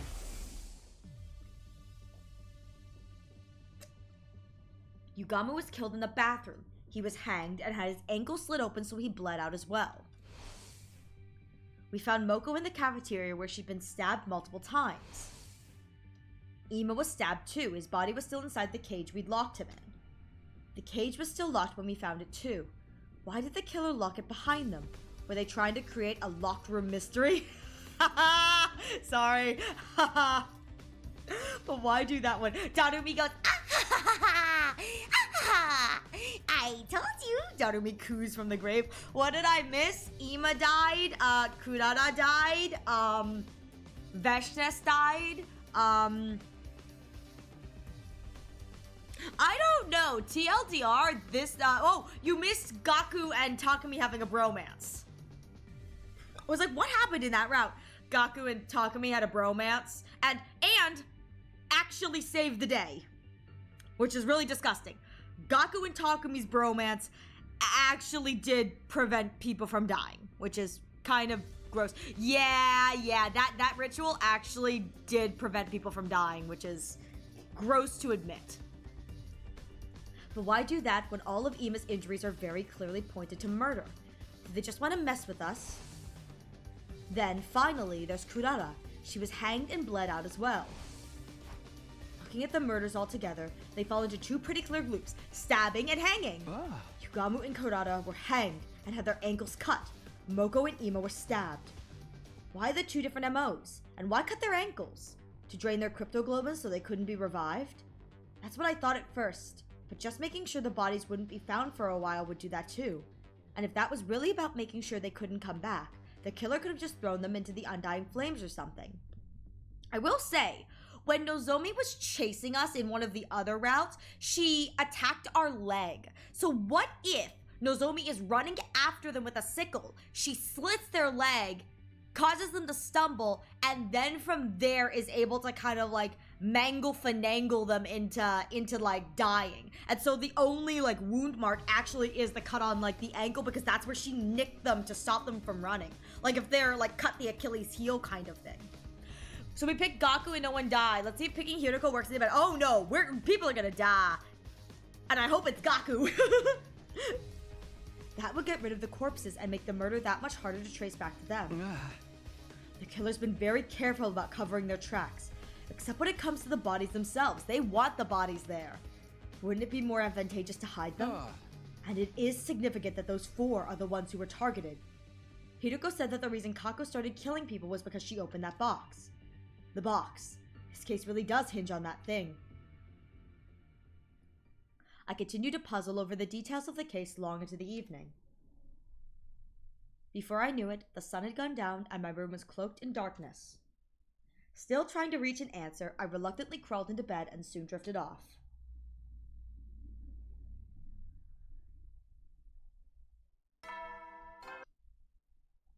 Up and Atom troops, time to rise and shine!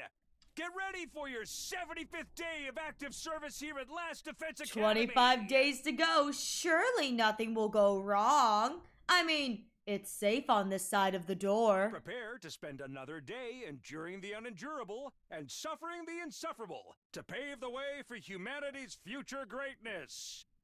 Be ready to give your lives to protect our beloved school from the vile and barbaric enemy.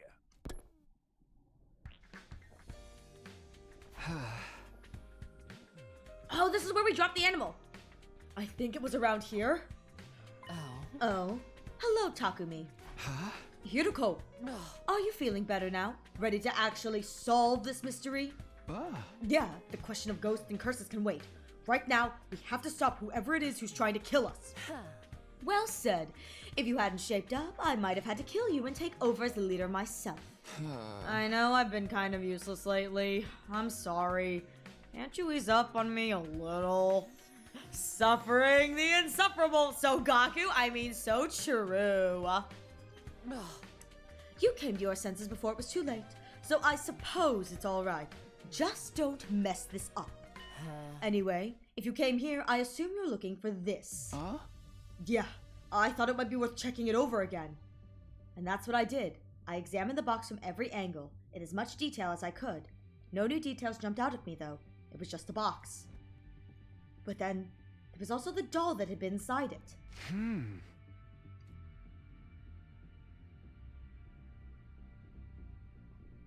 So, I don't want to be this person, but I'm just going to say this right now.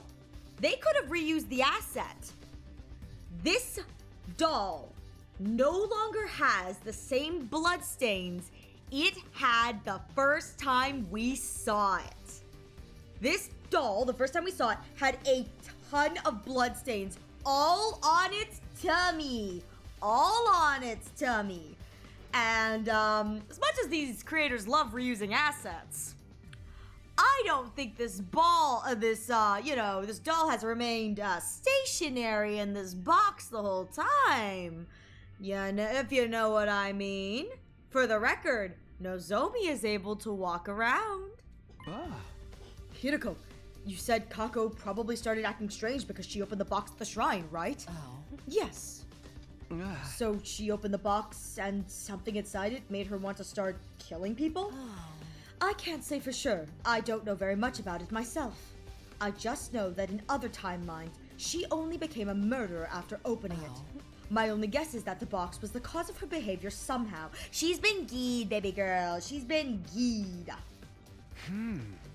If we assume that it was, then that means whoever is behind all this also opened the box, right? I mean, did we ever confirm if... Well, I don't know if we ever confirmed Nozomi opened the box other than the fact that she is geed, but if she did open the box, there be Gien. I wouldn't be so sure. Ima opened it and he didn't turn into a serial killer. Well, that's true, and I'm curious about the doll. Do you think the other box had something like this inside it too? Who knows? Perhaps Takemaru was on the right track when he said we needed to find another one to figure things out. And there's one more thing I don't understand. Why was this box there in the cafeteria when I found Moko's body?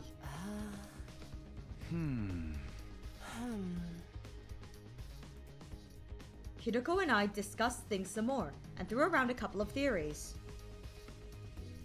Nozomi wanted to go gambling. 50-50 chance for actually, probably a higher chance for boxes of blessings than Kalamatu because there's only 7 boxes. But you know, she just wanted to do a little gambling, a little Kalamatu, a little blessing. I think she got the blessing of Gi. We didn't come to anything conclusive though. Our 75th day at Last Defense Academy drew to a close, our heads still filled with confusion and unanswered questions. Day 76. Day 76. I spent most of that day mulling things over. I walked around the school, looking for clues too. I re-examined all the crime scenes, hoping to find something I'd missed the first time around. My search didn't yield any results, though, and all too soon the day was almost over. Ooh, nighttime announcement. At ease, soldiers. It's time to hit the hay. I like the nighttime announcement. I think it's funny. You never know when the invaders might attack, so rest up while you still can. Well then. Good day. I love him, silly little leggy boy. The nighttime announcement played like usual, and then he appeared. Oh, Flame Baby Boy? Flame Baby Boy! Flame Babaroo! You know what? Him appearing now is probably a bad omen. Hello, it's been a while. I think I finally have something to report. What is it? Before I tell you, I'd like to get your thoughts on what's been happening here. Okay, but I haven't really come up with anything definitive yet. I proceeded to tell the ghost boy everything I'd managed to figure out so far. I see. I don't like that he's pausing. Kako changed because of a strange box, and now you need another one to move things forward. In that case, I think you'll find what I have to say helpful. Really? What did you find out? Well, most importantly, there seems to be a legend regarding the Box of Blessings in Invader Society. Supposedly, there are 7 of them scattered around the world, and anyone who finds one will find happiness. So what Ava said was true? I don't think so. There is also a corresponding legend about the Boxes of Calamity. This was mentioned in even older sources. They say that there are a total of 6 of these boxes hidden around the world. So, what does that mean? Both of the legends seem to be legitimate, but there's one other important detail. Apparently, Boxes of Blessings and Boxes of Calamity look almost the same. The patterns on the boxes are also the same, but their number of symbols is different.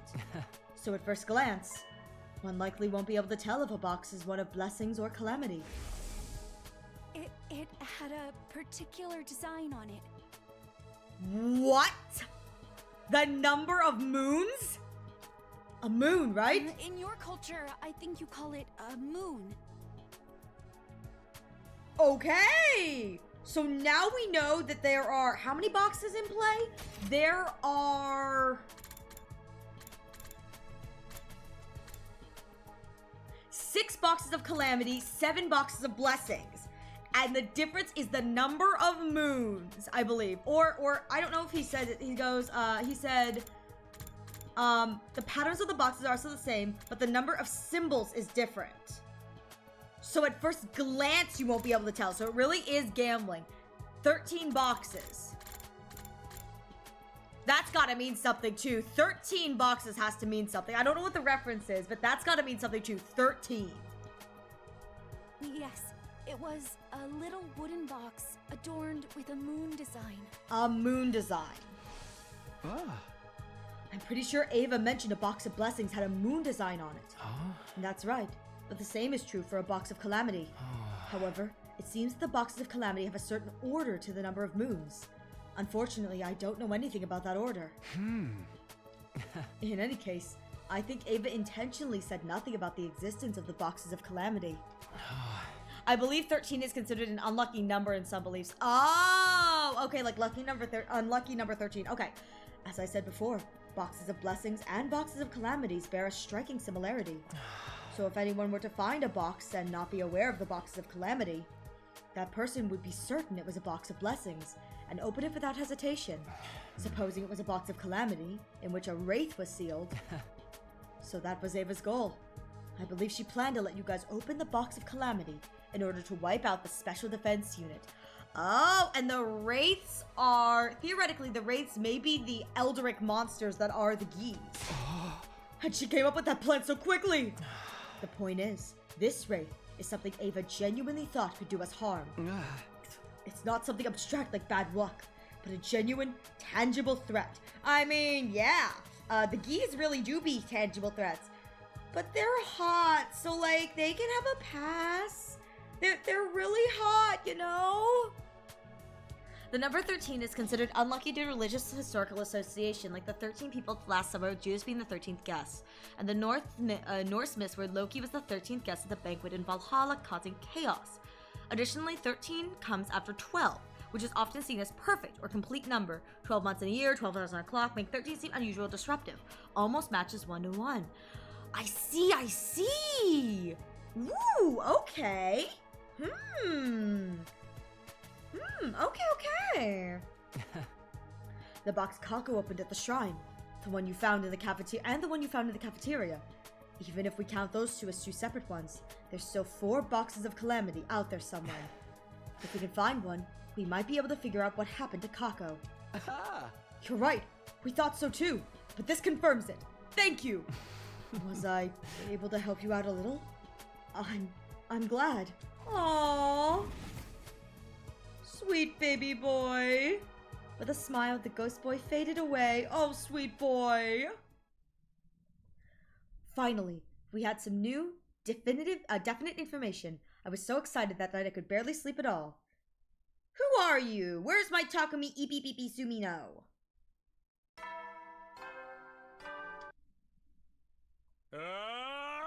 Get prepared. Be ready to get. After breakfast, I relayed everything the ghost boy had told me the night before to everyone in the cafeteria. Gaku, it's still a curse! It's still a curse! We're cursed, I tell you! It's all rotten like I swear! Thereafter... Sorry. Gotcha!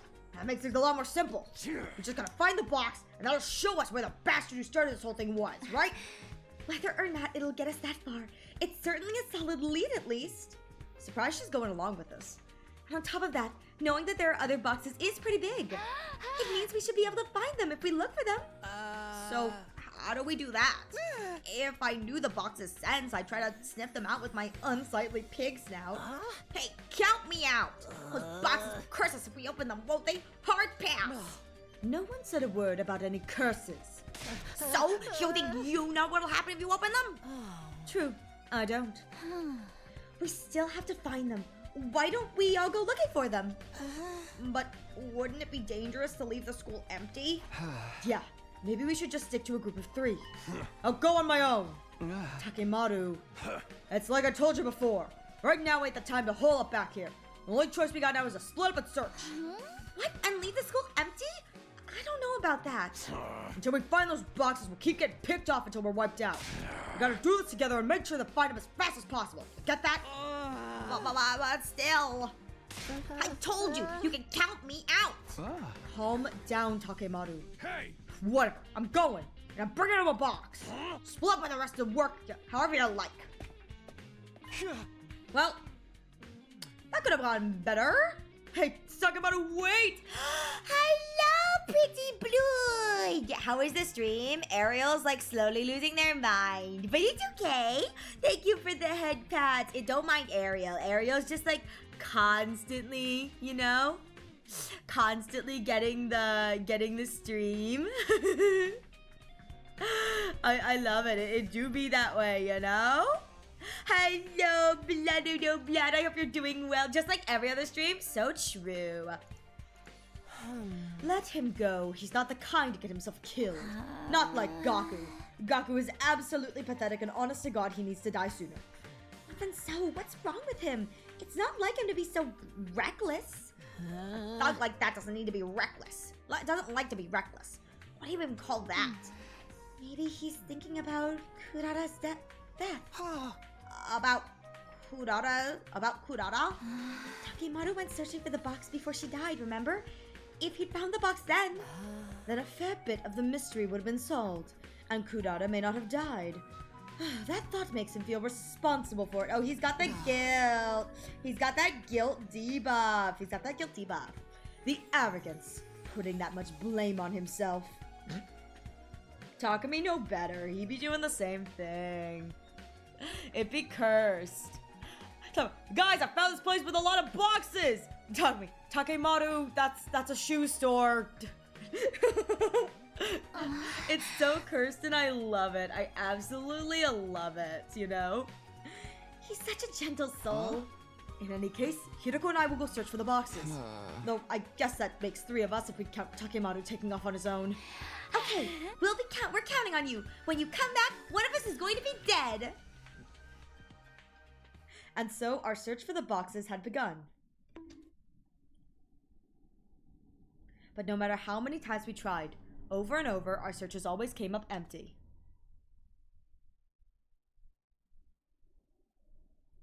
Hiroko and I sullenly made our way back to the school.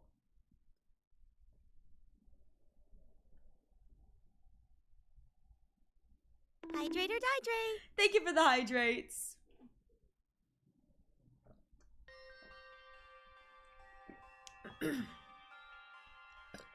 Oh, sorry. Burped. We started searching for the box with renewed vigor, but to no avail. Even after all this time, coming back empty-handed never got any less disappointing. It was like we were cursed. Not literally, of course. And unbeknownst to me, there was another misfortune waiting to befall us. I would hear about it from Nozomi the next morning. Nozomi, oh no, oh no, Shoma died. I have no idea what happened. 81. What? Takemaru still hasn't come back? Oh, shit. Ooh, okay.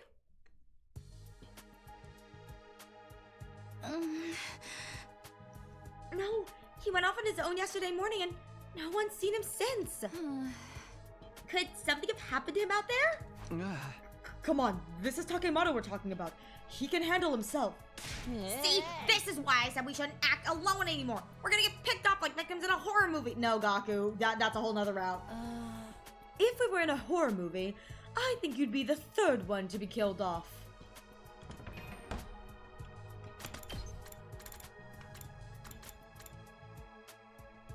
Ew, Gaku lived so long. Hang on. Ew, Gaku lived forever. And ever. And ever. Oh, was he? Maybe this one. No, he lived forever too. Ew. Shut up! You're gonna jinx it!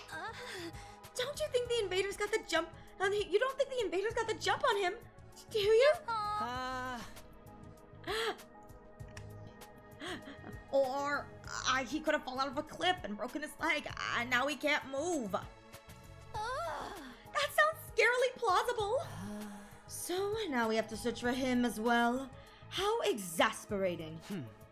Nozomi, did Takemaru mention which direction he was going when you saw him yesterday? I think he said he was going to explore the art gallery ruins. The art gallery, huh?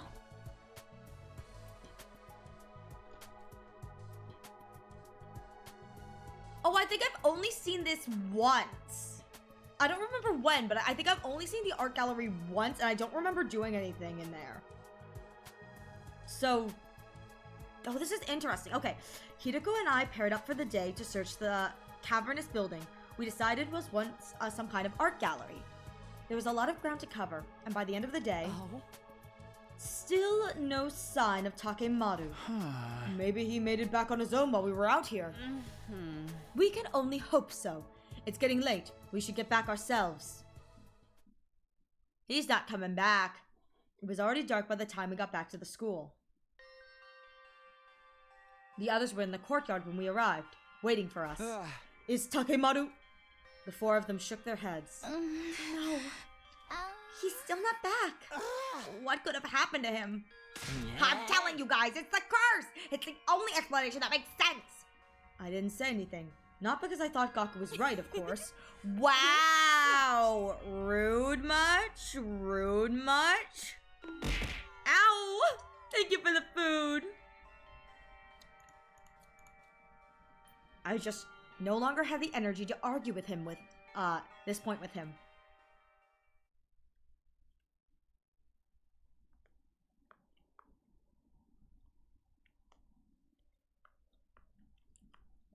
I've become egged. Much egg. Hey, Ariel, do you see what I see? See what? All through dates 82 and 83, Hiroko and I kept our search up for Takemaru. We're only 2 guys away from Romance Round Part 2. Oh, God. The same went for day 84. No matter how hard we looked, though, we never found a single clue to our friend's whereabouts. But I don't want to date Nozomi. She's got a gi inside her.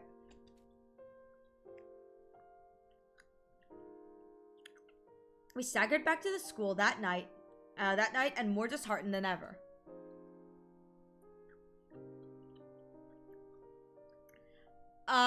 Yuzu, I don't know if that's a spoiler. If it is, please nuke it. As usual, we asked the others if there was any news when we returned. One look at their faces was enough to answer that question. But then, something new happened. I heard a noise behind me. Footsteps. I took a deep breath and turned around. Okay, thank you. And standing there before me was... Takemaru? Takemaru! Oh. I don't believe it. No way! You actually made it back? Takemaru! Where the heck have you been? You were so worried. I'm glad you're back, though.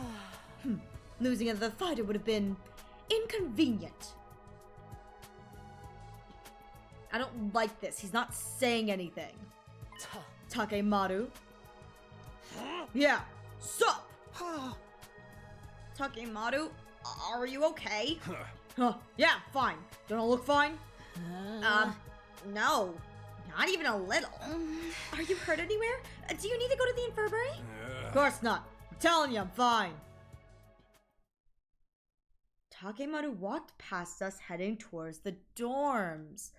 But when we turned to watch him go...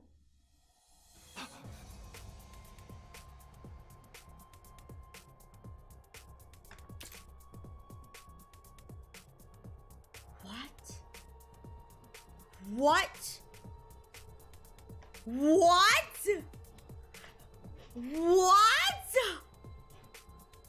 He's got a giant, what looks like, and I'm gonna put this out here, a giant scythe mark. Well, no. Here's the issue. with it being zombie Maru. Here's the issue. It shouldn't be. The zombies, when they die, they do not have enough intelligence to form proper words. All they can say is gee, gee, gee. Which stands to reason there is something else going on about Takemaru. Because if Takemaru genuinely were being controlled by the same thing as the zombies, it would mean blue larva. Blue larva, laid by a green queen.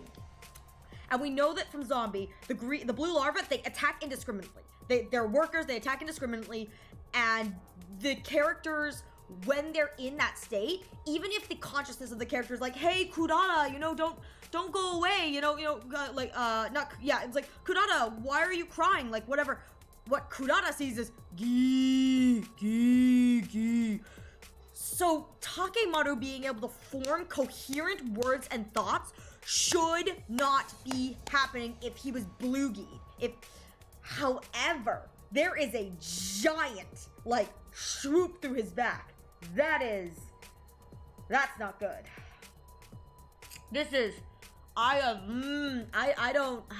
Skin suit, queen gi? So, I don't know if it's a skin suit, but this is very interesting because, again, I have not heard him talk yet. He is acting weird. For what it's worth. He is acting super, super weird. So I don't know if there's a gi inside him right now, but this, at the very least, this attack mark through the back is definitely not supposed to be there. So I'm gonna keep going. Takemaru, what happened to your back? My back? Oh, this? It's nothing. I fell. My back? Oh, this? It's nothing. I fell. He doesn't sound super different. The geese make them talk different. He doesn't sound different. Like, different enough in the way that, like, Kako and Takumi have been shown to sound different. Nozomi's a weird case right now, but...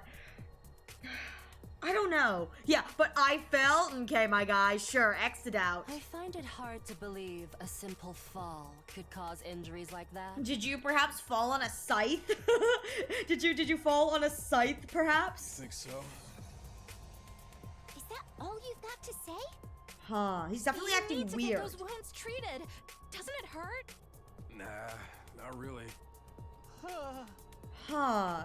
So here's the thing. If he is Geed, this definitely is off talk, because usually he's so much more boisterous. So maybe, you know, there is a Gi and the Gi is making him talk kind of softer, more kind of like, excuse me, who put that dumb egg on my TV? What are you talking about? The dumb egg has always been on your TV.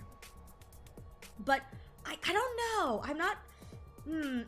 I'm not sure where this is going, because I will say, he is talking differently in the tone of, he is very subdued and gentle. Like, he's like brushing everyone off, and he's very subdued. Much more subdued than like his normal speech pattern. But it doesn't immediately raise like a Gi flag to me, but I don't know. Anyway, you guys mind giving me some space? I'm beat. I want to go get some rest. Huh, okay. Huh. Takemaru began moving again and disappeared into his room. What was that about? I'm glad he's back and all, but he's acting weird. Is this really okay? Maybe he's just tired. He'll be fine once he gets some rest. Right? Huh. I don't know. This is... No one spoke up to answer the question. It was something we'd have to find out ourselves.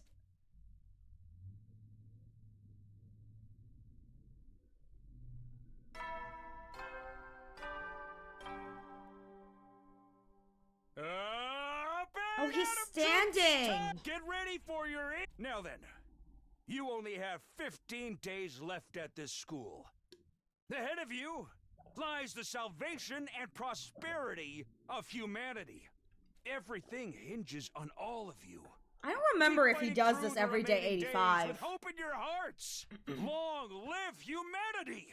And long live the Special Defense Unit! Something's wrong? Hey, what is this slander? Long live Last Defense Academy! What is this boing slander? How dare ye? How dare ye make me look like this? How dare?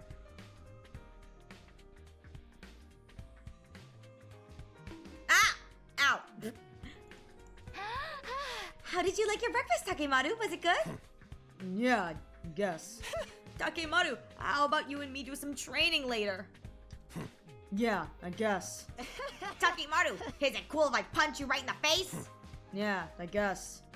Okay, he is so not okay. Takemaru showed us his back earlier. His wounds were completely healed. But I was still worried. What the fudge is... Okay, what the fudge is up with this? Hideko, I think we should call off our search for the boxer now. I mean, with Takemaru in this condition and all. Oh. I understand, but there's one last place I'd like to try first. Have you got some kind of hunch? Oh, this is weird. I just thought of it this morning. I want to at least check it out before we take any breaks. Will you come with me?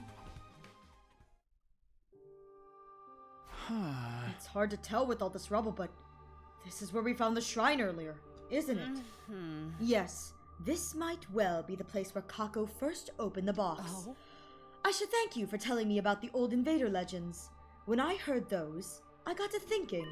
The threat of the Boxes of Calamity was serious enough that the invaders saw need to pass those stories on to later generations. Yeah, I guess so. That's why the legends are still around today. That being the case, maybe there's a warning where the box was kept too. It's not a sure thing, but I think it's worth checking. I think you're right. I just hope we find something this time.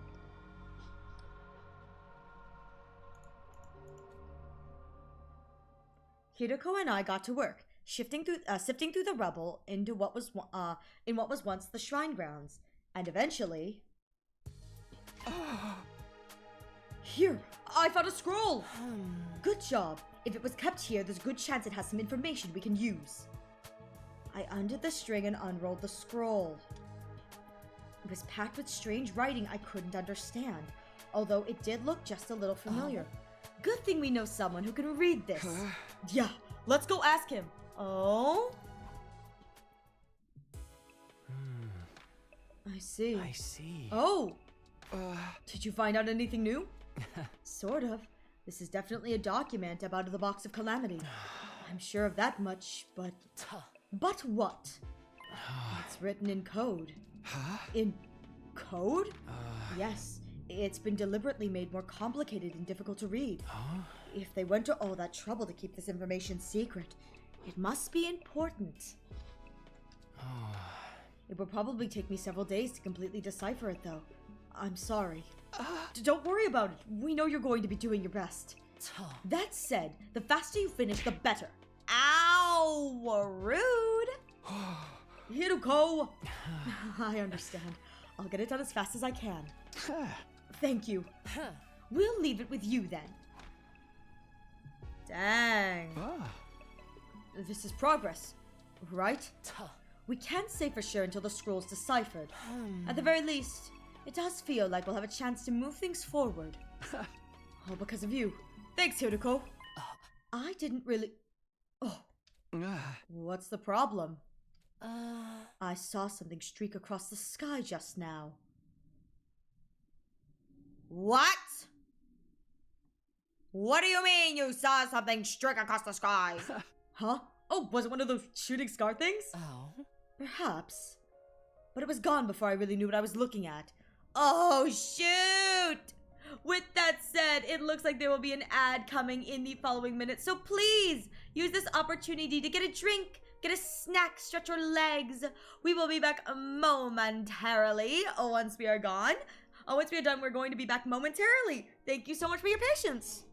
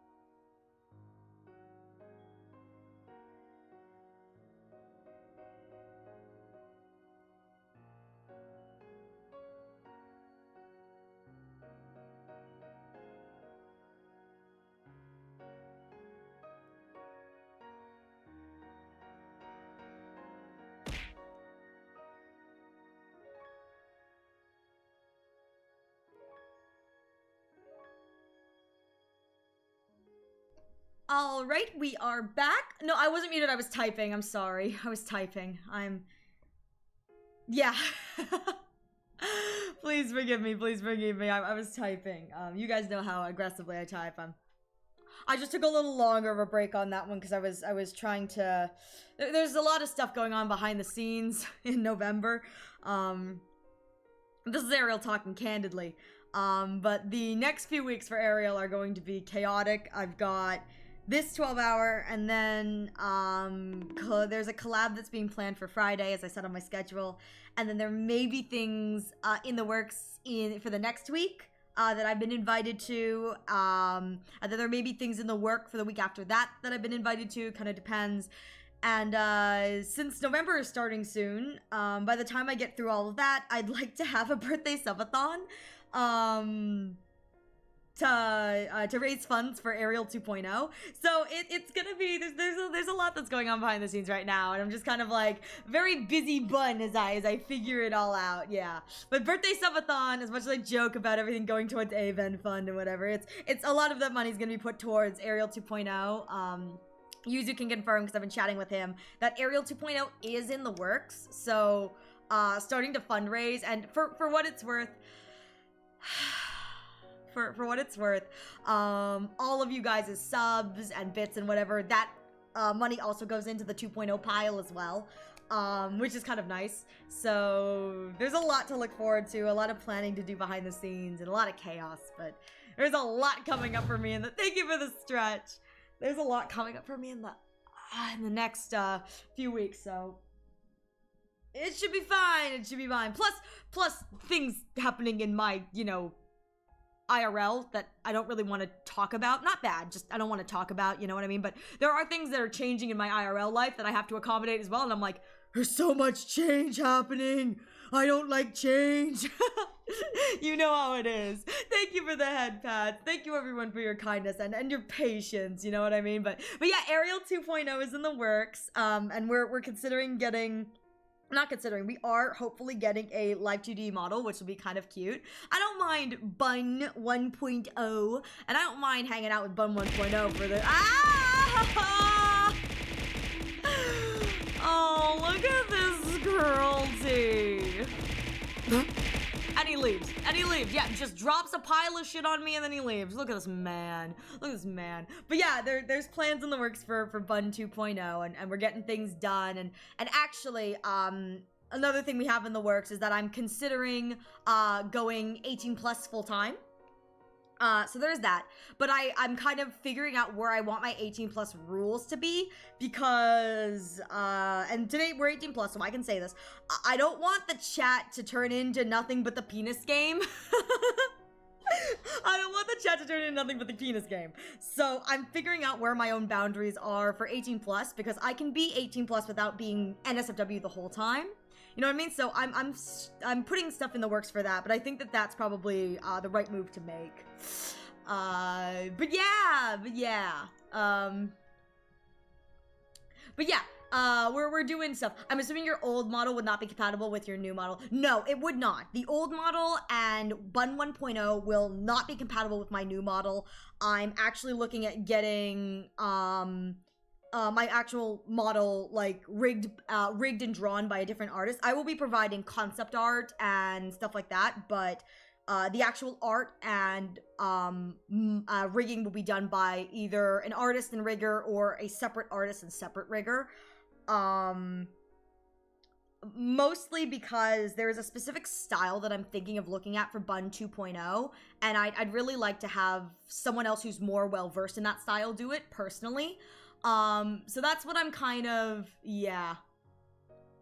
that's what I'm kind of thinking about going into that, with the way I'm thinking. But Bun 1.0 will never officially disappear. I do plan to have a redeem that, you know how streamers have redeems that change their model?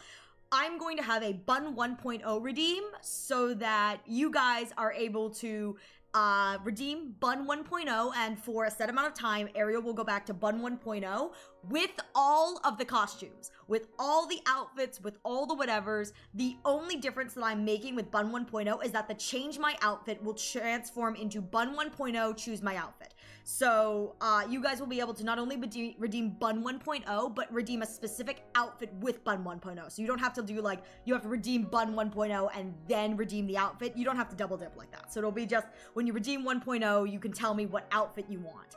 So each model will have a different outfit set. Yes. The way that I plan to do it is, and this is, again, long-term Ariel, thinking very in the future. This is not what's going to happen immediately, but I would like my Live 2D model to have one outfit. Just one outfit, and that'll be what I normally stream with the Live 2D and the rigging and all of that stuff. I think that that'd be really nice. And then if I want outfits in the future, the outfits will be created for the Live 2D model through the artist with rigging and all of that, so that way it can move. Because the way that I draw my outfits, they are actually riggable. It's just that I'm lazy and I really don't want to have to go through the effort of like really breaking down my stuff. So the outfits, theoretical outfits for Bun 2.0 and then outfits for the current Bun are two separate things.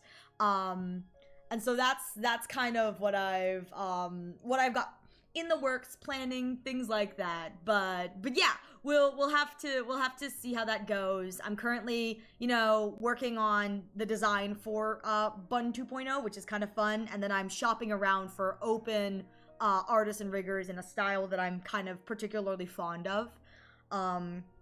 Because I kind of do know what I want to do going into Bun 2.0, but I also have to talk with an artist, make sure it's feasible, talk with a rigger, make sure it's feasible, you know, that kind of thing. The kind of thing that when you're the one designing it, you don't really think about, you know, is this possible? And so sometimes you need someone to sit down and go, you know that that's really hard or kind of impossible to do. And I go, okay, then you reframe.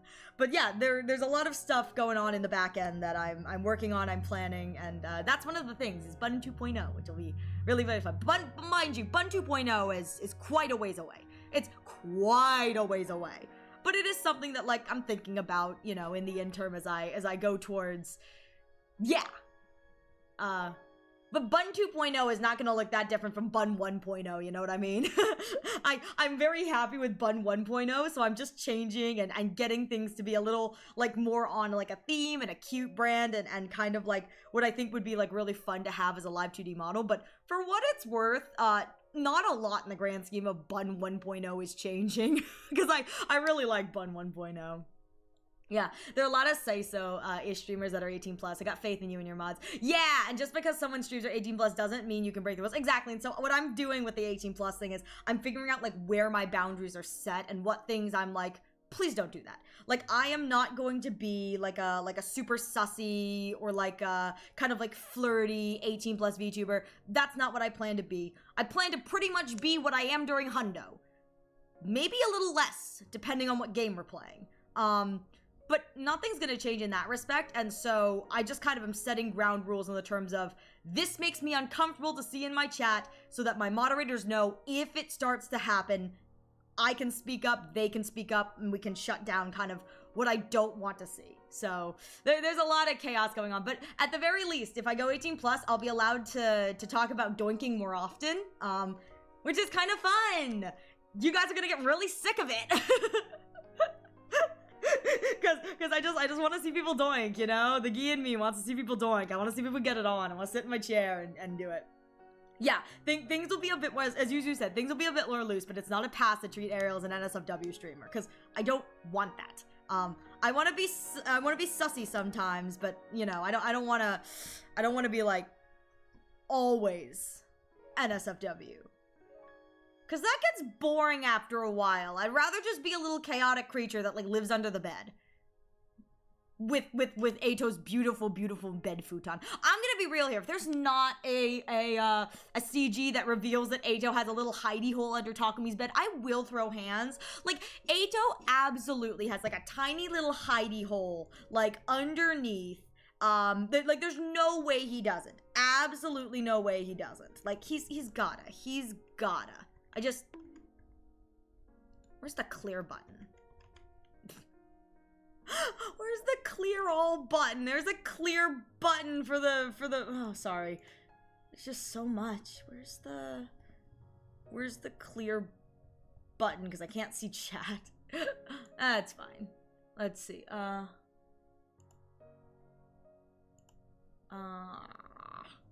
Where is it?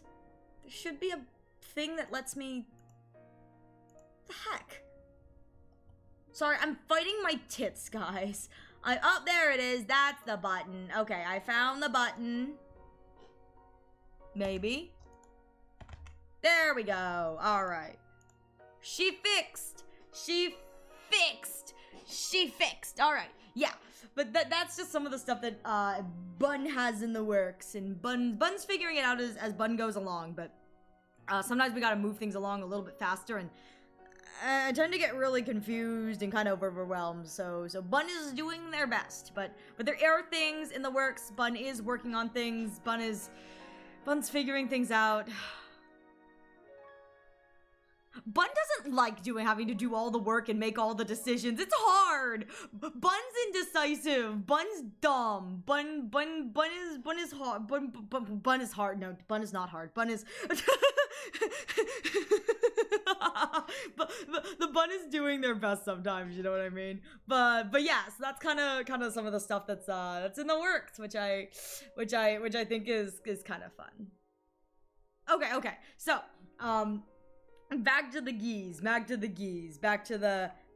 games and the geese. The Bun's brain is melting. You're dang right it is. Actually, the Bun never had a brain, remember, guys? My brain was always a little melty belty. Man, getting a lot of notices, subs ending to a lot of people gifting subs near the end of September. Yeah, for this September, which is like really nice. Cause that's like the one time that all the subs are discounted, which is kind of fun. Probably annoying getting all the messages that are like, you know, your sub is expiring, You're like, thanks, I was gifted this. That's great and all, but like, don't really need to know this, you know? Oh my god. Yeah, if and when Ariel switches to 18+, updated rules will be posted. Discord access will be stripped from everyone to re-accept to swap to 18+. Consider it similar to an 18+, a TOS update and re-accept. Despite being 18+, I will be cracking down on anything similar to parasocial and inappropriate behavior. Consider this more room to speak frank, but not an excuse to make things good. Yes, and for what it is worth, while the Discord will be 18+, we are going to be a little bit more on the conservative side with the Discord. Because I'm gonna be real here, I really don't want to look at corn. If you want to look at corn, if you want to do corn in your free time, like, that's fine. I don't really want to be sent corn. Please don't send me corn. So we are going to be kind of reforming the Discord rules, 18+ wise, but for what it's worth, a lot of the Discord rules are going to be very similar, and we are going to be like, you know, it's like, it isn't going to be like full range NSFW 18+ kind of thing. It's like, but corn be tasty. I mean, I like poppy corn myself. But that is like a little PSA too for the Discord, is that just if I go 18+, that is not permission to go like full, you know, like full say-so, full kind of NSFW in the Discord. I personally will be setting the rules so that it's more lax in the terms of topics that can be like chatted about. But there's still stuff I don't want, and so that's what we're gonna do. Yeah, as Betty said, for real, do not send people corn without their permission. Don't do that. Do not do that. Like, not acceptable, not good. You guys are good beans. I know that you won't do anything, but like, just as a blanket statement, like, don't do that. Don't do that. But yeah, that's some of the stuff that we're doing on the back end. We're getting things worked out, so yeah, that's what we've got going on in the back end. I'm putting Yuzu to work. I'm putting poor Yuzu to work. I'm putting poor Yuzu to work, making him work real hard, you know. Our goat Yuzu is keeping the entire ship afloat. You know those memes about like ancient internet infrastructure held up on like one forum post from like 2004? That's Yuzu. Yuzu is that one forum post from like 2004. He's the entire brains keeping this operation running as I throw my hands in the air and like wiggle around like a crazy little demon creature. It's like Yuzu is the one forum post keeping the ship alive. he really do be, which I think is great, you know. HTML, exactly. That's Yuzu's role in this, you know. That's why we keep Yuzu around, because he's the brains of the operation. But that also implies that I had brains, and like I never did. So like he's the only brains. There's no other brains but him. Yuzu sitting here just looking at me going, oh god damn it, Ariel. What the fuck are you doing today? I'm like, hi, I broke something. I broke something.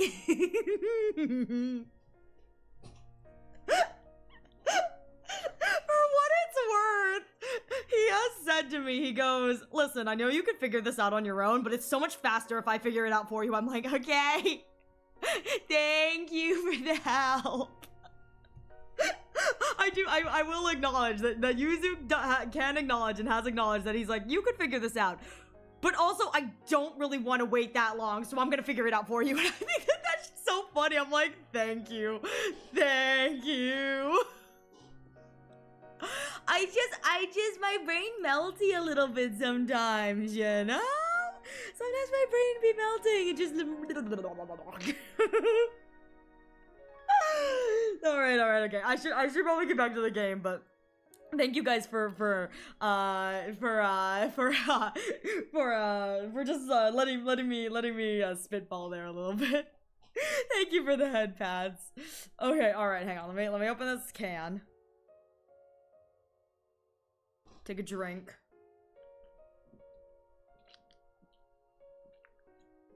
Okay. Ha! Alright. Back to the memes. Alright. Perhaps it was gone before I really knew what I was looking at. Then did you even really see it? So, are we taking a break from looking for the box? Or, what are we doing, Mom? I mean, Mistress? Hiroko?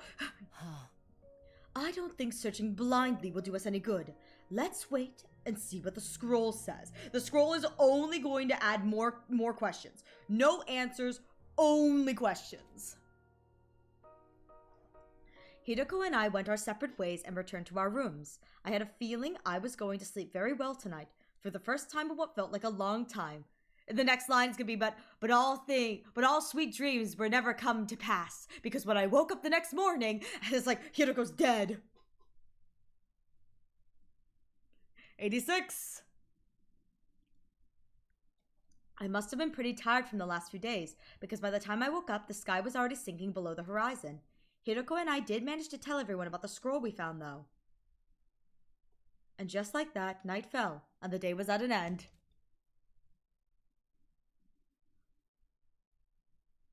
What do you mean I heard it? Oh, never mind. That's not important. That's not important. There may be a Gaku dying, but based.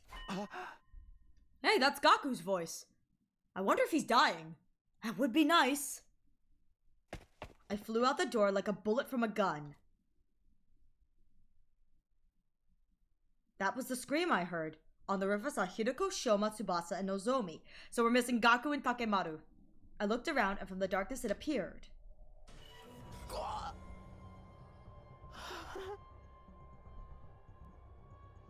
Alright! He punched right through... Red eyes.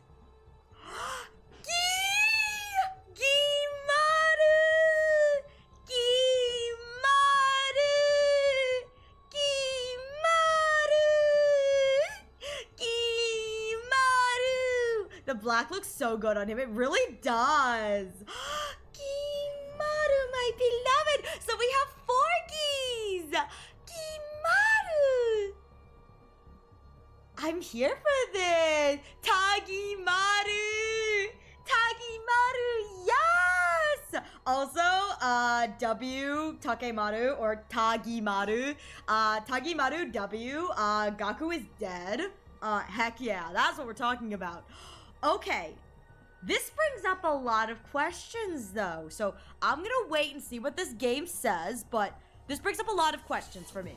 But big W regardless. What is this? It's Tagimaru. He's just doing us all a favor and taking out the trash. What's happening? Nozomi, I can't believe it! The gi inside her brain. Finally, some death! I was getting bored. Baby, the geese will kiss. No way! I want the geese to kiss. Quiet. Don't talk. Just get your infusers. Well, shit. Guess not being quiet things out the window. You idiot! It alerts his position. Their hearing is super sensitive.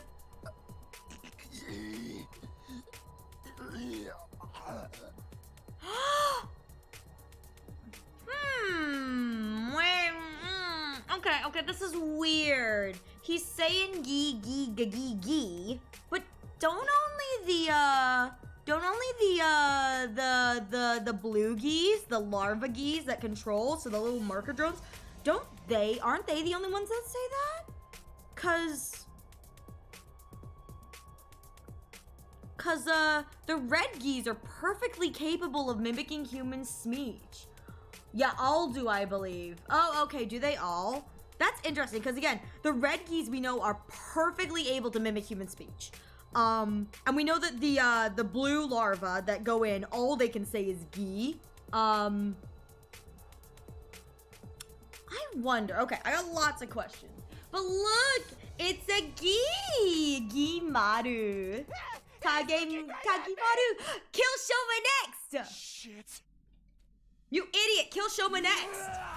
Kill Shoma next! He crawled out! It's his fault! It's his fault we're under attack! Kill Shoma! Takemaru charged at him in a bizarre manner, clawing his way there on hands and feet. Huh, okay. Alright, that's different. Kill him! Shoma!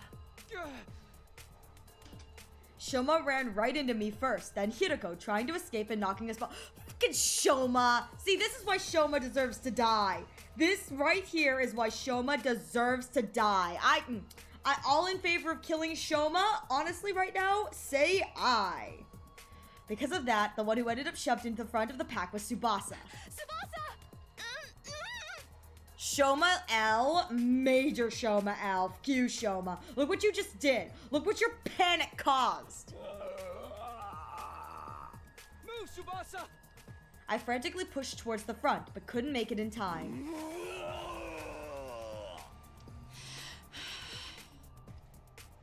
Oh, Takemaru ferociously charged towards Tsubasa. I'm sorry, Takemaru. Oh? And in the next instant,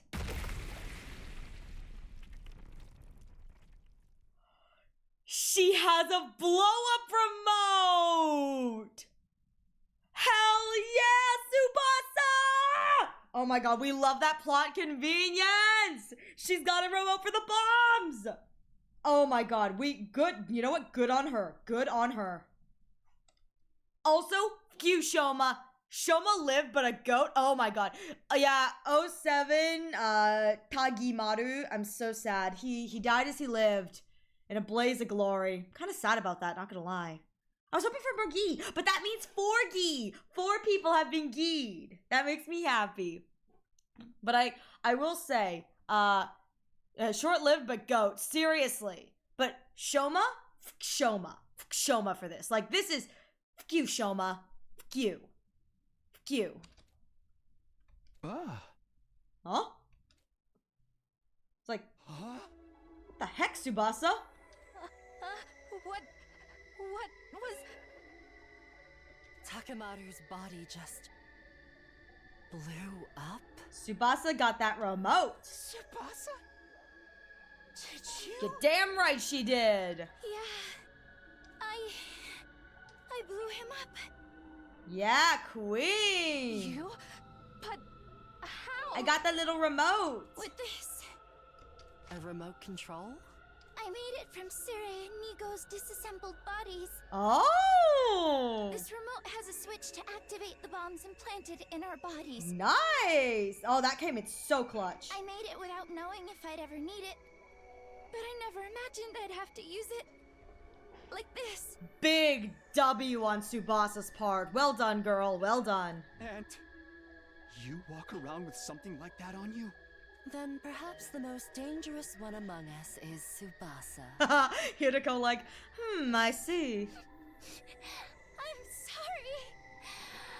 You know what? If anyone is going to have the bomb remote, Tsubasa probably is the safest choice because she's such a sweetheart. She's such a sweetheart. Wait, what about Gaku? We rushed over to the fallen Gaku to check his condition. We knew immediately that he'd lost too much blood to be revived. He got punched through the stomach! Shit, now even Gaku! Hey, what do you suppose that is? What? Hideko was staring at Takemaru's bother, or rather, what was left of his head? My eyes followed her gaze. There. Nestled amongst the brain matter, along with strewn bits of flesh, I saw what she was talking about. Are we gonna get to see? I don't see anything. Are we gonna get to see?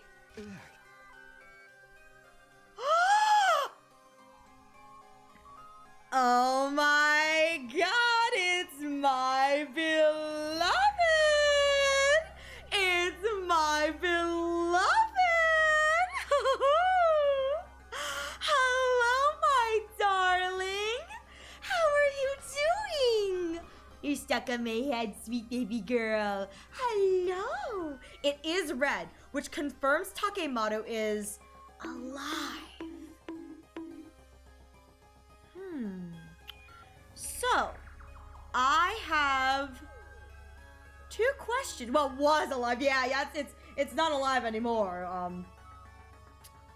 But I will say, I wonder if there is still a Gi inside Nozomi, or if this Gi left Nozomi and went to Takemaru. My feeling is Nozomi's probably still Gi'd, you know what I mean? But I wonder if he found a box while he was out and then got Gi'd, because, yeah, he was acting really sus. So, what I've gathered from the Gi'ing, very clearly, is the Gis, whenever they take control, they cannot perfectly emulate the way that you once were. And that manifests in just changes in the personality that are not consistent across the board. It is changes in the personality that make it, like, the apparent trigger is, you aren't acting like you.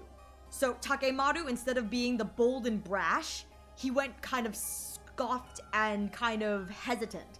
Where we've seen with Gi Kako, instead of being kind of soft and hesitant, she becomes more assertive. Gi Takumi just kind of turns into a sadist, which is kind of hot. Gi Takumi is just really hot. Gi Takumi turns into like a sexy little sadist. But even then, Takumi himself is very kind of kind and gentle, and so he kind of turns into a sadist. And then even with Gi Nozomi, we've seen that Nozomi's kind of kindness and her speech pattern, when she's Gi, she's like, oh well, I guess that's what it has to be. Why don't you bend over and die now? That kind of like, again, the kind of clipped no humanity to it too. What's interesting is that all of the Gis that I have seen so far have been perfectly able to replicate human speech. This one was not able to. This one was like struggling with that. So I wonder if that has to do more with like maybe the mental, maybe there's something about the mind that they take over. If a mind is more tough and resistance. So did Kako at the start too. What do you mean, so did Kako at the start too? Was she struggling with words as well? Is that, remember when, oh, you're right. You're right, she was mumbling. It was a lot of like mumble jumper. So maybe what it is the Gi needs time to take control, you know what I mean? Like there's, yeah, learning curve. The Gi takes time to settle in and figure it out. And again, Takumi got away with his for so long because Takumi and the Gi were kind of trading places with the brain data. But yeah, that would make sense if it's kind of like it takes a little time to settle in.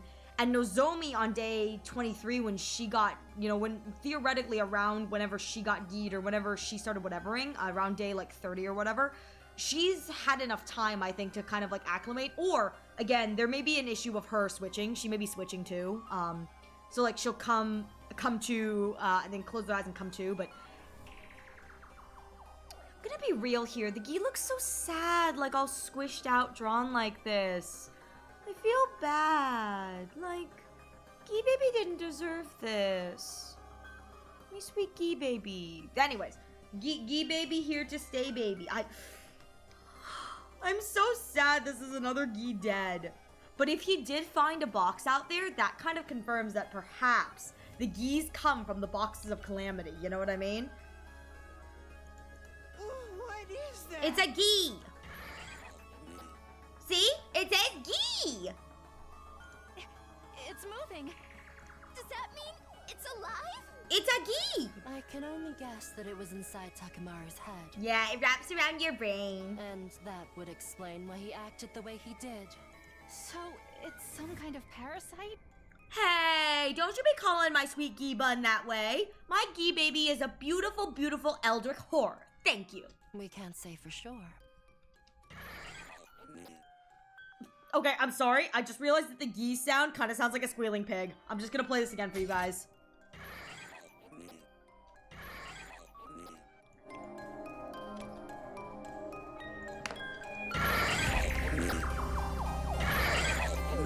It kind of sounds like a pig squeal got digitalized. A pig squealing and a fart. Yeah, the fart too, but it kind of sounds digitalized. I love it. I love it though. My sweet Gi. Can I step on it? Can I step on the Gi? Maybe everything that's happened up until now is because of that. I want to step on the Gi. Permission, Mom, to step on the Gi? But why was it in Takemaru's head? I don't know. We should really be concerned about the Nozomi, the one in Nozomi's head, to be honest. But, I don't know. It could have possessed him while he was out searching. We still don't know anything for certain. Except for one thing. We can't let it live. So, Crush it, Hirako! With that, Hirako marched over to the strange creature. Dig your heel in, girl! And stomped on it with all her might. There's the Gi cry! The creature let out an eerie death cry, and before long, it stopped moving. How we feeling, Nozomi? How you holding up, baby girl?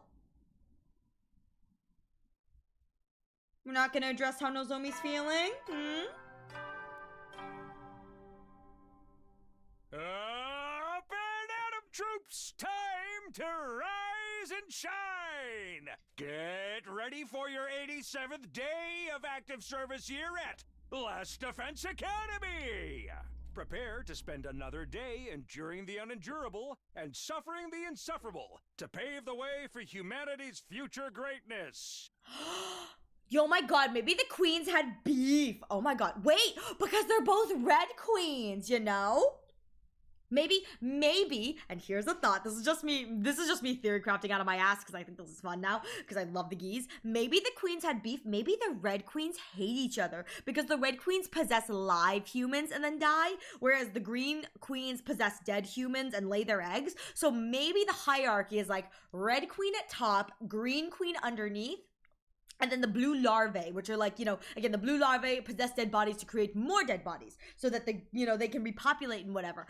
So maybe the red queens are kind of like, maybe they all hate each other. There's a little bit of beef there because the red queens are like the top of the food chain. And it's like, what are you doing on my hunting turf? You know what I mean? Like, these are my kills. Like, don't you swoop in and steal them. Nozomi, no, that Gi owed me money.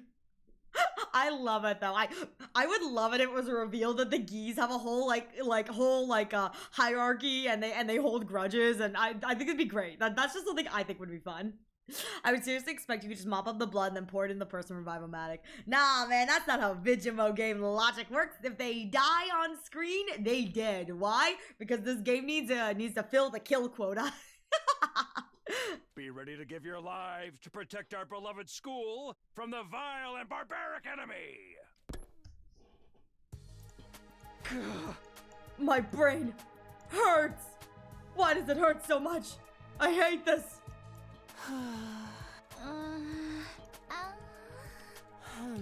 Our team's certainly looking a lot smaller now.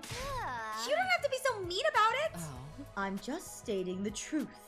And honestly, I'm ashamed that I've allowed the killer to run free for so long. You should be, cause the killer is, standing right beside you. But we stopped Takemaru, or whatever was possessing him, at least. That doesn't mean this is over. Takemaru only started acting strangely on day 84.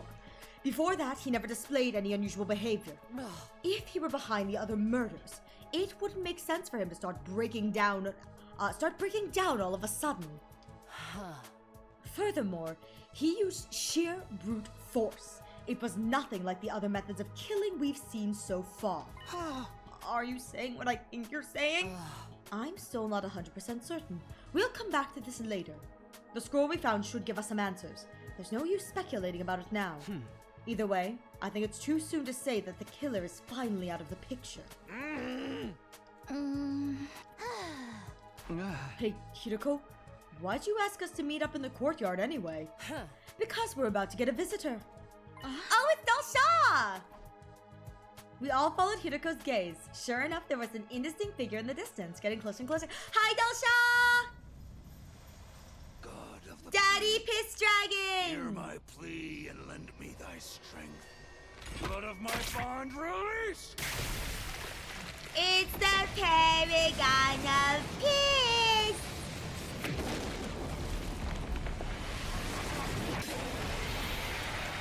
God, he's so cool.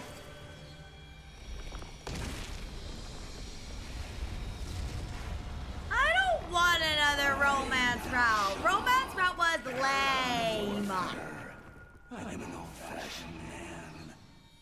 I need to fight someone to understand what they're about. The only non-boring part of romance was Moko and all the BS that led up to me not getting knocked out. Take up your arms. Show me just who you really are. I got my Hiroko romance route. That's what Slasher's for.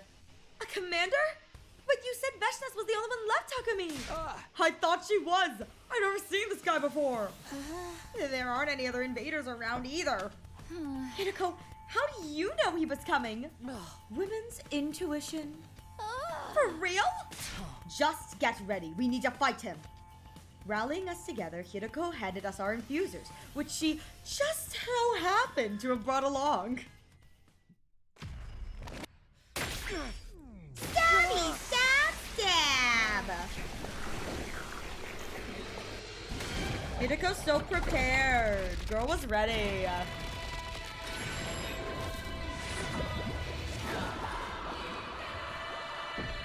You know, it's almost like Hiroko, would, has seen this before.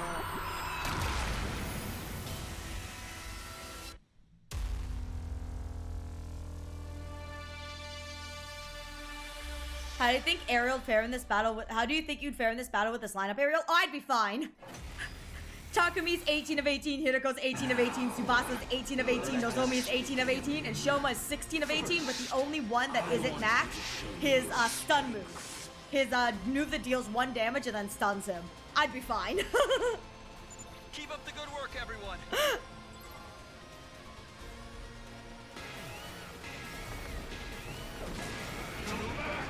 And for that matter, it's just about chipping it away at him until he's like, okay, I'm done. You guys suck. My kids are like slowly reaching their max potential, and I'm so happy about it. That's all. Yeah, that's all. I'm sorry. I expected more. You shouldn't have. We're kind of wimpy. He's so strong. It's time for Flame Baby Boy to save the day. What do we do? We call upon the power of Flame Baby Boy. It's all right. Leave it to me. You. I'll do something about him with my ability. We're definitely at a disadvantage. Takumi, let's use his power. Honestly, kind of convenient that he's just coming out to save us. It's all on you. Yeah. Got it. Kind of glad he's willing to do that, because we'd be screwed without Flame Baby Boy coming in and helping us.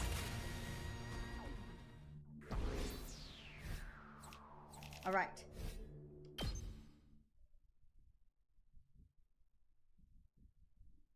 Oh, okay. Immediate day skip. More day skipping? Okay. Okay. What the? Flame Baby Boy saving our sorry butts? I know. And how are we repaying him? We're going to let him die at the end of the 100 days. That's how we're saying thank you. So why have you called us all together? Did you learn something new? Yes, sir! Yes, I finished deciphering the scroll you brought me. Really? Wow, good job getting it done so fast. If you wanted all of us present for this, I'm assuming it has something to do with the other incidents as well. I think so. I'll do my best to explain everything. This could take a while, so I'd be grateful if you could hold any questions until the end. Not happening. I'm gonna question everything. We won't get anywhere if we have to stop and discuss everything that seems strange. Also, it was quite an old document, but I wasn't able to preserve the archaic feeling of the language in my translation. I appreciate the sentiment, but I don't think we really need that. Please, just tell us what it says. Okay, here I go. The scroll contained a legend passed down in this region about a certain life form. They arrived on the planet a long time ago, inside a flaming meteor. It crashed near a small village, and all the villagers came to investigate it. At the crash site, they found 2 gleaming, opalescent orbs. The villagers considered these gifts from God, and took them back to the village and enshrined them. Sometime later, the priestesses in charge of the shrine began acting strangely. Oh, the priestess, I think. It was as if she was possessed by something. Night after night, she would go into a violent rage, killing her fellow villagers. Not only that, her victims rose from the dead and joined her killing spree.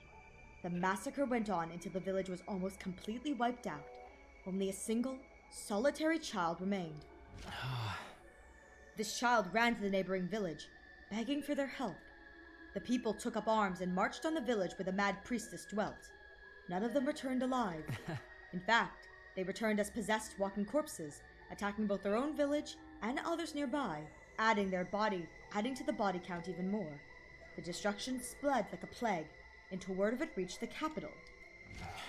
Authorities dispatched seasoned warriors who made short work of the inexperienced villagers. During this campaign, a possessed living person and a possessed corpse were captured and brought back to the capital.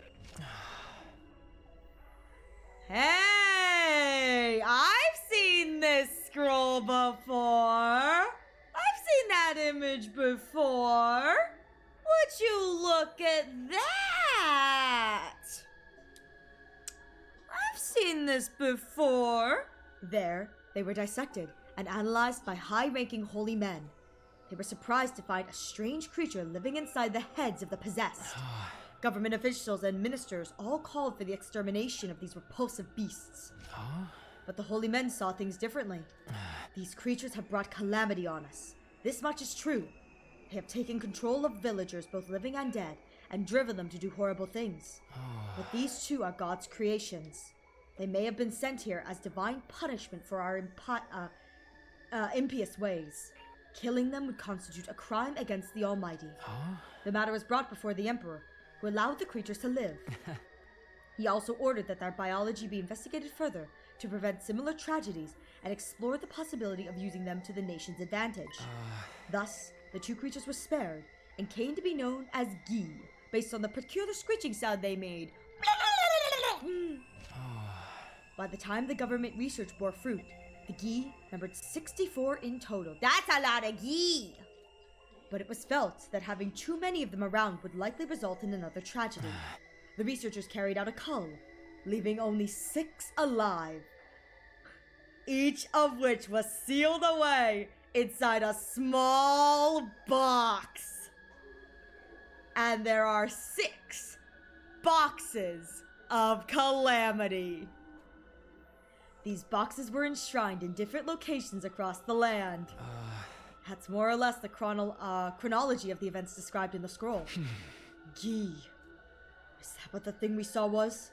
Something that possesses people and drives them to kill, if that's the description. The boxes they were sealed in must be the boxes of calamity, right? Do you have any other information about those creatures? Just a moment. Apart from the initial episode with the Gi, the scroll also recorded what the people of the time learned from their research. I'll take you through the main points. Gi are parasitic creatures with a societal structure based around multiple males serving a small number of egg-laying queens. As the little queen Gi, like the queen upon my head. She really is slay. She is the slayest of slay. Both males and females can control other organisms, but females exclusively possess meat-eating creatures, never herbivores, which we do know, which is why they will never possess the invaders, I believe, because the invaders, I believe, do not consume meat. I'm pretty sure it was said somewhere that the invaders don't consume meat, so, we are the ideal, targets, because not only do we eat meat, but we consume blood, too, which is big oofala poofala. And I'm pretty sure the invaders don't consume meat because it's like consuming blood is against their religion, you know what I mean? The cryptoglum and the blood, holy blood. So I'm pretty sure that that's a thing. Yeah, Ava refused to eat meat in round 0. You're right, she did. But yeah, I'm pretty sure the invaders are vegetarian. They don't eat meat. So the Gis are only gonna fuck us up. But females exclusively possess meat-eating creatures, never herbivores. And the males can't possess living animals at all. They only attach themselves to corpses, which are the blue larvae. The green and the red are both queens. The blue larvae, like what we saw within the when we cut the doll in half. Those are the larvae, and the larvae are male. So blue are male, green, red are female. This next part pertains to the Gi queens. Oh, look at that! So that's how they get in my brain. When a queen finds a suitable host, it uses its tentacles to enter through the mouth. Oh.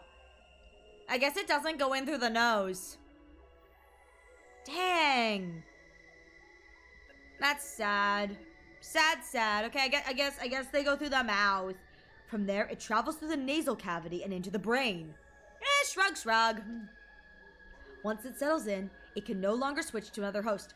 Okay, so that takes out so Takemaru found another box. Because the one that is in Nozomi's brain is stuck there. All right. So that means that Gikumi, sweet little Gi, it chose Takumi for life. It chose Takumi for life. My Gi chose me for life. It's settled in my brain completely. Just a little jingle, you know, a little jingle. It's decided that I am its special baby boy. Once it settles in, it can no longer switch to another host. The queen extends its tentacles into the host's brain tissue, allowing it to influence their behavior. It can even access the host's knowledge and memories to some extent. On their own, Gi are simple creatures, but bonding with another creature lets them considerably augment their intelligence. The queen's goal is to provide corpses for other queens to lay eggs in, producing more males. In other words, the killing spree that Gi hosts go on is to create a suitable breeding ground. It's all about reproduction. The more corpses, the more eggs the queens can lay. The more males they'll have to serve them. They can keep this up generation after generation in an endless cycle of killing. I wonder how the queens are reproduced then, you know what I mean? If there were 64 by the end of the research, I wonder how the queens come to be. If the green queen lays like eggs in the bodies and they're always male, or are they always male? Yeah, I think they're implied that they're always male, but I wonder how the like queens then reproduce. I don't know. There it is. There's the Gi male. Yeah, hard to tell, especially given their organisms are cosmic. Yeah, I don't know. Yeah, but here's the Gi male, the little Gi male. Now, about the Gi males. When the eggs-laden corpses hatch, the male larvae emerge. Each of them seeks out another corpse and attaches themselves to its brain. Crawling over it allows them to stimulate the nervous system and reanimate their host. And of course, once they have a host, they make it kill other creatures to create more breeding grounds. In that sense, they're just like the queens. They kill endlessly and indiscriminately. The main difference is that the males can't control their hosts for very long. They're possessing corpses, after all, creatures that are already dead and decaying. The larvae then become pupa and leave their host once they reach full maturity. Oh, okay. Okay, so we can kind of see from the thing.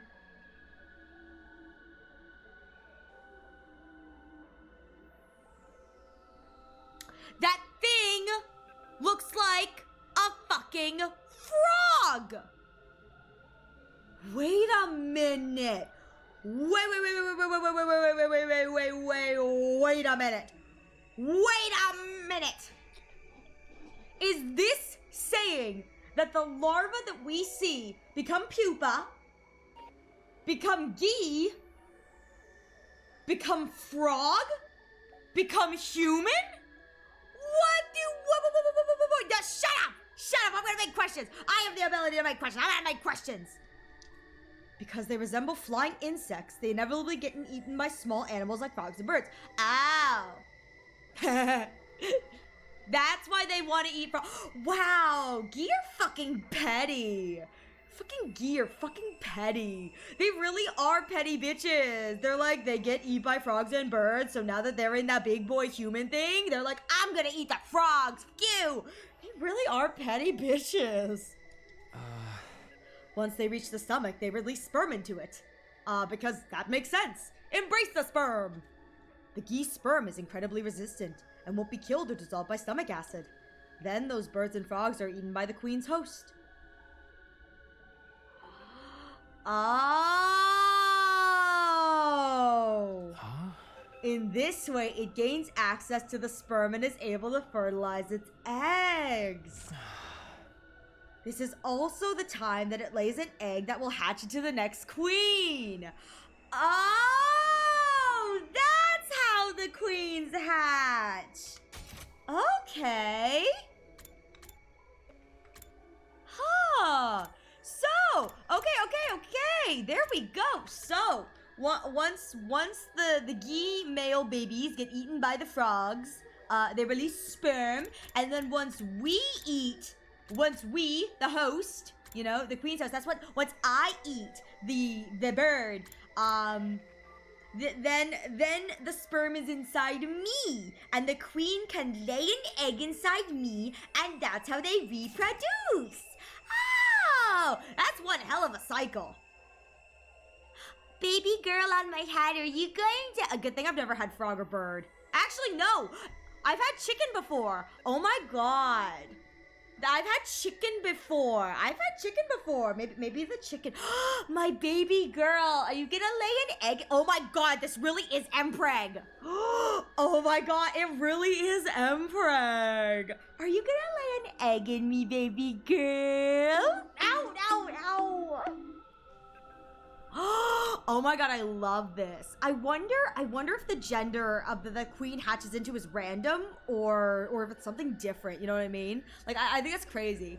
It's kind of crazy to think they want to eat frogs as a reproduction act. Seriously, like they kill for reproduction, they lust over dead bodies for reproduction, they eat frogs for reproduction. Everything for these creatures is for the sake of more babies. And honestly, that's kind of hot. Finally, the queen enters its spawning phase. It leaves the host's body, killing them. It spends the last moments of its life desperately laying male eggs in the corpses prepared for it by the males and other queens.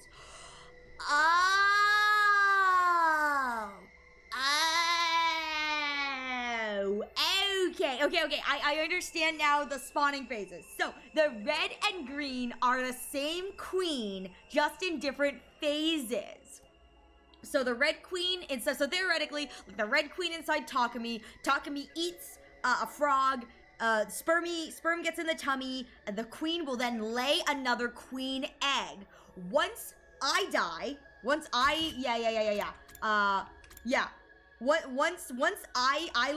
it leaves my body, killing me and leaving the other egg there to also hatch, then it becomes Green Queen, and Green Queen goes around and lays dead body eggs, which we know from Killing Game. Queen deads it up. So that's how they make more of the small larvae that will then make more sperm, and that's how the queens continue to multiply, is that they break out of their dead body, but every time the queen like leaves the dead body, it leaves with an egg. So it's like it's already procreated. That's fascinating. With that said, it looks like we will be going into a short commercial break, so please use this opportunity to get a drink, get a snack, stretch your legs. We will be back momentarily. Thank you so much for your patience.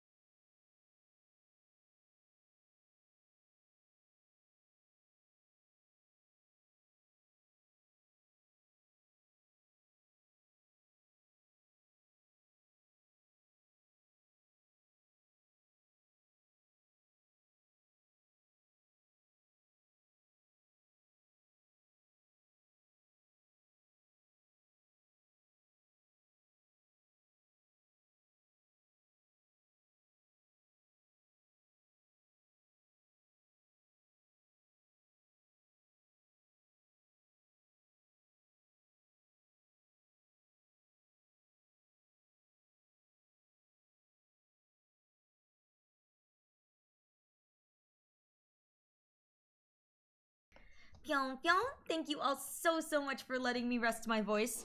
I really appreciate it. I really do. I'm really proud to find new more. I must admit, I am notorious for being quite poor at word games, but that game is actually kind of fun. Anyways, thank you all so much for giving me the chance to rest my voice a little. We are gonna get back into the lore. I just dropped us off. I gave us a lore dump and then I went, no more lore for you. 20-minute break. So, without further ado, let's get back into it. Oh god. No, we're good. I thought I dropped something. I'm just teasing you with the lore, you know, a little bit edging you with the lore a little bit, like, ooh, yummy, yummy lore, and then I immediately pulled it away like the monster I am. Haha. Alright. What time of day do you usually stream? Actually, around right now is when I normally start streaming, so if this were a normal stream, I would have started 21 minutes ago. So that's kind of fun. I stream in the evenings.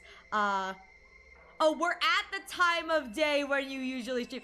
I can't read! You guys know this! I can't read! You know this! Alright. I have work! Give me lore! Never! Get yo own lore! Alright. It spends the last moments of its life desperately laying male eggs in the corpses prepared for it by the male and other queens. I want to be an incubator for the egg creature. I feel like that'd be fun. Yummy yummies. It does this over and over again until it's used all of its strength and dies. Rip! Eventually, the egg left behind in its previous host hatches into a new queen. That queen seeks out a new host, enters through its mouth, takes over its brain, and the cycle begins anew. That's all I was able to find out. Hot. That was totally gross. Hearing about it just made me queasy. Now it was hot, Tsubasa. It was hot. Parasites, huh? It would explain everything that's happened. Wouldn't it? Ow! Ow! Let me have my hot ghee. At the very least, nothing in this document contradicts what we've experienced. Wait, I'm still confused. This is a lot to take in all at once. I really am an idiot, so please, dumb it down for me. Huh? Would it help if I, recapped it? Ghee queens possess other organisms and make them kill. Other queens then lay eggs in the corpses. Ghee males only possess corpses. They also drive their hosts to kill, but they can't control them for as long. Queens are able to access the memories and knowledge of their hosts. Once a queen bonds with a host, it stays with it for nearly the rest of its life. Those are basically all the important points. You forgot about the part that if I eat a frog and get its sperm in my belly, a new queen hatches. That's the important part. Also, thank you for the head pats. I guess we know what was inside the box of calamity now. So then, Takemaru got possessed by one of those things, and it made him carry out all those murders? No, remember what we found when we examined his body? The parasite hadn't been inside him for all that long. Only a few days. I'd say since day 80 at the earliest. But then, that can only mean one thing. I have been found out. Yes, it's the only explanation. Oh? One of us is still possessed by a Ghee parasite. I hope it's me. I hope it's me. Gikumi's kind of sexy. I hope it's me. We'll have to come up with a plan of action. First of all, wait a minute. What's wrong, Takumi? We only just found out these Ghee things exist. I don't think any of us have fully processed that information yet. Not even you. Oh? She's like, excuse me? What did you just say? We're all shaken. We're all confused. If we try to discuss things as we are now, we're just going around in circles. I'd say we call a day from here. Huh? Even if one of us is possessed by a Ghee, that means the other three of are still our friends. Even if we start getting paranoid and accusing each other, the special defense unit could completely fall apart. You're far too soft-hearted, as usual. But with so few of us left, I suppose unity is going to be important. Let's all agree to keep our distances from each other today. If anyone tries to get close to you, scream. In the meantime, think over everything that's happened and what we can do from here. Can you all do that for me? Right. I understand. In that case, I'm gonna grab some food and hole up in my room for the day. Thank you all. Thank you with all your help with the scroll. I think we finally have a chance of catching the killer now. I'm glad I could help. I'll try to keep an eye out for any potential danger too. Thanks. Okay, everyone. That's all for today. The meeting broke up and we all went our separate ways. The special defense unit's down to just me, Gi Nozomi, Tsubasa, and Shoma. Is one of them really harboring a Gi? Yes! The one that wants frogs. If they are, then which one of it is it? I just told you, Nozomi! You gotta listen to me! I'm your inner monologue! Listen to me! He's such a jerk. He never listens to me.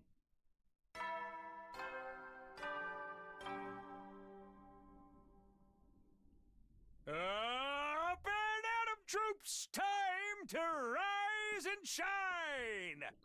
Wowee! It's your 90th day of active service here at Last Defense Academy! I love how silly he is as an egg. It's so the time dumb. humanity has longed for is almost upon us! I do We're love really the in the idea home that these are stretch now. pre-recorded, but when Nozomi officially joined the team, he re-recorded everything so that Nozomi's chibi could be here too. Like, I do love the idea that he had to re-record all of these because Nozomi is now part of the team. It's been a long and arduous road, but since you've made it this far, I just know you're gonna be fine. Famous last words. Sure, Sire. In 10 days, you'll have your happy If Sire ending, was alive, he and never all would of have you will happened this become the Gi heroes happened. who saved humanity. Well then, everyone work hard together and keep those spirits up. Huh? I think sleeping on the problem has helped me come to terms with some stuff. The fact that, honestly, I think it's kind of hot. I mean, why did I say that? Let's assume one of us really does have a Gi parasite and is killing everyone else. If that's the case, what still needs to be explained? Ow! First of all, why was Ima's cage locked when we found his body? And why have there been two distinct methods used in the murders? Because the killer doll is the stabby and Nozomi is everyone else. What we learned about the Gi yesterday helps, but it still doesn't answer all our questions. Also, whatever happened to that box I found in the courtyard? It's the one Nozomi found. I never really found out whether it was another box of calamity. It could have been just some kind of hallucination. I hope that's all it was. Anyway, it's probably better not to put that issue on the back burner for now. It really just leaves one last question. Huh? I put it over here, right? Yeah. It still doesn't make sense to me. Why was there a doll inside this box of calamity? The scroll didn't mention anything about this. Me love it, you know? It's not an old doll either. You can tell just by looking at it. Somebody put it in there more recently. And that person's not already dead then. Oh, okay. I was hoping that was not Nozomi. I was like, oh god, this would be like the perfect time for Nozomi to show up and be like, oh, Takumi, what's this you found? You know, it's like that kind of moment, but thank goodness that's not where this went. Oh, morning, Takumi. Hi, Tsubasa. Today's a new day, so it's cool if we talk now, right? Yeah, I think I've calmed down enough. Honestly, I'm not really sure. I feel all conflicted on the inside, you know? I also feel like I really miss Ato, but that's a whole nother problem. So, what are you doing in here? I've been looking at this, actually. I gave Tsubasa a quick recap of my experience with the box. Now that I brought it up, now that I thought of it, I brought the thing here after what happened with Ima and mostly forgot about it. There was so much else going on, I never really brought it up with anyone afterward. Oh, right. I kind of remember you mentioning it at the time. So this is that box, huh? After what we learned last night, the doll being in there seems even weirder to me. Just coming here and staring at it isn't going to teach me anything new, though. Oh! Wait a minute, Takumi. Maybe it will! What do you mean? The inside of that box was covered with blood. Has anyone touched it since then apart from you, Hiroko, and Ima? Huh? Not as far as I know. I still have Sida and Nigo's remains lying around. And they're full of high-tech equipment. If I repurpose their eyes and stuff, I could probably rig together some kind of fingerprint recognition device. By analyzing the bloodstains that were there to begin with, we can at least figure out if whoever put the doll in there left any traces behind. You can do that? If someone tampered with this box before we got a hold of it, and if they left traces that can be used to identify them, that could tell us who the killer is. Right, come on, let's do it. Can you give me a hand taking Sida and Nigo apart? Of course. Subasa's such a plot device and I love it. She is the ultimate writer plot device and I absolutely adore it. She's also probably going to die because now that Nozomi knows this, she's got to cover her tracks. So, Subasa's going to be working on her device and I'll be on guard duty. A fingerprint recognition device? That sounds so cool. Once it's done, we should make considerable progress in our investigation. If I'd known Sirai's parts could be so useful, I'd have destroyed him myself a lot earlier. I think that could have led to a whole different set of problems. It would have been fine. We had a spare. Don't say that. Nigo was more than just a spare. Anyways, was it okay for you to tell us what she's working on? I mean, if the killer really is one of us, they know all about it now. Don't worry, Tsubasa agreed to it. I'll be keeping watch here the whole time, so if the killer tries anything, they'll just risk exposing themselves unnecessarily. Yeah, I can just imagine Takumi being all, what are you doing sneaking around? You're the killer, aren't you? It should only take me a day or two, so everything should be fine. That said, I'd like you all to stay away from the garage until Tsubasa's finished. If I catch you trying to interfere, that's as good as a confession. All right, we'll leave you two alone then. Wait, I actually came up with a good idea myself. Before we go, will you at least hear me out? Good idea? Yes, one that's practically guaranteed to catch the killer. The fingerprint recognition device kind of makes this redundant, but I want to suggest it anyway. I guess there's a chance the device won't turn up anything useful results. Okay, let's hear it. Well, why don't you all just die? Don't be suspicious, don't be suspicious. Wait, let me explain. I don't mean it like that, you know? I just mean all of you can be revived and reconstructed when you die. What do you think would happen if the person with the gi inside them died? They'd be revived like normal, but without the parasite. Then we really wouldn't have to investigate any further.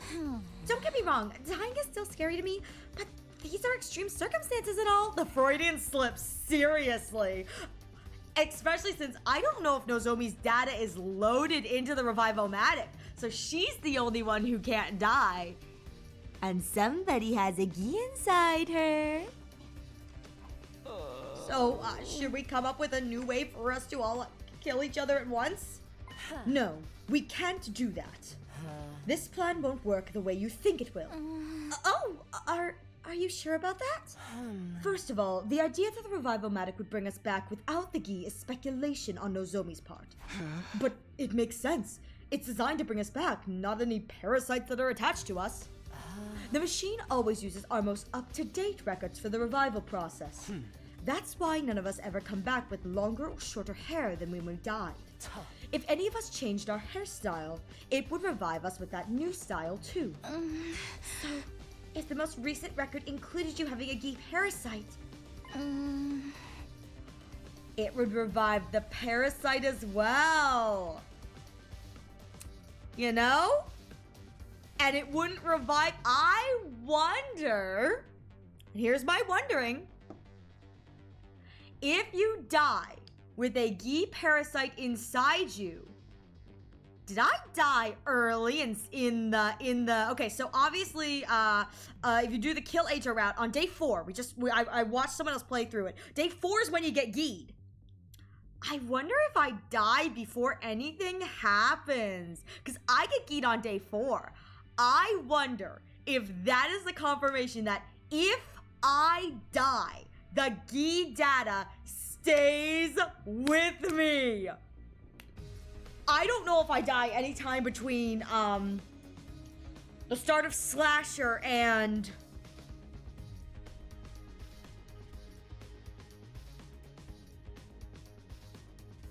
Slasher starts with me jumping out a window and dying. Slasher starts with me jumping out a window and dying. So, for what it's worth, I don't remember if I died before that, but I wonder if the Gi data stays with us. Because Hiriko said she looked for a Gi, could not find the Gi, and it took her to looking and finding Gi data. And that's what she... I wonder if when we get brought back, the Gi is considered part of us. Ariel speculating. I believe that's how it would work, yes. Which explains why we got Gi data in us, perhaps in Slasher. I wish we could check to make sure, but Siri was probably the only one who really knew how it worked. How irresponsible of him to die while he could still be useful to us. One of us. Hey, Paper, how you doing? You know, maybe it's safe on this side of the door. Weren't you the one who said he was more useful dead just a while back? All right, but even if that is how it works, we could still find the Gi inside the killer's body. If we take it in turns and examine each person's brain before reviving them, we could find out that way? I really don't want to be cracking any skulls open. Interesting idea. But it presents the problem of who to kill first. Is that a problem? Can't we just decide randomly? And what if the first person we kill doesn't have a Gi in them? Until they revive, that would leave 3 of us alone with a Gi host. When we fought Tokemaru, the parasite had made him abnormally strong. They probably ignored their host's pain and pushed their bodies beyond their normal limits. If one of them attacked 3 of us, there's no guarantee we'd come out on top. And if we lose, that's it. It's all over. Exactly. We can't afford to take unnecessary risks at this point. It was a sound plan, Nozomi. If we hadn't lost so many people already, it might have been worth trying. Right. I guess we'll have to wait for the finger rotation device then. Oh, recognition device then. We're counting on you, Tsubasa. Right. No pressure, huh? Anyways, I'll get it done as fast as I can. 2 days tops.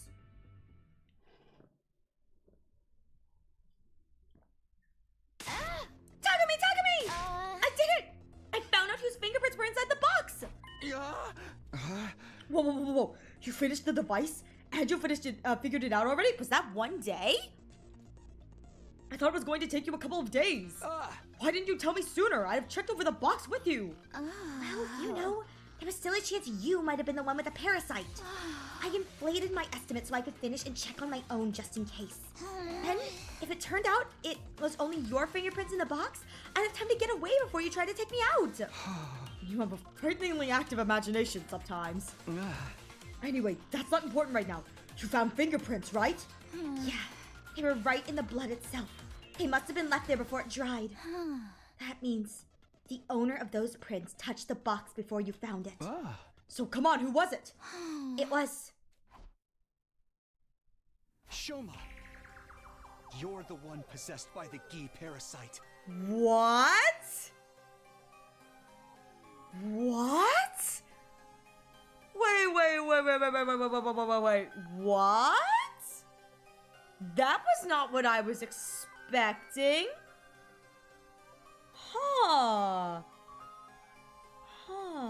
Okay. I mean, I can kind of get this because the plush doll had the creature sewn into it, and it was one of his, like, gifts, the little Shiba doll, but that wasn't what I was expecting, No way! Shoma? Are you sure about this? You can come to the garage and see the results for yourself if you want. The fingerprints inside the box are Shoma's. You can even tell with the naked eye. I'll look into that later. For now, I'll take your word for it. Shoma, what do you have to say about all this? Answer us, Shoma! Shoma!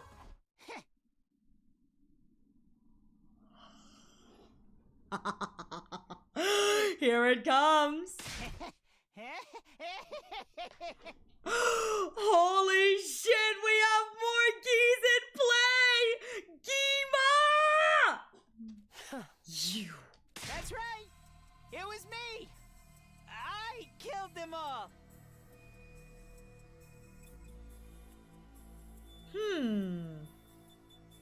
He killed them all? I wonder, does that mean Nozomi has been quiet the entire time? Nozomi has been watching this with a gi inside her too, so, There was a voice inside my head telling me to kill. Kill, kill. So you see, you gotta forgive me. It wasn't my fault. It was all that voice. It must have been the gi. It made me do it. It's not my fault. It's not. Are you kidding me? There's no way we're letting you off that easy. You're the killer here? There's no doubt about it. We've got proof and everything. Just how long have you been picking us off like this? Pretty much the whole time. It all started on day 26. I went out exploring in the ruins and found a strange little box. I opened it up and there was a gi. I brought it back to the school with me, box and all. Don't ask me why. I was probably already under its control by then. First of all, I killed Yuamu. It was so easy. Everyone was nowhere near as careful as they are now. I hit him on the back of the head and that was that. Moko's murder went pretty much the same. I just had to tell her, I think I found the box. Will you come open it with me? She was happy to come along and protect me from whatever was inside. I already put the doll in there. It was something to surprise her and take her attention away from me. Once she dropped her guard, I stabbed her in the back. But then I messed up. I heard footsteps coming towards the cafeteria and panicked. It turns out, that was you, Takumi. I was in such a hurry to get away that I left the box behind.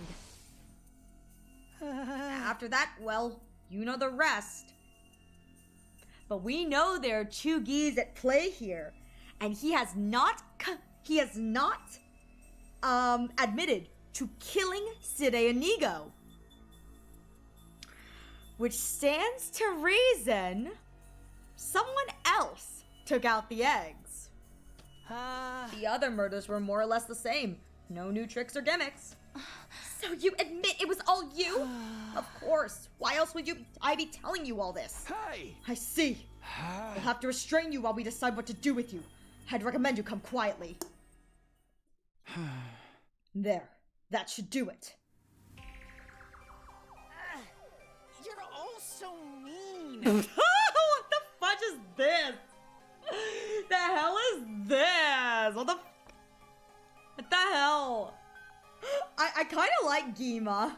Did you have to tie me up so tight? It hurts. I guess it'd be Shogi, because Gima is Ima but Geed. But this is a great CG. All I wanted was to kill each and every one of you. We're so mean. He just wanted to kill us. We're so inhospitable. Shoma. Why? I'm really paying attention to Nozomi during this, you know what I mean? Shoma, do you mind answering a few questions? I've told you enough already. Just leave me alone. I just want to die in peace. How did you kill Imo without unlocking his cage? Ooh. Why did you hang some of your victims and stab the others? I don't know why, but this doesn't feel right, you know what I mean? Why did you choose those 4 as your first victims? There's something else going on that something doesn't add up to me. I don't know. I just did what the gi told me. It made me do it. Maybe the gi just picked its targets instinctively. I don't know how to feel about this because I don't know if that's what happens when the gi took over. Okay, so here's the thing. When the gi took over Takumi completely blacked out. Like, he was not able to control himself. So the gi whispering to Shoma doesn't feel right. Wouldn't the gi have just taken over completely? I don't know. Can one queen be trying to protect another queen? I don't know. That could be the case. I'm not sure. What about destroying Sire and Nigo? That had nothing to do with the impulse to create corpses. It was a far more calculated move. I think Nozomi did that one. Did the gi tell you to do that as well? That's Oh. right. I did it all because of the gi. It was controlling me the whole time. There's something off about this, and I'm not sure what it is, but there's something that feels wrong, you know? I don't know what it is, but there's something that feels weird to me. Then how did you get inside Ima's cage? I had a spare key. Ah, there we go. That makes sense. Because Shoma's the one who's doing a lot of the feeding and the whatever. I found it by chance and used it to open the cage and kill him. Wait a minute. Wait a minute. A spare key that he found by chance. A spare key that maybe Eito left behind when he got broken out. I wonder if that's the spare key Eito used to get out, because Eito got out without breaking the lock. I wonder. I don't, When I was done, I threw it into the undying flames. Okay. I see. Thank you.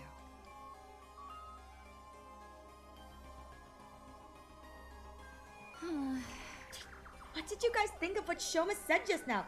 Something seems off to me. I'm gonna be honest here. Something seems off to me, and I don't know what it is. I'm not sure, but it doesn't seem right. He is the one who did it, right? It's all over now. I don't know. Nozogi over there is looking real hungry for frog. There's no doubting that Shoma was involved in some way. Restraining him will reduce the chances of further incidents. For now. I don't think we should rest easy just yet, though. We left Shoma tied up in the parking lot.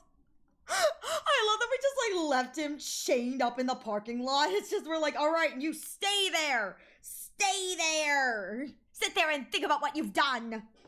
He couldn't possibly get out on his own. We caught the killer. So why did I still feel so uneasy?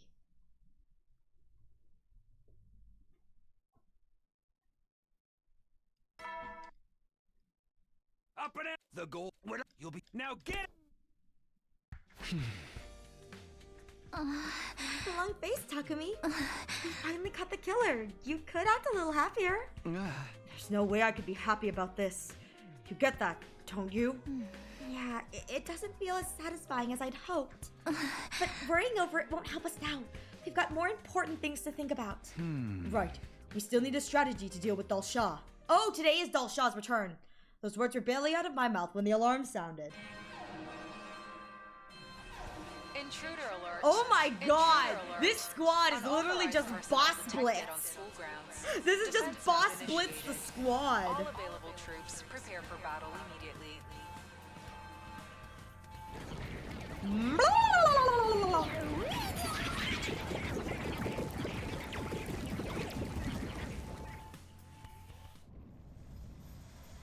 God of the God, planet, he's so hot. hear my plea and lend me thy strength. Blood of my bond release!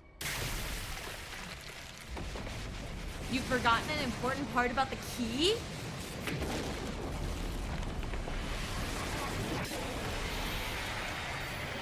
is I, the paragon of warfare, Dalsha!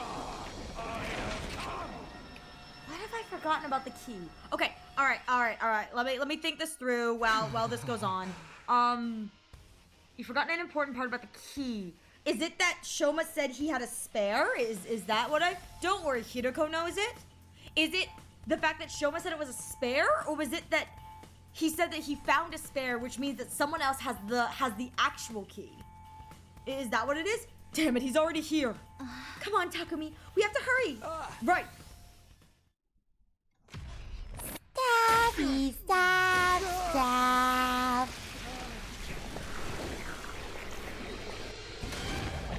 Unless you can think of the reasoning, I can't say. Okay. I don't know if I can think of the reasoning. So... Oh, Tsubasa's still here with us. I forgot Tsubasa's still alive. Look at the squad!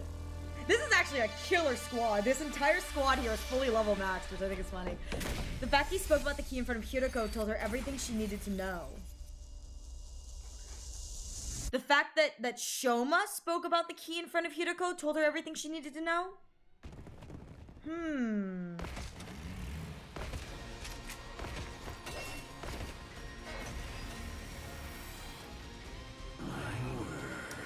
I don't know what that... Oh, okay. I don't know what that means. The fact that he spoke about the key in front of Hiroko told her everything she needed to know.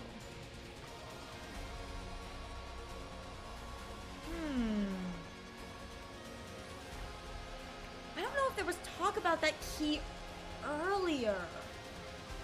Other than the fact that it was a spare. Which, again, because it's a spare, implies that it was elsewhere. Okay, yeah.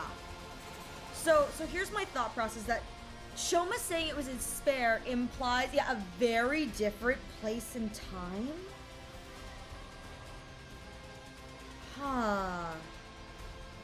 Okay. I don't know what that means, but it didn't. I don't. A safety measure?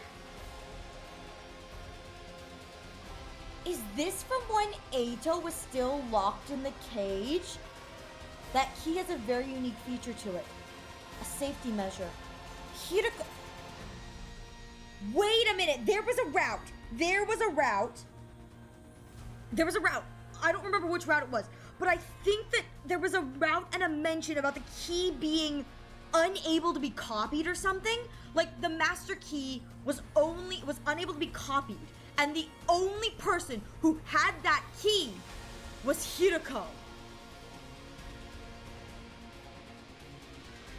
Which means, yes, it has a special chip making it impossible to replicate. That's what it is, yes. I was like, the key is unreplicatable. Meaning that if he had a spare, that spare, he said, he found and picked up somewhere around the school.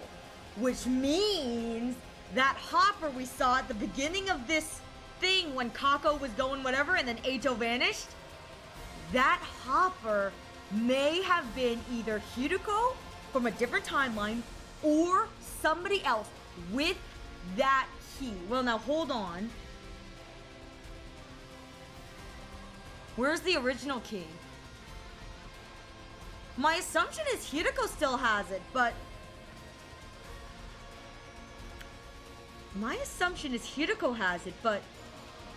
she doesn't have it in this timeline.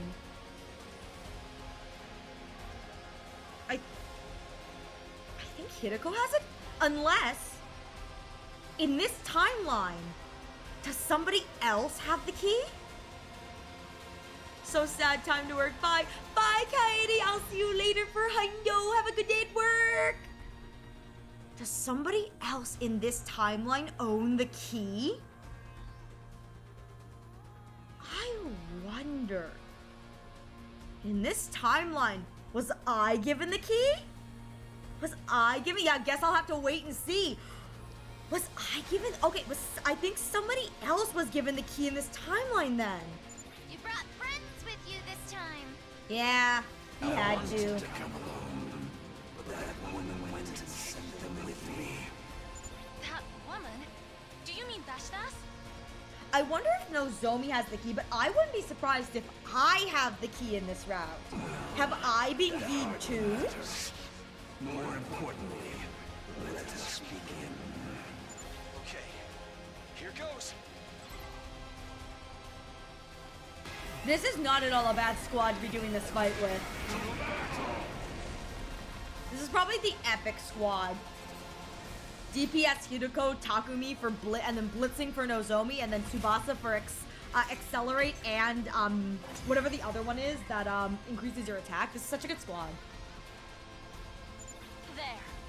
That's all of the cannon fodder fodder dealt with. Yeah, no cannon fodder here. Now, just the old man. Just old man Dosha. Then let's finish this. Let's kill him! Murder!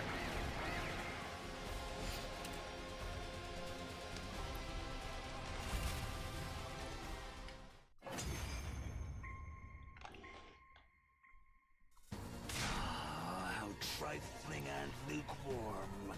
Is that all you've got? Hey, if you want to go against them Gino Zombie, she'll beat you to a pulp. Hesitation, fear, sadness.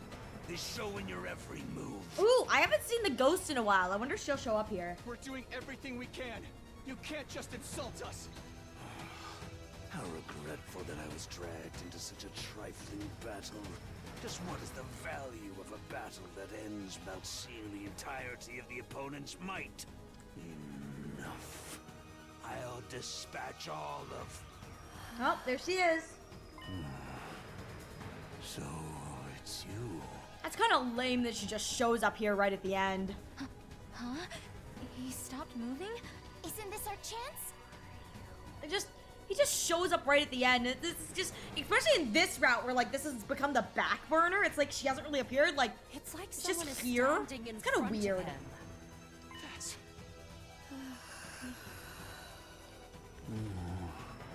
But, say what you will, I have my own goal. With that said, it looks like we will be going to do an ad break in the next few minutes. So please use this opportunity to get a drink, get a snack, stretch your legs, and when we come back, we will be getting into the figuring out who has a key. Anyways, thank you so much for your patience. We'll be right back.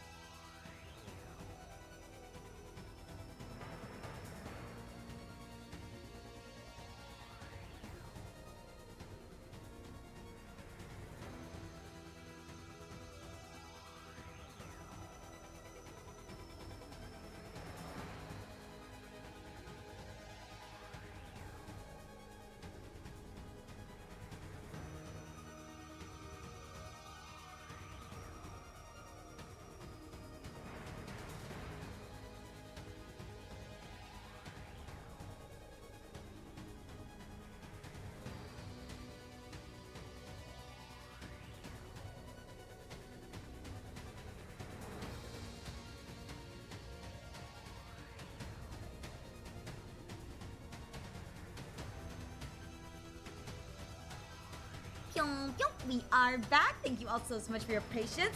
Let's get back into the gi.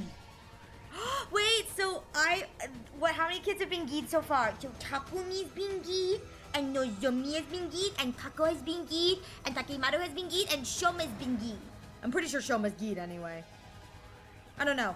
I'm gonna be honest here, I'm not so convinced on the Shoma being gied thing. I'm kind of on the fence about that, but if he is, that's 5 gis out of... Yeah, Shoma's still a question mark. I don't think Shoma's been gied. If he is, that makes 5 of, like, what, 16 kids or something like that? So, like, 5 of 16 ain't bad, but, like, where's my gi Ato? Where's my gi Ato? I'm kind of upsetty spaghetti. Like, where might gi Ato be at? That's what I want. I'm gonna be real here, genuinely, I don't think that Shoma's gied, if you know what I mean. I think there's something else going on. You have a point. You indeed have a point. I will leave. What? I said I will leave. Listen, Nozomi's allowed to anger the queen, but Shoma is not allowed to anger the queen. Like, ew. Whether I kill you or you kill me, it seems the death I seek is not here. I've lost interest. This will do. I shall leave. You're abandoning the battle? This should be preferable for you. And it doesn't change the outcome. That you cannot beat her. At this rate, you will be killed. Oh, angers me from here on out. No worries, no worries. Okay, gotcha. Farewell. Still, I think that statement does sound that only Nozomi should be allowed to argue with the queen right now, because it's queen versus queen. Shoma's a bug. Huh? With that, Dalsha, the commander, calmly took his leave. He didn't mention anything about coming back, so that was likely the last time we'd ever see him. There's someone honking like an air horn or a car horn outside. I just heard like burp burp burp burp.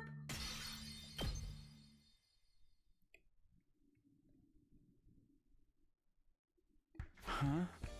I know, because I live next to the street. When the really loud car stuff goes by, my microphone picks it up, which is kind of crazy. Morning. We made it through yesterday's defensive battle. In a sense, it feels more like Dalsha spared us again. And I still have no idea why. Well, he did spare you, honey. That's why. He did spare you. None of this makes sense. What made him give up and leave so suddenly? The fact that your apparition appeared, not that you can see her anymore. You shouldn't overthink it, Takumi. Huh? Hiruko, are you mad at me? Do I have the key? It's true we didn't defeat that commander through strength or skill. Just think of it as a stroke of good luck instead. What about Veshnes? She's even stronger than Dalsha. Good luck won't help against her. If she really is that much stronger, then training won't help either. I've thought of some strategies that may be effective, but we can talk about that later. There's something else I'd like to clear up first. Will you help me? She pulls me into a classroom. She goes, "Where did you put your key? Where did you put your key, you Gukumi? Gikumi? I know what's going on, Gikumi."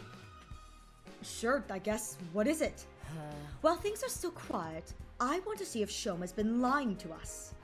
Yeah, Shoma doesn't sound right. It's all for fact-checking, so I'm all for fact-checking Shoma's story, but how exactly are we supposed to do that?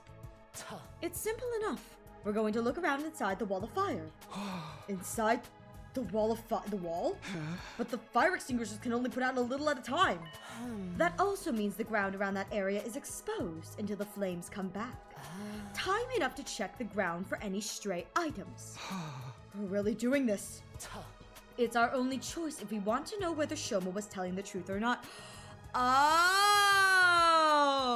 Because if there is no key, Hiruko knows the key cannot be copied. The Undying Flames only burn... Right! And the Undying Flames only burn organic matter. Which is the whole thing about the... If it's inorganic, it won't be touched. Right! If Shoma really did toss a spare key into them, it should still be here. Now, completely and undamaged. Okay, it'll be a lot of work, but I guess it's worth it. I wouldn't want to leave you to do it all on your own either. I'm glad you understand. Now, we have a lot of ground to cover, so let's get started. They're not gonna find that key, because that key is uncopyable. Hideko and I spent the rest of the day making our slow, methodical way around the wall. It's not exactly glamorous work, but it's the only thing we can do right now. Better give it my all.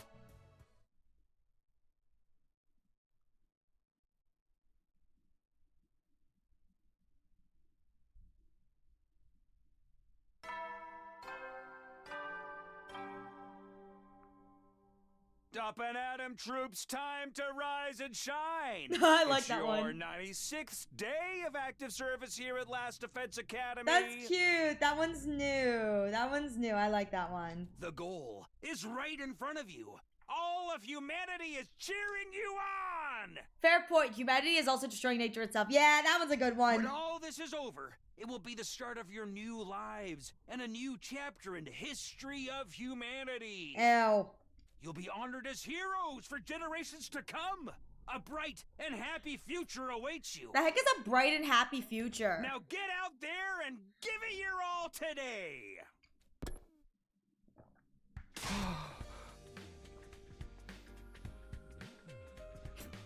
Nozomi saw us. Nozomi saw us doing that, so she's putting a stop to that. The fire extinguishers are broken? Not exactly broken. It's more like they need some cooldown time. All that walking around putting out the flames yesterday really did a number on them. Oh wow, we used them too much. They were never intended to be used this frequently over such a short period. This is unfortunate. Is it though? We pretty much know that Shoma was the killer now. Takumi said you guys were looking for the spare key to prove it. But is that really worth the risks at this point? Honestly, probably not. But it still bothers me. I just can't let this go. All right then. I'll do some maintenance on the extinguishers for you. I'll try to have them used, ready to use again by tomorrow. That's not another inflated estimate, is it? I've got no reason to lie to you now. Okay guys, take these back to the garage for me. What the hell? What the hell? What the hell is this? Sire and Nigo? Since when are they operational again? It's really just their outer shells. I figured I could fix them up enough for them to be useful again, so I give it a try. Their personalities are gone, but they can follow simple instructions. It makes lugging stuff around a lot easier. Slave labor! Can you really just fix up crazy advanced technology like that? Anyways, you two should get some rest. You look exhausted. It would take more than this to tire me out. But if we can't use the fire extinguishers today, I suppose it's best to rest up instead. Sure thing, just tell me what to do. Yes, ma'am, I'll do whatever you say, ma'am. 97. 98. And Veshna shows up tomorrow.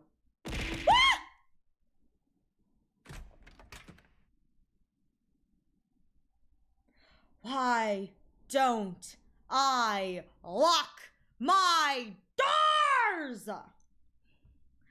I woke up from a light sleep, aware of a noise somewhere nearby. It's not safe on this side of the door! What time is it?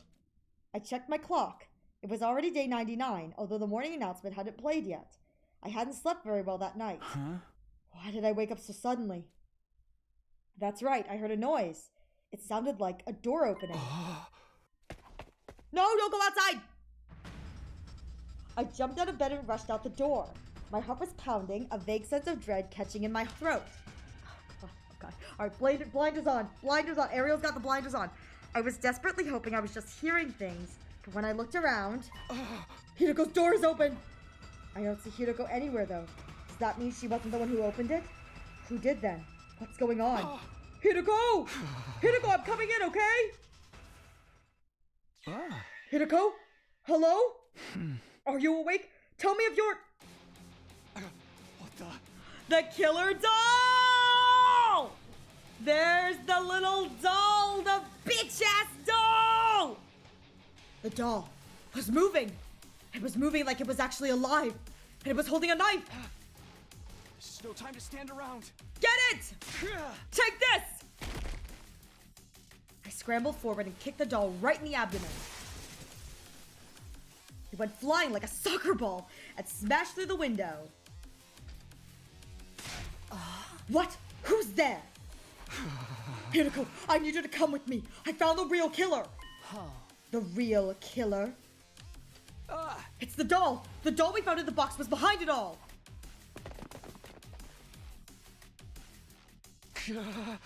Damn it. Where did it go? The rooftop was dark, with way too many places to hide. A doll that size could be anywhere, lurking in the shadows just out of view. Where is it? It can't have gotten farther away already. Where did you? I never saw it coming. By the time I noticed it, it was right on top of me. Stabbed right through the back.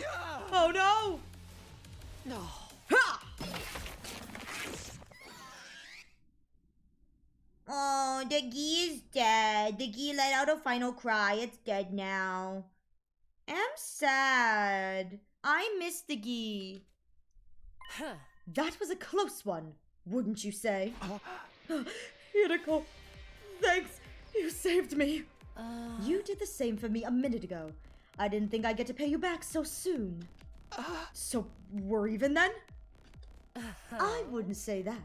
You still need to make up for barging into my room. I do? I'm kidding. Come on, let's take a look at that thing. You split it wide open, and you can see the little animal carcass, which looks like a bun, which makes me very unhappy. How dare there be a bun in there? How dare they kill the bun? But you can see the little blue little larva, and it's really cool actually. It's kind of hard probably for you guys to see, but on my screen, you can even see the little blue like tendrils like snaking through the entire body system. I thought it was just a regular ball, but what's this inside? Looks like a rotten corpse to me. Not a human one, of course. Some kind of small animal. And here inside the head, recognize this? It's a Gi! Probably not a queen. I guess this one is one of the males, still in its larval state. These things really creep me out. Let's finish it off, quick. You're not gonna be saying that about me and Slasher Route. In fact, I think you're gonna like it. I don't get it. Why would a dead animal be inside a doll? And one with a Gi inside it too. I guess this explains how Ema was killed from inside his cage though. Something this size could have slipped through the bars without needing to open the door. Which is what I said. I thought it was death by Gi. This raises a whole new set of issues. We know there was a Gi inside that box to begin with. Either a male or a queen. We killed a male just now. Males are only born when the queen lays its eggs. It can't just create males on its own. Do you understand what this means? If it was this male, Gi inside the box that Shoma opened, he was never really possessed. Let's go see what he has to say about this. I wonder if he's already dead, you know what I mean? Shoma, we have some questions for you. What is it now? It's so early. Besides, I told you everything already. Oh! Wow, he really is acting the part. He's kind of doing a good job. He's kind of acting the part. I've got nothing more to say to you. Is that so? What about if we were to show you this? Yeah, because that's one of Shoma's liked items. That's one of the things that he Okay. No, Leo Jr. Oh my fucking god. Oh my fucking god. You bitch! Fuck, this is even. Oh, I did not think it could get worse than Gaku. You piece of shit. I don't know. I'm gonna be real here. I do not know if a good Shoma getting his moment to shine route is going to fix this. I genuinely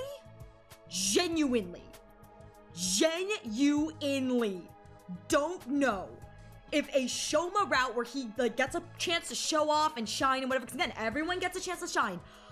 I do not know if that's going to fix this. It's probably a bad thing that I found this before I found the Shoma good route, because oh shit, this bitch just really, wait till you hear the explanation. I don't know if I'm ready for that. I thought Gaku was bad. Like, I will shame Gaku into his set. I will shame Darumi too. Now, Darumi was dead by the time that she could have spoken up, but Gaku was bad. This is fucking you piece of shit. Alright, I'm not ready for this. Leo Jr., are you okay? Answer me. He was cut in half and living because of a parasite, you piece of crap. No, it can't be. I am genuinely upset about this.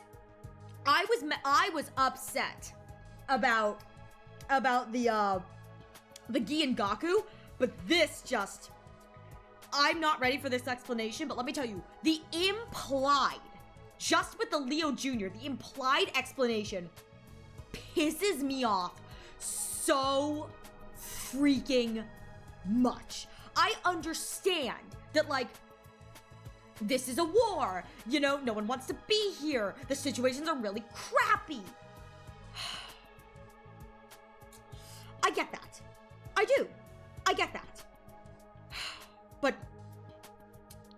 But just, it pisses me off to no end that he has, Gaku and Darumi at least weren't this malicious inside. Yeah, I will say, I was pissed off at Gaku for not saying anything. Like, I am going to, if you've ever had a dog, this is going to make you angry. Oh, fuck, I've got two. I've got two and a third that passed away. Okay, I'm waiting to hear it, but yeah, I agree with you, Jave. Gaku and Darumi, at least they weren't malicious and slasher. Just dumb. Gaku and Darumi found bug pets, and they wanted to have a pet. They wanted to have a pet. Darumi died before she was able to see the consequences of her actions. And while I did shame Gaku for not speaking up when he realized what was going on, he eventually owned up to it. He eventually, took him a while, he eventually owned up to it, he realized what was going on. You know what I mean? When, you know, he made a really fucking dumb mistake. He didn't say anything until like the last fucking minute, which is just so piss offable. But he eventually did come clean. A little too late, but he did come clean, and yeah, and here's the thing. People died over Gaku and Darumi bringing the parasites in, but by the time they were dead, by the time they figured out what was going on, what was happening with the deaths, Gaku should have spoken up sooner when we kind of had the Gi reveal and he kind of put two and two together. He should have spoken up, but he didn't. But by that point, people were already dead. Like, by that point, half the cast was already dead. They were dealing with the zombies. At that point, there was little that could be done other than, you know, Gaku coming clean and being like, hey, I fucked up. You know, we brought these things here. We didn't know what they were. We just wanted a pet. And I can respect that. We saw creatures. They were kind of cute. They were weird and ugly. Darumi and I wanted pets. We got them. We didn't know what was happening. Shoma, on the other hand, Shoma found a parasite. He didn't even find a parasite. I don't know where he fucking found this thing. Maybe this is the I found the box. Maybe he didn't find a box. Again, I'm waiting for his explanation. I'll wait for this, but he found probably this reanimated rabbit corpse creature, sewed it into a dog plushie. And when he realized that this dog was murdering his friends, his classmates, he put the life of this fake dog dog that reminded him of his actual dog over the real human lives of his companions in a route that is about humanity. He should have fucking realized, you know what I mean? 1 or 2 deaths after, because he's like, I saw it kill him, I saw the whatever. At the very least, I'm not sure that all of the deaths were, I'm not sure all of the deaths were the dog's fault. There may be a chance that, again, Gi no Zomi still exists in this route. There may be a chance that Yugamu and Kurata were Gi no Zomi kills with the way that they were killed, but at the very least, Shoma probably saw or knew about the little dog fucking killing Moko. He probably saw that. He probably knew that. And he let it happen again because he wanted a pet. He wanted a pet. And I just, Gaku also freaking had a mental, yeah, I will say, yeah, you're very right. Gaku had a freaking mental breakdown when he realized what he did for everyone. Even to the point where I clocked the fact that he clocked it, and when he admitted why he didn't say anything, he was like, because you would have gotten mad at me. And people were like, yeah, we are mad at you. He goes, this is why I was justified in hiding it. Again, he should have come clean sooner. He knew that people were gonna be mad at him. You know, he should have come clean sooner, and the reason he didn't was because he realized he fucked up, and he was like, everyone's gonna be mad at me. And whenever he came clean, everyone was like, yeah, we're mad at you. He goes, exactly. But he was sorry. He was sorry because, and he said, I didn't know what it was. I thought it was just like a cute bug. He didn't know. And while that doesn't excuse the fact that, like, he probably should have spoken up the minute he realized something was off, at that point, nothing could be done. They were already here. They were repopulating, you know, blah, blah, blah, blah, blah. But when he got the gi and brought it in, he didn't know what he had done. He and Darumi did not know what they were bringing in. But the fact that this creature is sewn into a dog means damn well Shoma knew exactly what the fuck he was doing. Shoma knew exactly what he was doing when he brought probably this, like, carcass, this, you know, reanimated corpse back into the school and sewed it into a plush. Because there is no way that corpse was in the plush to begin with, or, you know, whatever. He sewed the dog plushie around it to give him... he hasn't even explained, and I am so, hang on, Ariel's gonna do this for a second. Let me just, deep breath. I am genuinely, oh shoot, did the love not throw? Hang on. Is the, shoot, oh, okay, they are working. Okay, sorry. I didn't hear it. I am so pissed off at him that he did this. And I can understand being lonely. I can understand wanting a pet, you know what I mean? I can understand being in a situation like this and feeling homesick and wanting a piece of that home and whatever.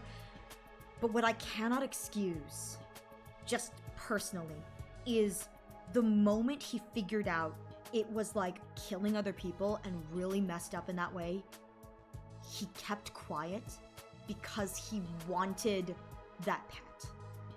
He was okay. I think what pisses me off the most is that he was okay with the loss of human life, of his quote-unquote friends' lives, you know what I mean? Like, obviously, he doesn't think of anyone as friends because he's so, you know, dirty bottom feed or whatever. Like, he's like, you guys aren't my friends because I'm such a disgusting, worthless piece of... But it frustrates me so much that he decided that the price of human life, the price of comrades, the price of life in general, the price in life of that was worth his temporary comfort. It only spiraled. Fucking hell. It ticks me off so much. Like, I'm all for this, you know, kind of like, I understand this is a video game, but it ticks me off in the terms of good writing makes you upset. Like, good writing evokes emotion, you know? And this is great writing in the terms of it evokes emotion, and it just, in this scenario, it ticks me off to no end to have a character that disregards human life so fragrantly. You know what I mean? To prioritize his own comfort. Hey, hello, Bunny Boy Delightful. Welcome, welcome. Thank you so much for the follow. Welcome, welcome. Congratulations on your 5-star. Well, he's a 5-star in my heart, but congratulations for your 5-star. Welcome, welcome. Sorry, you've caught me in the middle of a rant about humanity. Please forgive me. But it pisses me off to absolutely, like, horrific degrees to see a character actively choose their own like comfort and the murder of others over the cost of human life. I think me as a person, like, I can understand, you know, the homesickness, the wanting something, the whatever, but I don't think I would ever fragrantly choose to put my, you know, my kind of sanity comfort like this over the cost of human life. Human life is a precious thing, and this just, yeah, and name it after your fucking dog. I cannot. I'm gonna be real here. I love my puppers. I've got two puppers currently, and then another pupper who passed away. I love my puppers. They're absolutely adorable. They're so sweet. I love them to death. I cannot imagine naming a murderous creature that would then kill my friends, or at the very least, my comrades, my allies, you know, the people I'm stuck with. I cannot imagine naming a creature that murders after my sweet dog. Like, my sweet, sweet dogs. I can't even imagine. I had at one point another pupper. The family had another pupper who, unfortunately, we had to put down early. Because they were from an abused home, and so they were rehomed with us, but they had a problem with kind of biting, and so we were not the right family for that pupper. And the issue behind a dog biting is that legally, even if you disclose to a new family when you rehome that kind of dog that the dog bites, legally, the family that is doing the rehoming can still be held liable if damages happen like that. So our family made the choice to put the pupper down because just the poor thing was traumatized and it was not living its best life. And so, you know, there's that. But even that dog that was a bit aggressive, you know, and had a tendency to bite, I cannot even imagine naming this, like, murder creature after that sweet pupper. Because they were, you know, we joke about it, my family said they were the sweetest pupper. They truly were the sweetest pupper, except when they weren't. And that's just because, unfortunately, they had trauma.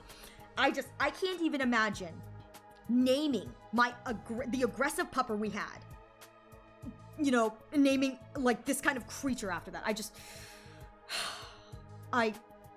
Talk about a way to honor your dog's memory, to name a murderous, ravenous creature that kills humans after it. It just, I'm so sorry. I really wish I had found a route where Shoma was really shining, because this right here is going to taint every iteration of Shoma I have going forward. The knowledge that he could do something like this, I mean, I didn't like Shoma to begin with just because of the whole self-deprecating thing, but I wouldn't have said he was a bad character or a bad person. I don't think I can say that anymore. I don't think I can say that Shoma was a good person anymore. You know what I mean? I can tell you now, even with the redemption, this tanks. Yeah, I was gonna say, I really wish I had seen the, like, good Shoma route before this, because this just,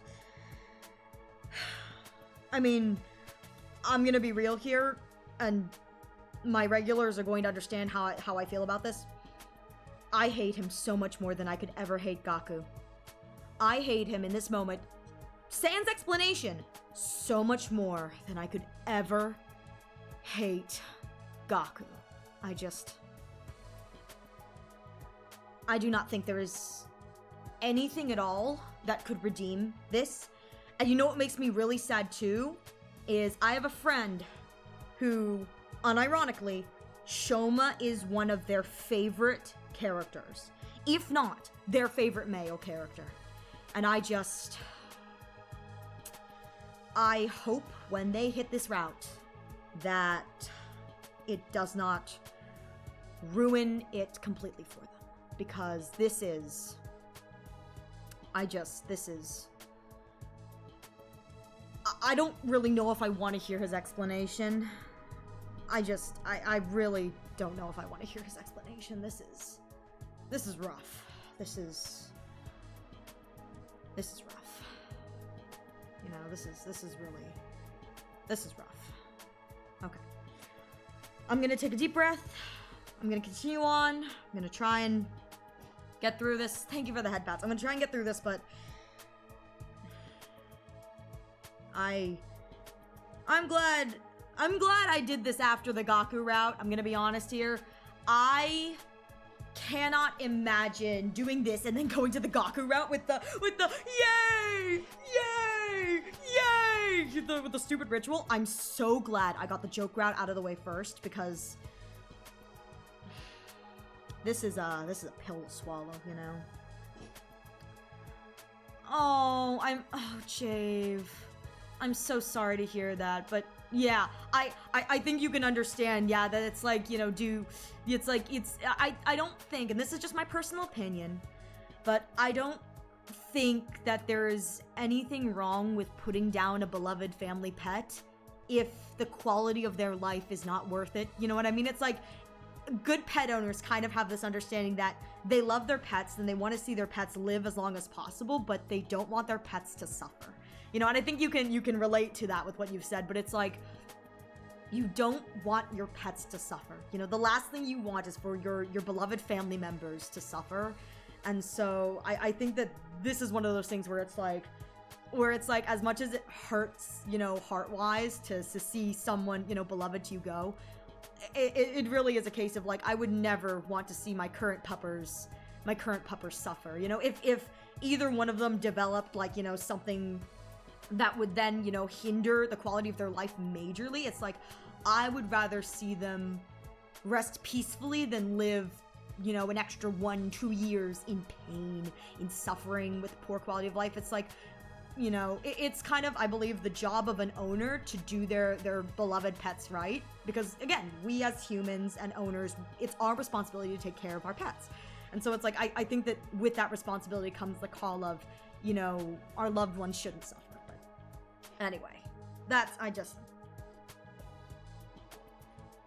yeah, my dogo passed away after we found out that he had the worst case of arthritis they'd ever seen. Oh, I'm so sorry to hear that, Thor. I'm so sorry. I know for both you, Jave, and Thor, it's probably like, it's been a while, you know, but still, I'm very sorry, because it's a hard decision. Yeah, we need to get this over and done with, and I'm not looking forward to it, but alright, let's lock in. Let's get this done with.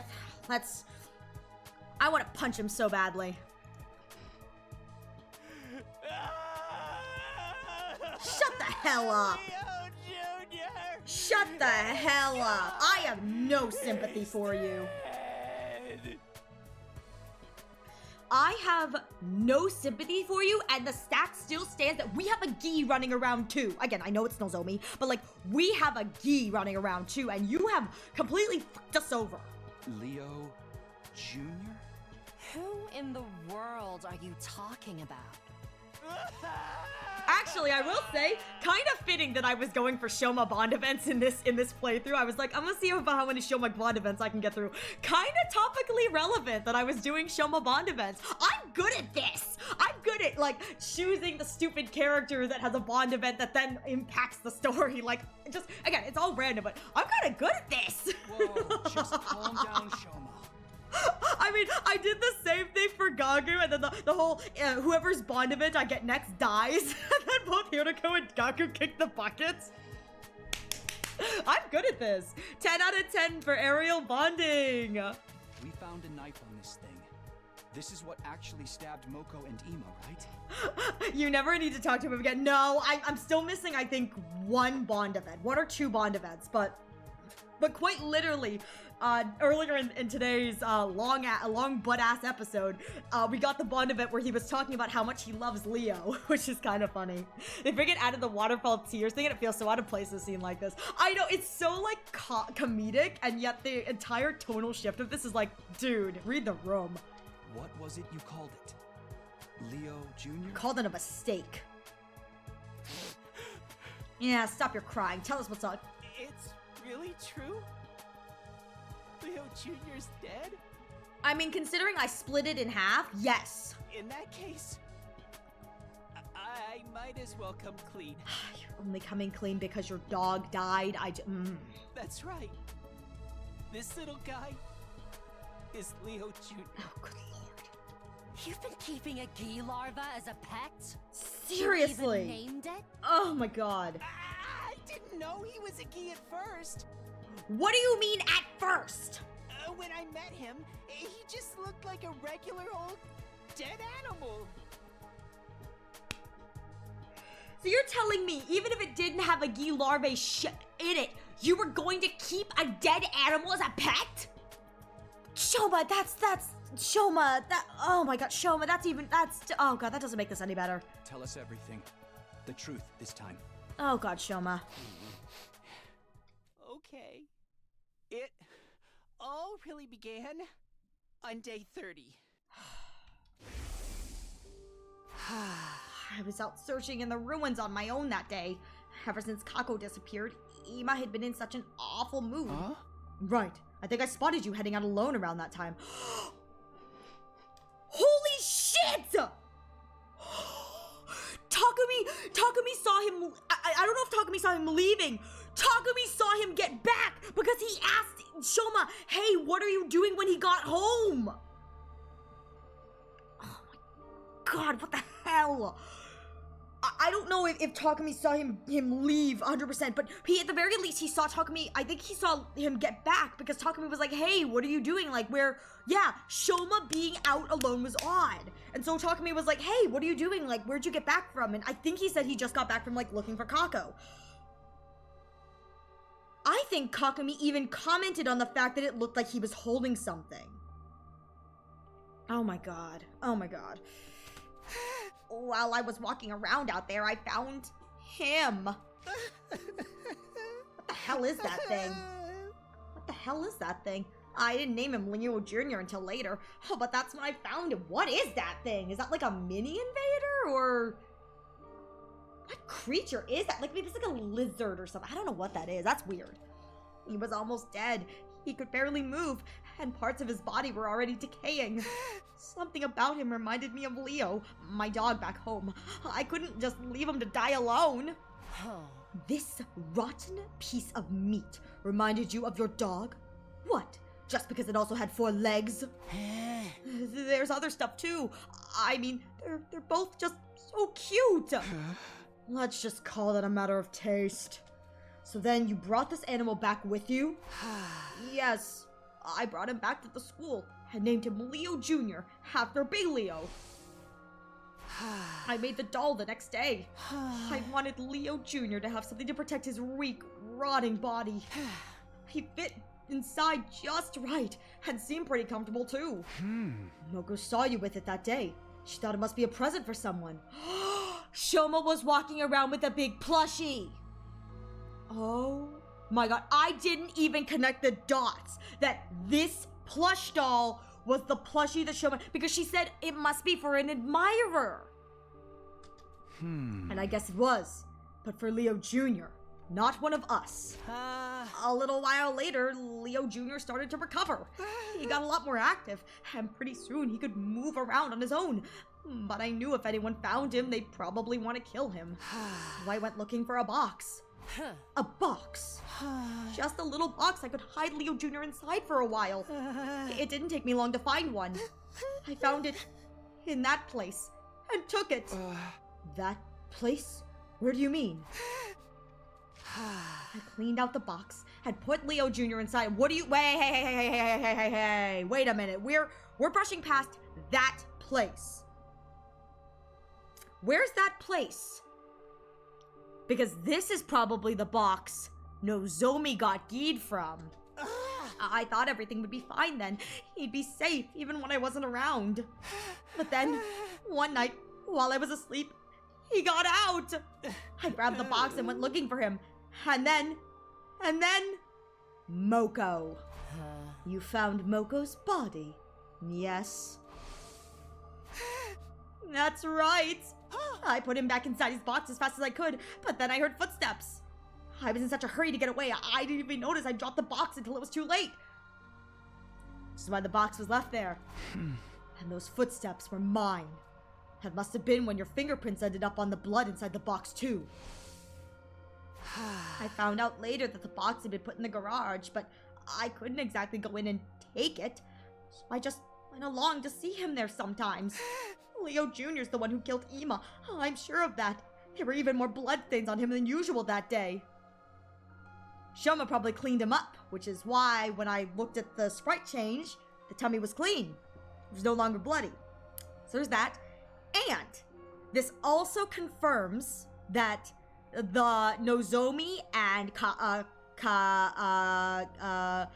kills are not the Nozomi, the Yugamu Kurata kills are and the Sire is probably Nozomi. Yeah, more bloodstains than usual is a wild fucking sentence. I know, seriously. Like, what the hell do you mean more bloodstains than usual? You watched this doll kill a woman, and you did nothing. You did absolutely... You know what ticks me off too is not only did you watch a doll kill someone and keep it and protect it, he was there when Nozomi was getting... Moko was being stabbed.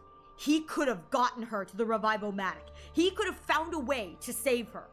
And he didn't. That settles it. Moko and Ima were murdered by... Leo Jr. She's like, I can't believe I have to say this.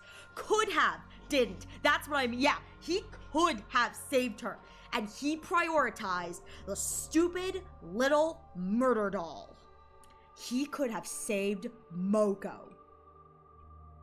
Or more accurately, the Gi larva possessing the animal inside him. Everything you told us before was a lie then? Yes. I opened my worthless mouth and spewed out a bunch of filthy lies. You're not possessed by a Gi parasite. You never were. Which means there's still a Gi wandering around. Right. I still don't get it. Why lie about all this in the first place? Oh god, here we go. That's because somebody threatened me. Oh? Somebody... The person who threatened me was the one who killed Kurata. I happened to walk in on the murder. Oh, I saw everything. Nozomi, you saw the other killer? If you told us this sooner, we could have saved a lot of time and effort. Like I said, I was threatened. I thought of that hard, cruel voice that sends a chill down my spine. The thought of that hard, cruel voice still sends a chill down my spine. I could kill you too if I wanted to. But you might be useful to me. I'll let you live. For now. Just stay quiet about what you saw today. Otherwise, I'll have to tell everyone about the little creature you've been keeping a secret from them. I knew it! So it was Mukuro Ikusaba, the secret Leo 16th student! So the real killer also knew about Leo Jr. Didn't Nozomi say in this version of the route, don't kill him! Just saying. Yes, I wanted to protect him, so I had no choice but to keep quiet. I see. You still don't have any right to act like a victim, though. You've been protecting that doll Yeah, that seriously, killed this people. is fucked up. If you hadn't picked up that strange creature in the first place... You don't understand. What don't I understand? Leo is more important to me than anything. And Leo Jr., he was the same.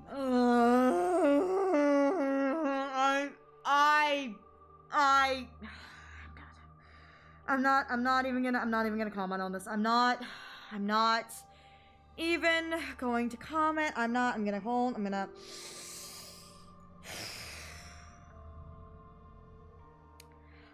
Yeah. Wow. Just...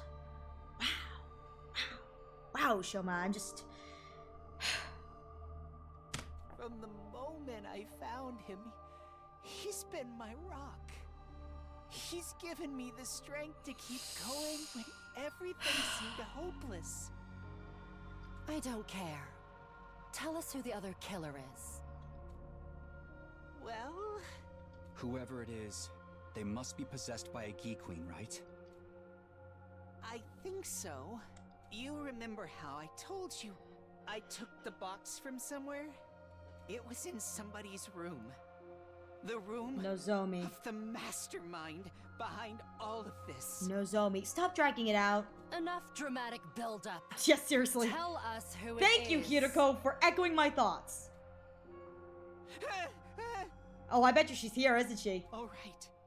The killer's name is... What now? You've got to be kidding. That's so good! Hey, I think Veshness is here. Intruder alert. Intruder This alert. Unauthorized bitch. personnel You know detected what? on I school love that. grounds. I wasn't expecting to get the confirmation for Nozomi. Defense mode I bet you that initiated. confirmation is only available from another troops route. You know what I mean? Like they prepare for battle. they don't confirm it in this section of the route. They confirm it via the other routes or whatever that Nozomi is geared. But like, this is great. Look, the invaders are here. No. This is it. It's got to be Veshness. Come on, Takumi. We need to hurry. But what about him? Make sure his chains are still securely fastened. We'll get back to questioning him later. 20 bucks. 20 bucks. Nozomi's gonna murder Shoma while he's hanging here. So he won't be able to spew, you know? Hey everyone, sorry I'm late. Same here. Sorry. Don't worry about it. Now, it's time for the final battle. Maybe they're late because they went and shanked Shoma, and we're going to the final battle. Right, let's finish this, everyone. A little stabby stab stab. I don't know if I want to stab at anything anymore. I feel, I just want to.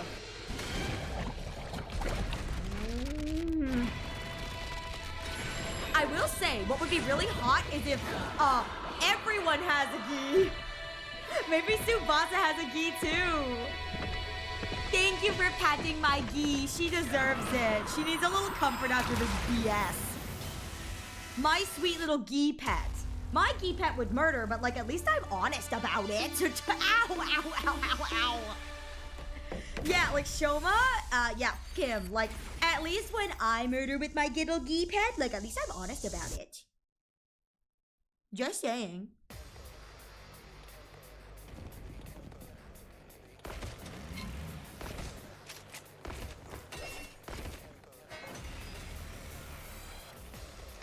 Let's get this started. Still, this is a banger final boss squad right here. Ooh, I wonder if they'll play Veshness's funeral music again. I kind of hope they do. Here. Get ready. Hydrate or die. Thank you for the hydrates, Chi. Oh, they don't. Just as Hiroko said, Veshness had arrived, calmly approaching from the distance. Thank you for the stretch. I could hear everyone's breathing hitch. Tension filled the air. At last, Veshness stood in place. She looked us up and down before she spoke. Your power and I the miss power the of the music. second coming are mine. I miss the funeral music. I'm kind of sad. She's less intimidating without the cool music. I shall devour all.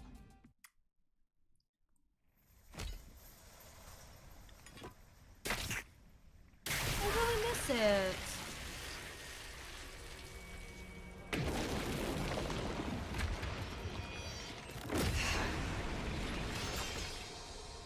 Wicked invaders! Repent your evil ways before your new god! Can we sacrifice Shoma to her? Can we? Can we sacrifice Shoma to her?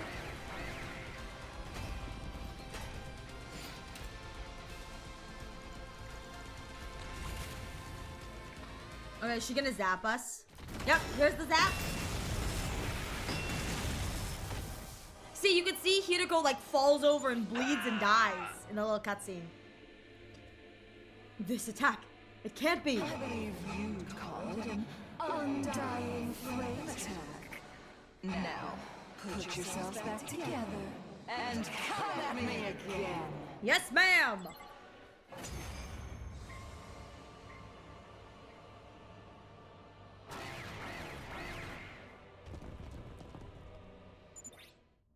Even if we keep fighting like this, I can't see us winning against Veshnes. Hi, Phil! How you doing? If only we could create some kind of opening. Use my power. That's right. She's using an undying flame attack.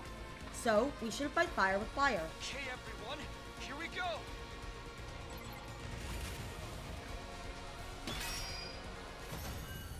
Alright, I'm waiting to see how she quote unquote dies. I don't know what they're gonna do for this. Oh, okay, just this again.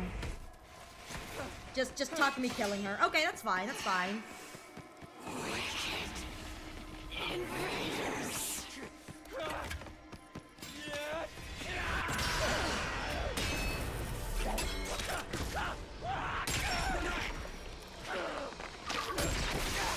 That's so good. God, that's so cool. Doing good. Just passed to say hi. Hope you're enjoying Takumi's suffering. I am, and Ava's suffering if she's not free of her pain yet. She is. But thank you so much for stopping by. It's good to see you. May you have a wonderful rest of your day, Phil. The worst of all bad endings! Oh my god, she's so hot.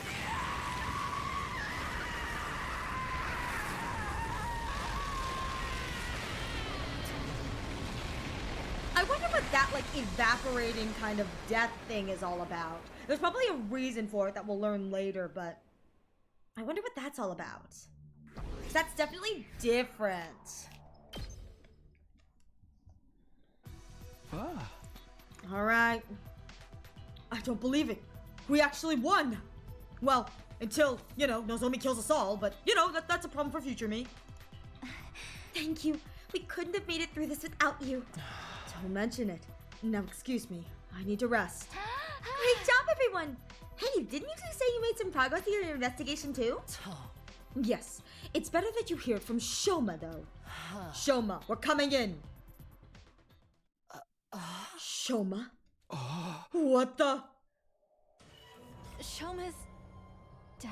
Oh no, it looks like someone was a little busy before the defensive battle. Just saying. No. This can't be happening. Oh, it's happening, girl. No, Shoma. Honestly, I have no sympathy for this Shoma. I've got no sympathy. Shoma was the killer. Catching him was supposed to fix Yep, everything. he doesn't even deserve to rest in piss. He doesn't even deserve that kind of death. He deserves even worse. He's had his ankles slit. That means this was the work of the other killer. Madam Nozomi? Yeah. There's one other thing this tells us too. Shoma died before he could tell us who the other killer was. That person was still on the loose. This still wasn't over.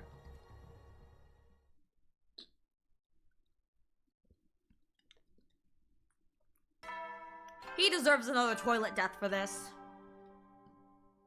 Troops, congratulations! We made it to 100! This is your 100th morning at the Academy! On this auspicious day, the long-held wish of humanity will finally be realized! The most important battle of all will be upon us momentarily. Please follow the orders provided through the announcement system quickly and without delay. Okay then, be seeing ya! All right, everyone's here. The school's going to start its final assault soon, isn't it? We have one more problem to solve before it does. You sure can't wait till we get back to the artificial satellite? Absolutely not. Or do you want the Gi running wild up there as well? Right. One of us still has a parasite inside of them. Oh, really? So your ankles have an important vein in them? Send all the blood in your body again to your heart. That's why it's easy to bleed out and why cold feet make you sick. Oh, I didn't know that. That's actually that's a cool fun fact. That would explain. Guess who has medical knowledge? Guess who of this cast has extensive medical knowledge and acts as a stand-in coroner and biologist when Yugamu is dead? Etsu Nozomi? Etsu Nozomi? That's right. One of us still has a parasite inside them. Let's go over the facts one more time. The one who killed Mogul and Ima was Leo Jr. The Geek Shoma was keeping as a pet. But before we get to that, we are going to have a short ad break. Please take this opportunity to get a drink and snack, stretch your legs. We will be right back momentarily. And once we'll finally get to the bottom of this. No, we won't. We're not getting to the bottom of this. They're not actually going to tell me who it is. Telling me who it is a lie that just like free time. It's all a lie. They convince you of to get you to keep playing. Anyways, thank you all so much for your patience. We'll be right back. But I believe it's Takumi. He has red hair and almost like he had red eyes. I mean, honestly, if Takumi is the culprit, I'm gonna say jingle jingle, hashtag deserved. Takumi as a Gi is hot. Gikumi is hot. Like, Gikumi is hot. Super hot. It could be Gikumi because we found that box back all the way back, whatever, and the Gi inside that. I don't think we opened it, but someone could have opened it up for us and the Gi crawled inside us. Just saying. Anyway, we'll be right back.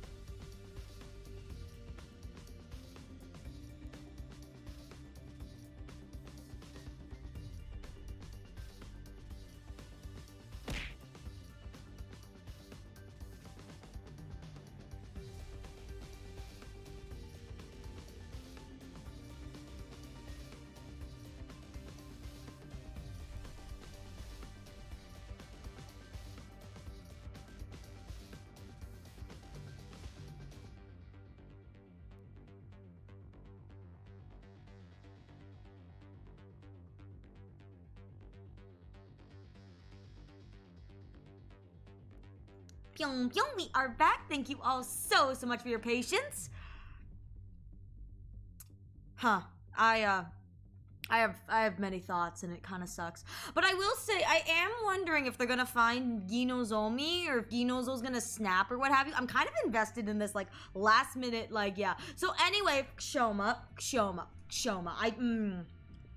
I'm sorry to all of the Shoma girlies.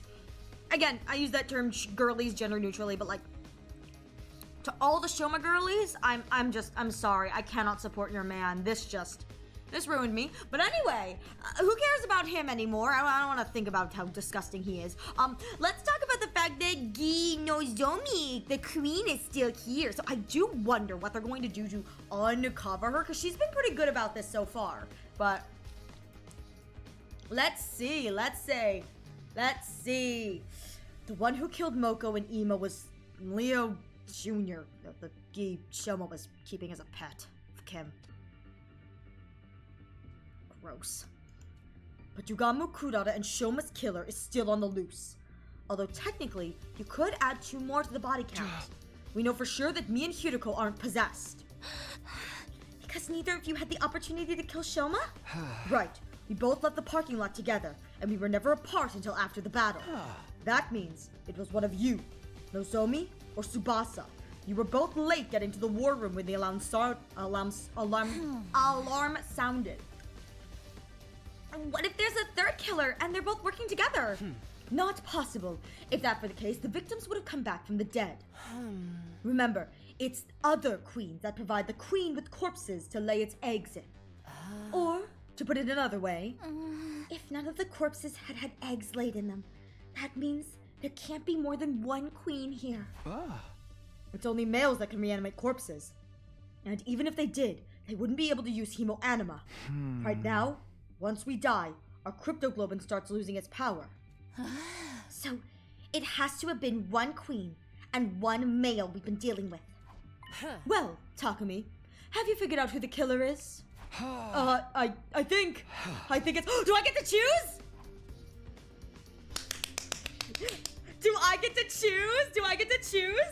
A geek queen possesses a living human and is able to access their knowledge and memories. Taking that into account, the answer should be obvious. There's really only one person it can be. What should I say here?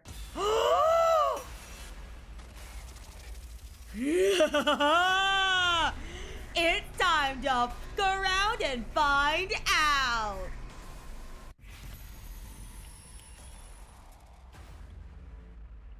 My glorious queen!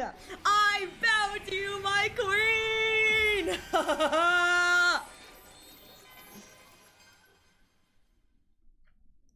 The real killer. It's Tsubasa! It can only be one person. I'm sorry. I don't know who it is. Oh, you're useless, Takumi. Huh? Takumi? I'm sorry. I really don't know. I can't figure it out. My brain is full of geeboins. We can't go back to the artificial satellite like this, huh? I guess I'll go to my room then. Hey, wait a minute. What's going on? Takumi, come back here. Explain yourself. Takumi? An omnidirectional attack will launch in 300 Ooh. seconds. Special Defense Unit members, please board the escape pod in the schoolyard immediately. The dumb simp Takumi ending? I'm a dumb little simp. I love my geek queen. Sure is quiet. Apart from that announcement, there's not a single voice to be heard. Takumi, do you have a minute? Nozomi. Do you want to be my incubator? Sorry, I got held up taking care of something. I was casually murdering the other two. Don't worry about it. Oh, and thanks for not telling everyone I was the killer. It made things so much easier. What's the matter? You're crying. Are you hurt? I never got to tell her. I was sorry. Huh? I'm sorry, Takumi. You probably won't like what I have to say. I'm fully prepared to fight for humanity's future, and I know we have to kill our enemies in order to do that. But killing someone who was so helpless, who was begging for her life so desperately, I can't accept that there was no other way. So, until I can feel normal around you again, I think I need some time alone. I'm sorry. But for now, at least, please just stay away from me. Dang, we've been on Calamity the whole time? We have. How you doing, JJ? How you doing? The day you became the you are now was the day before you killed Yugamu, right? That was right after I got into a fight with you. You said you needed time alone, and I tried to respect that. But the whole time, all I wanted to do was apologize and make things right between us. I was so happy when you started talking to me again during the search. But by then, you were already this new you. So, the old you basically died still mad at me, never knowing how I felt. That's not true, Takumi. Huh? I know me better than anyone. So I know, right up until the end, I wanted to make up with you too. I regretted saying those harsh things to you. I wanted to apologize too. The whole time. Why? Why are you saying all this, looking and sounding just like her? I guess because this is who I am. I know all too well what I would say in this situation. Now, close your eyes, Takumi. Don't worry. You don't have to be scared anymore. I'm right here with you. Just know that I was always grateful to you, and that I wanted us to be together. There. That's better, isn't it? I did as she said, and closed my eyes. In a little while, it would all be over. I'd just sit here in the dark, and wait for the end to come. It was weird, but I wasn't really scared anymore. Everything was so clear to me now. She wasn't so different from me, or the invaders. She killed others so she could go on living, just like the rest of us. There was neither malice nor nobility in that. It was just what all living things did to survive. My life would be over soon, but at least, at the very end, I got to hear her voice one last time. Thank you for not killing me.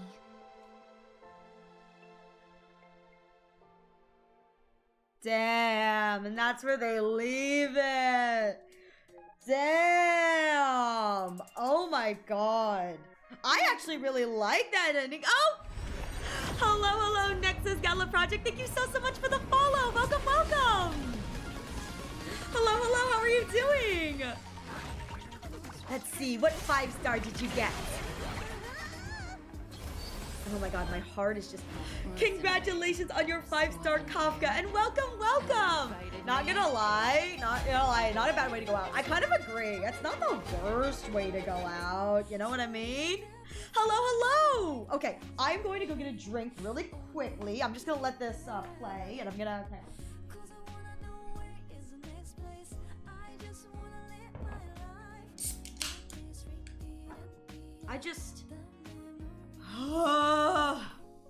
Technically speaking, this is like a bad ending of Danganronpa 2. If someone played it, you wouldn't know what part I'm referring to.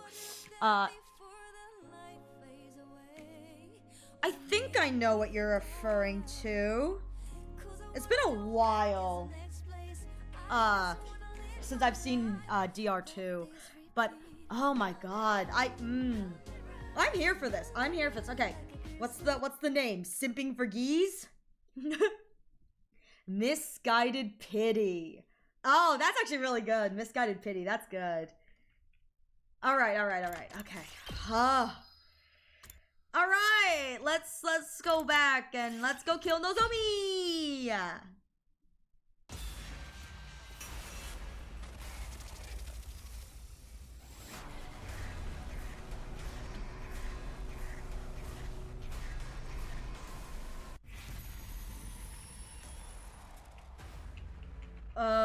my god. Alright. Heck yeah. I'm gonna be real. I don't know if I... Last ending in Box of Clams! That's a strange way to name closing your eyes and wait for it to end. I know, right? I will say, I don't know if I didn't know that Nozomi was the killer, if I would have figured out that she was the killer, if you know what I mean. I think I would have guessed based on process of elimination, you know what I mean? But at the same time, not for the ending itself, but for what Senpai said. Oh, will you share with me either privately or publicly? Okay, I'll say it when it's time. Okay. I don't mind the ending right now, but it's like, this is just, I mean, I'm gonna be real here. Takumi choosing not to reveal the killer in that moment because he's simping for Nozomi is kind of like Shoma not revealing that the dog is killing people because he's simping for the dog. I will say, Takumi not revealing right at the end is kind of like on a similar vein, which is kind of gross. It's kind of nasty. You could say it yourself if you want. Okay, thank you very much. It just... Alright. A real killer. It can only be one person. It's you. What makes you say that? It's the only logical conclusion. It all points to you. You're wrong. It wasn't me. But maybe you could tell me your grounds for suspecting me anyway? Heard explained how it couldn't have been me or Hiruko. But that just narrows it down to me and Tsubasa, doesn't it? No. It could only have been you. We're not just looking for Yugamu Kurata and Shoma's murder, but Sire and Nigo's as well. Sire and Nigo? Why are you bringing them up? They were both destroyed the same night Moko was killed. The real killer probably wanted them out of the way so they could pick the rest of us off more easily. I don't think Leo Jr. could have thought of that on its own. He was ordered to do it. He must have killed Moko, gone after the others, then come back. That would explain why the box moved. There was nothing inside the box when I first arrived. Leo Jr. must have slipped back in while I was checking on Sire and Nigo. Alright, but why would that mean I was the killer? Please, Takumi, stop being so mean to me. We're friends, aren't we? The Gi Queen can access its host's knowledge. I know that, but... And Tsubasa knows how to operate Sire and Nigo's bodies. Huh? So what does that mean? If you could control those two, there'd be no need to destroy them as well. It would be a lot less effort to keep them intact and control them remotely. That would probably make committing future murders easier, too. Oh, I get it now! I knew how to operate them, so I didn't need to destroy them! That means I'm innocent! I'd have hoped you didn't need us to tell you that part. Oh, good lord, Tsubasa. There you have it. It wouldn't make sense for Tsubasa to be the one with the parasite. That only leaves you, Nozomi. Or should I say, the Gi Queen! You're so cruel. That's all it takes for you to turn on me. Alright. I can see that approach isn't going to work now. It's true. I am the Gi Queen. I love her. So you admit it. I've had a hard time too, you know. It's no fun being stuck with a brain that's so unsuited to killing. Even deceiving people isn't in this one's nature. She made it so much harder than it needed to be. How long have you been passing yourself off as Nozomi? Let me see. Since around day 26. That long? But passing myself off as her really isn't accurate, you know. This is her body, and I have all the same memories as the real Nozomi. And you really are the one who killed Yugamu and the others. That's right. It's funny, but the story Shoma made up is pretty much how it actually happened. Yugamu and Kurata, I lured them away and killed them. At least that part was easy. But why those two? Because they trust Nozomi. They were comrades at second to last. No real reason. They were easy targets. That's all there is to it. But why didn't you kill Imo when he took you hostage? He could have killed you. And how exactly would I have killed him with my arms and legs tied? I tried to get the male... Excuse me. Leo Jr. to help, but it didn't work out. I have to say, I never expected killing Sire and Nigo to be a thing that to be the thing that would finally expose me. If I'd have known that, I would have changed the order of the victims and... Enough! I can't stand to hear you say all those things at her voice. An omnidirectional attack will launch. I guess an omnidirectional attack is launching. Guess the omnidirectional attack's coming. Special Defense Unit members, please board the escape pod in the schoolyard immediately. Well, I suppose we should get going. If we don't get on the pod, we're all going to die, you know. We're not about to let you on board. Oh? Are you going to kill me then? Your hesitation's obvious. Try to see it from my point of view. I don't want to die. I just want to live. That's all. I can even keep acting like the Nozomi you all know. Nothing has to change. I won't even kill anyone anymore. Well, not that you'll notice anyway. Don't be ridiculous. What's ridiculous about it? All that time you never suspected I was a fake, did you? If you didn't know the truth, you'd never be able to tell the difference. I can be every bit as good as the real thing. That's not such a bad deal, is it? Dang. So why don't we... Before she could finish, the top half of Nozomi's body was blown. Tsubasa! Tsubasa! What was left of it fell limply to the ground.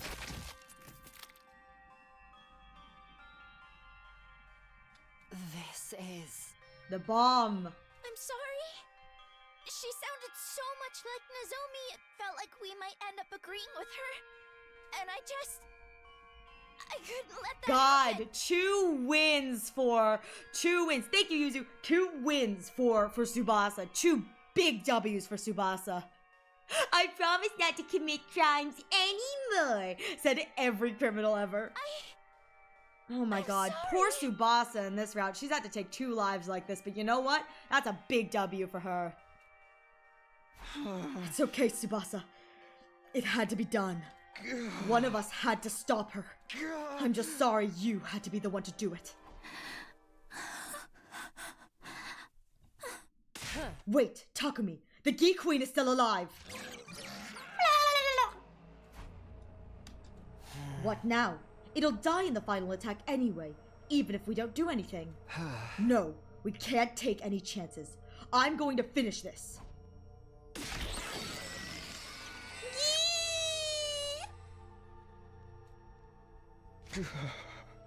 It's over, Your Majesty. 60 seconds until the omnidirectional. Damn, that's actually that was good. Oh shit, wait a minute. I just processed that. It's over, Your Majesty. That's so badass. Damn, Takumi's one badass line in the whole game. He said it, now he'll never say anything cool again. Quick, we need to get to the pod.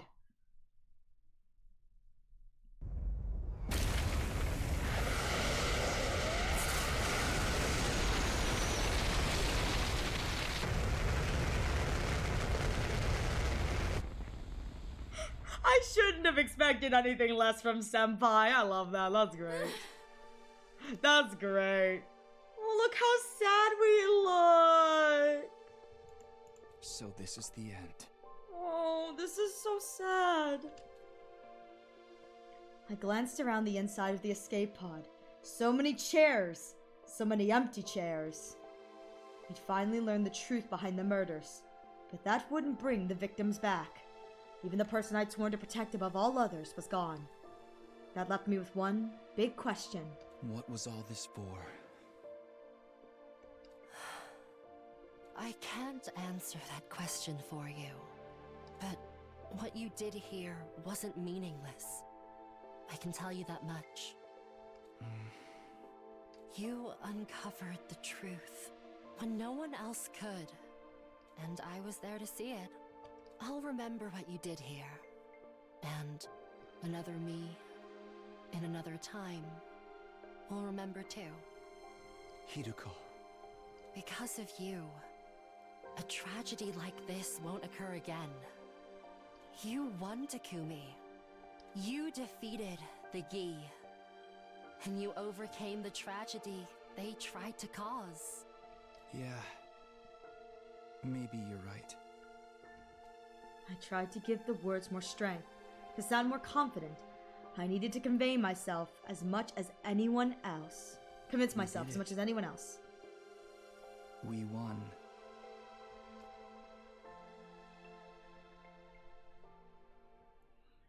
Damn.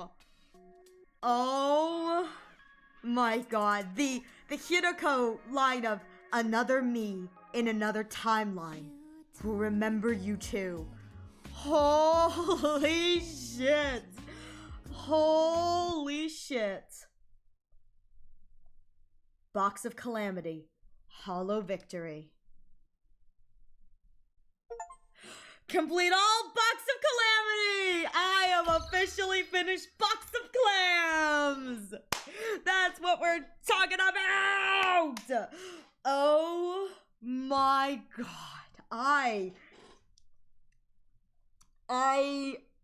Oh my god. The other side of Box of Clams has me so... I don't know what to say. Oh my god, the Box of fucking bullshit is bullshit up the wazoo. I have to admit, I think I liked the other side of Box of Clams more, the Takumi dealing and kind of grappling with his guilt, with the Ava ending, the one where she saves the SDU. I think I like that side more just because it really played with the themes of humanity, and particularly I really enjoyed the ending where Takumi stayed and, you know, Ava giving that final kind of farewell and helping him deal with his guilty conscience with that form of forgiveness to continue to give and to continue to retain what little humanity he may have had left. I really enjoyed that ending the most, but oh shoot.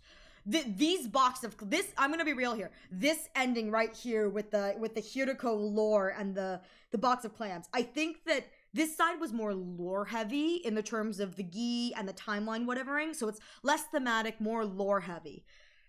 But I have to admit, this particular Box of Clam ending, the one we just got, is... there's something so powerful about everything going to shit in the last few moments. And again, Ima kind of brought it up too before he died in both routes. What are we doing here? Why are we doing this? Why does what we're doing even matter? Does life really matter without my sister? And so Takumi's kind of grappling with that at the end, where it's like everyone's dead and it's like, does it really matter? And Hiroko saying, another me in another time will remember your sacrifice. This has not been in vain. And I think there's something so powerful about that statement, considering I know that this Hiroko will retain probably the memories of this timeline, considering in Slasher, she knows everything about the gi without knowing anything, you know, without us learning anything about the gi, she knows everything. Which stands to reason that her memories from Box of Clams are, she gets the memories from Box of Clams in Slasher. So she knows we've been gi'd in that, and so it's just, wow.